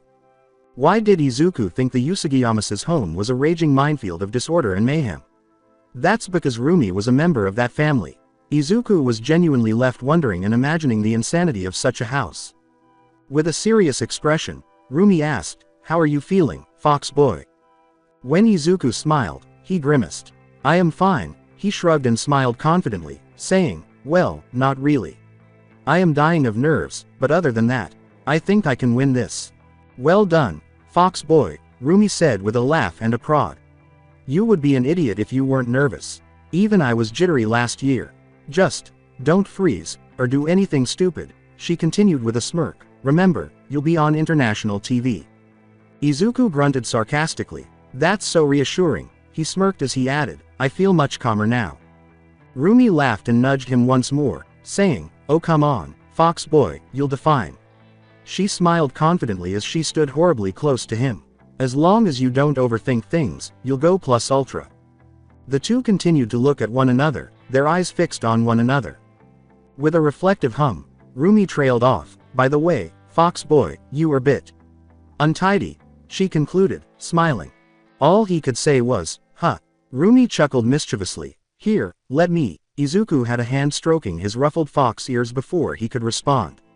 "There, better." Behind him, Haku cheered, "Just kiss him already." Hana laughed and said, "Go for it, fox boy." Rumi glared at his younger siblings and snapped her head. The two looked away with innocent, wide eyes, stifling smiles of amusement. "Don't worry, rabbit girl, I'll manage," Izuku responded, "at least, I hope so." "You better," huffed Rumi. Hana chanted, "Kissing," with Haku. Izuku laughed as Rumi gave her two siblings a murderous glare. Rumi's siblings were quite remarkable. Rumi whispered, "To think those two are the most subdued." The two grinned naively at Izuku as if they were concealing some evil scheme. Hana smirked as she teased, "We know you love us, sis." Very, very, very, very, very deep in your heart," Haku continued. "You wouldn't mind eating these too, would you?" asked Rumi. "They won't be missed. I have 7 other siblings at home." Izuku scowled and began mentally counting. Rumi had, didn't she? "Mom's pregnant." Again, Rumi muttered, speculating about his thoughts. All Izuku could say was, "Oh, congrats." Was Rumi expecting 9 siblings? Talk about a large family, geez. She appeared unfazed. However, after having so many siblings, it's unlikely that having one more made a big difference. The crowd calmly filed inside when the train eventually arrived, or rather, Rumi and Izuku had to chase after 2 overly animated rabbit miscreants.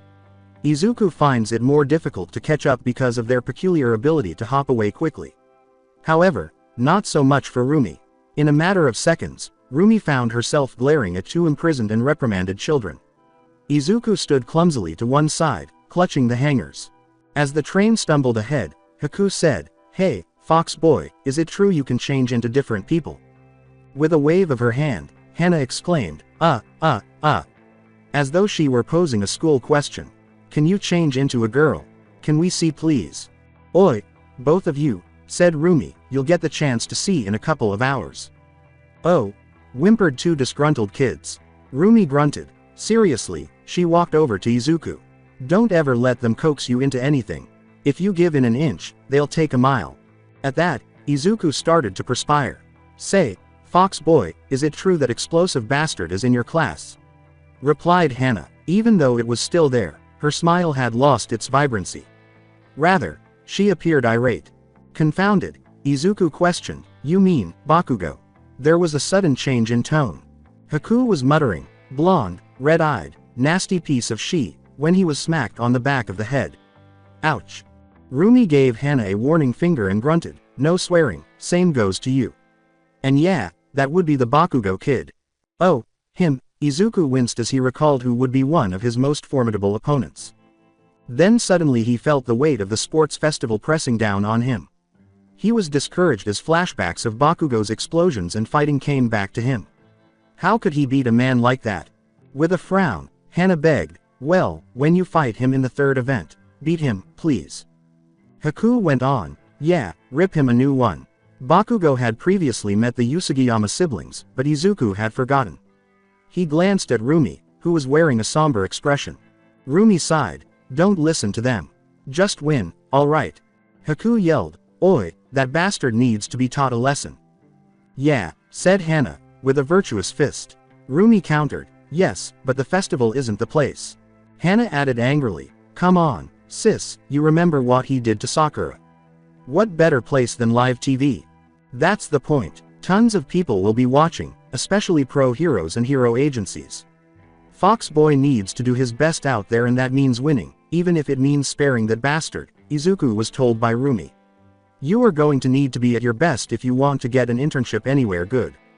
Fox Boy said he was a little surprised. Since when did Rumi support anything but a good thrashing?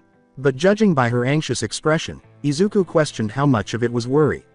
It would be difficult to defeat Bakugo, who was not a forgiving foe. Surely Rumi couldn't be that worried about him. Nevertheless, her gloomy face was not like the rabbit girl Izuku was familiar with. "Nonsense," snorted Haku, and Hana nodded equally outraged. Rumi shook his head and sighed. She walked over to Izuku. Rumi smirked at him and added, "But if you do get the chance to fight him, after insisting, don't do anything stupid. But don't use the claws, am I right? Aizawa won't appreciate ruining the bastard's ugly face." Even though it sounded nice, Izuku wasn't sure it would be possible to defeat Bakugo in battle. But who knew? There was silence among the group for a while. Izuku shuffled uneasily, recalling what was about to happen. Comparable only to the entrance exam, this would be one of his greatest challenges to date. Naturally, the distinction was that he didn't have rivals vying for his attention on the entrance exam. Rumi said, "Fox Boy, keep your mind in the game, or I'll smack you to shape." Izuku felt good, despite the fact that he was a little anxious about the event. Even better, he had a playful feeling that morning. Izuku teasingly said, "Don't worry, your little cottontail, I'll do fine." As Rumi harumphed, "You better, Fox Boy, it wouldn't do to my reputation if you don't make a good impression." "Find a room you two," exclaimed Haku. Izuku and Rumi disregarded the child. With a smile of amusement, Izuku said, "Oh, so it is your reputation, huh?" Despite her playful smile, Rumi snorted, "Yes, of course. What, you thought I was worried about your reputation?" Behind the teenagers, Hana yelled, "Just kiss already." Izuku remarked, "Your siblings sure want you to kiss me," but he just raised an eyebrow. "What's the problem? You don't like foxy ol' me." The taunting did not deter Rumi. Instead, a sly grin stretched across her face, and he felt a twinge of worry. Their faces were close to one another as she leaned forward. "What's that, Fox Boy? Finally going to help me with that little urge of mine?" As the train sped ahead, Izuku was the one who ended up spluttering unintelligibly, flushed. Like her siblings, Rumi erupted in laughter at the poor fox boy's expense. Never change. Rumi laughed, then shrugged, a menacing smile emerging. But if you insist. She leaned forward once more, gave a little jump, and planted a kiss on his cheek before Izuku could comprehend what was happening. Bewildered, he blinked at her. What had just taken place? However, Rumi stayed smug as her siblings began to coo and make playful noises at her. Rumi smirked and said, "For luck. So you better make it count, am I clear? Next one will be a kiss between my fist and your face." However, Izuku was ecstatic. Hana remarked naively, "Sis, I think you broke him." Rumi chuckled and nudged the silly fox boy, saying, "See? That's why you don't kiss fox boy." Haku said, "Your boyfriend is weird, sis." Rumi smirked and said, "Just wait for him to show off at the games." She walked over to Izuku. "He's a winner. Of that, I am sure." The UA was among the world's most prominent hero schools. It was astounding how much money the school had available for both the facilities and the teachers. The fact that Izuku still had the funds to build their own enormous coliseum or the magnificent stadium where the sports festival was held, however, still perplexed them. Izuku was unsure of his feelings as he crossed the vast sports festival stadium's hallways. It had been simple enough to locate Class 1A changing rooms, but the tension in the dimly lit hallways was intimidating. It was the height of the growing tension. The students Izuku crossed were significantly restrained rather than lash out. Everyone appeared to be confined to themselves, and nobody spoke louder than a whisper. Overall, it was a moment of calm before the storm. The remaining 1A were either already altered or in the process of being altered. Izuku was wearing his UA before he realized it, wearing a sports uniform and interacting with his peers. We were classmates for a month, and boy, that had been an experience. With the exception of Bakugo, who had always been a constant in his life, Izuku had enjoyed his time in the hero course thus far. He was gregarious, fun, and determined. Hopefully, they would all have more months to go. There was a somber atmosphere in the stadium's dim hallways outside the changing area. The nervousness of the prospective sports festival participants permeated the air. They had no idea that this would be their final participation in the renowned hero course offered by UA. And they were going to be on live television. They would be known on the streets after that day, either to be commended or derided. Only two people, of course, appeared to be immune to what was about to happen. As usual, Shoto Todoroki was distant and icy. He did, however, maintain a close watch on Bakugo, squinting at the feisty teenager when he believed no one was around. Bakugo, on the other hand, exuded confidence. Even worse, he exuded a smugness that was not only annoying but downright infuriating. Kaminari complained, "I could hardly sleep, boy." Mineta complained, "I couldn't sleep at all." An irritated Jiro complained, "I can't wait to get this over with." Bakugo, mercifully, said nothing. He did appear to want to share his thoughts, but it was obvious that he was unwilling to annoy his potential rivals despite his air of superiority and newly discovered ego. It was incredible that that was even possible. Izuku went to see how his pals were doing. While Iida frowned and stared at a wall as though concentrating on some significant thought, Ochako was attempting to take deep, calming breaths. Midoriya said, "You all right, guys?" to the pair. Ochako nodded and smiled shyly. "Oh, yes, I just hope I don't mess up." "Indeed, I hope to live up to the Iida family today," Iida murmured. His voice was irritated. He muttered, "It's unfortunate that my brother won't be able to see it. Well, I suppose pro-heroes will have to be especially active today, with many villains seeing their opportunity. Everyone will be paying attention to the sports festival and all," Izuku predicted. Saddened, Iida sighed, "There's more to it." It seemed the rumors about Stain were more accurate than first thought. "Any day now, he will strike and—" "Hey, Tenya," Izuku interrupted, giving him a comforting shoulder pat. "Don't think about it. Focus on today. You wouldn't want to be too distracted out there, right?" he said with a light-hearted smile. "Yeah," Ochako added, grinning. "We've trained for this moment, after all." "Yes, you are right," Iida said, grinning as she nodded. He lifted a resolute fist. "Today, we should solely concentrate on our dream." According to Ochako, to be super-duper pros, while making her own fist. "Let us do our best, guys." The three grinned confidently at each other. They were going to give it their all, even if they didn't win the golden medal. They would demonstrate to the world today their status as heroes in training. There was a familiar sour voice that interrupted, "All right, everyone." At once everyone sat up straight and became quiet. The familiar figure of their homeroom teacher emerged from the shadows. But he had a new appearance. He seemed to be wearing padded armor, to begin with. He actually had a more riot police-like appearance than usual. He appeared rather menacing, with a breather mask dangling beside his capture weapon. What was the purpose of that? "Get in line," Aizawa ordered. There was no need to repeat it to the students. They positioned themselves facing their teacher in 2 fast lines, side by side. "In a few minutes you'll walk out into the stadium. I do not need to tell you this, but I'll do so to drive the point across. You aren't merely representing yourselves. Out there, you are students of UA, and thus I expect your best behavior. While you will be allowed to use your quirks on fellow students, I expect you to act as heroes," Aizawa told them as he surveyed his pupils. He looked at Bakugo, who frowned. Aizawa went on, "Another thing, be careful what you reveal." They all looked at him, perplexed. Bakugo appeared confused as well. "While you probably want to show off, let me remind you, millions will be watching. Other hero schools out there will pay careful attention. Remember, to them, you are the snot-nosed elite competition, the so-called privilege that allegedly got everything handed to you. Villains will also be watching. Even if it will be years before you become pros, footage of today will remain for posterity. Thus, don't be hasty in using any special moves and, most importantly, do not monologue about your quirk. Do not explain or show your weaknesses. Lie about your quirk if you can. A hero understands the advantage of discretion, and you'll thank me if you manage to make it to the provisional hero license exam." Everyone listened intently to their menacing instructor. Most people might think quirks make the hero. They are wrong. It is how you use them and the dedication and drive behind its use that separates heroes from the rest. Out there, Aizawa indicated the way out. You will demonstrate you are more than just your quirk. You have worked to get to this point. You have trained body and mind. Today, it shall all be tested. The words took a long time to sink in. Aizawa inhaled deeply and said, "Above all."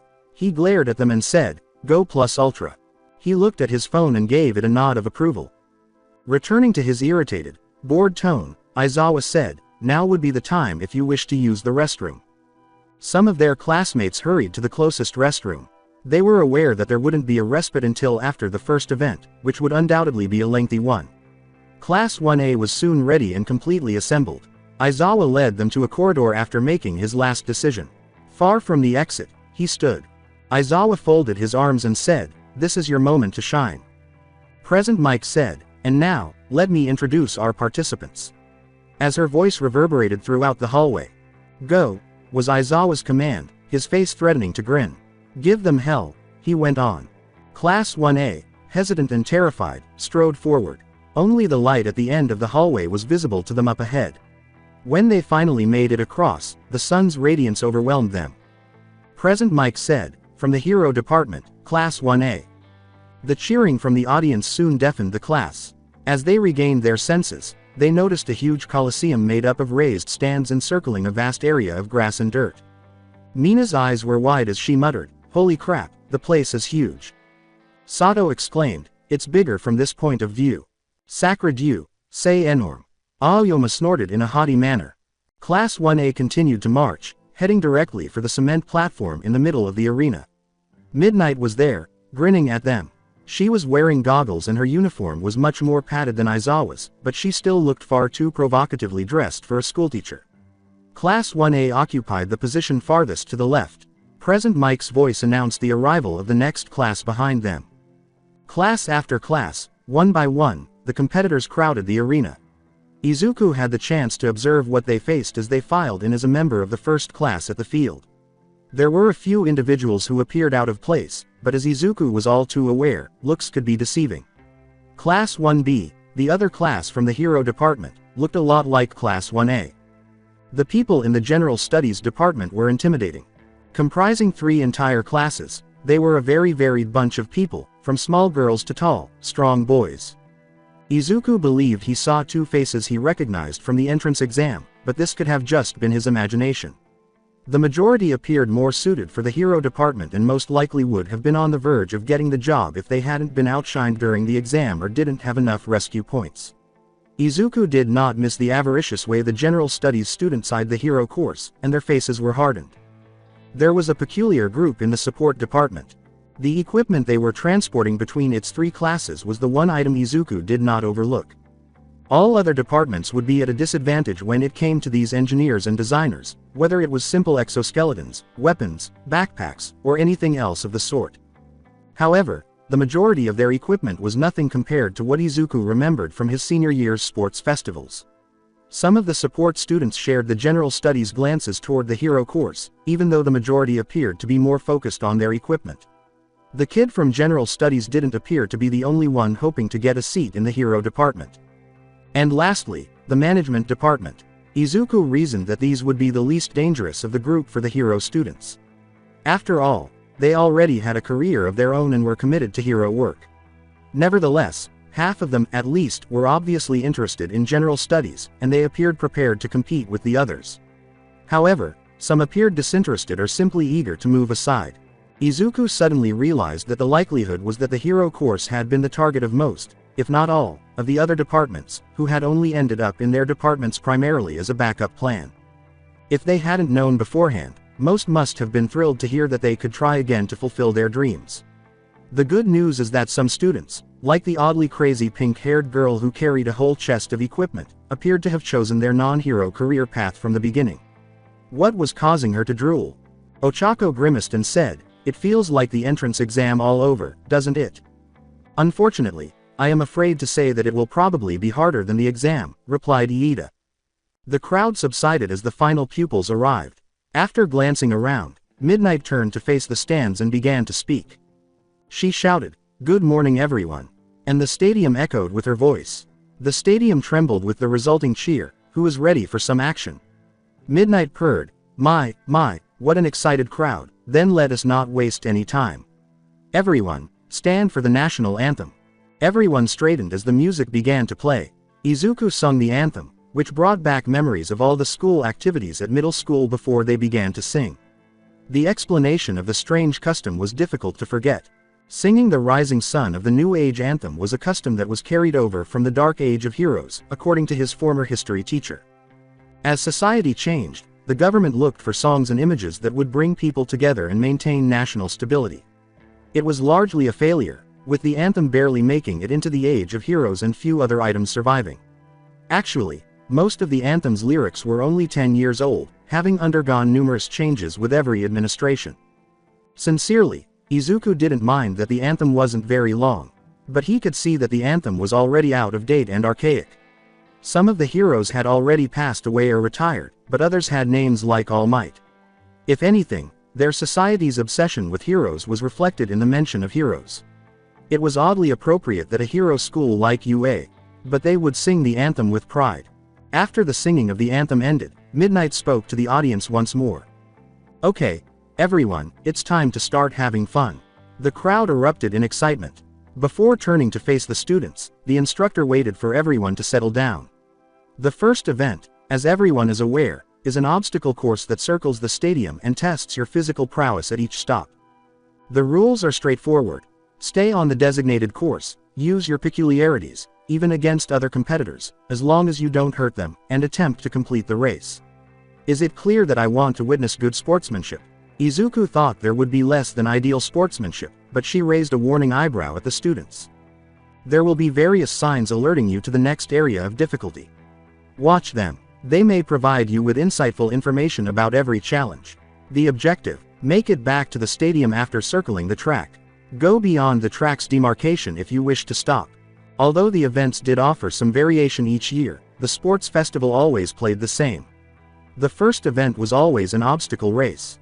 Admittedly, UA never lacked the resources to surprise the audience and the competitors every single time. They sure could be terrifyingly creative. Izuku knew that they had to explain it every year just to make sure every student knew what was what, but he seriously doubted anyone was truly ignorant of the nature of each event. "So, are you prepared?" Midnight called. The pupils all scowled resolutely, but none of them responded. "Go to your places, everyone," Midnight yelled, grinning with delight. The sports festival was about to begin, and the students all turned around and walked toward a long white line. No one dared to cross the starting line. Instead, They all stared straight ahead as the massive steel gate in the distance taunted them, hissing and slowly roaring open as they glared, nudged, and even insulted one another. Ready. When the signal was given, everyone leaned forward, ready to run to the open gate. Izuku heard Ida's engine revving up, Bakugo laughed off to one side, and several students gulped. The steel gates were half open, and students were getting ready for their quirks or gear all around. Set. The steel gate was nearly completely open, and the silence was deafening as the crowd leaned on the edge of their seats and waited with bated breaths. Dozens of different points of view were displayed on giant screens, showing the eager students ready to run forward. Leave. Midnight let out a cry as she slashed the ground with her whip. The freshman sports festival had begun, and the students charged forward as one,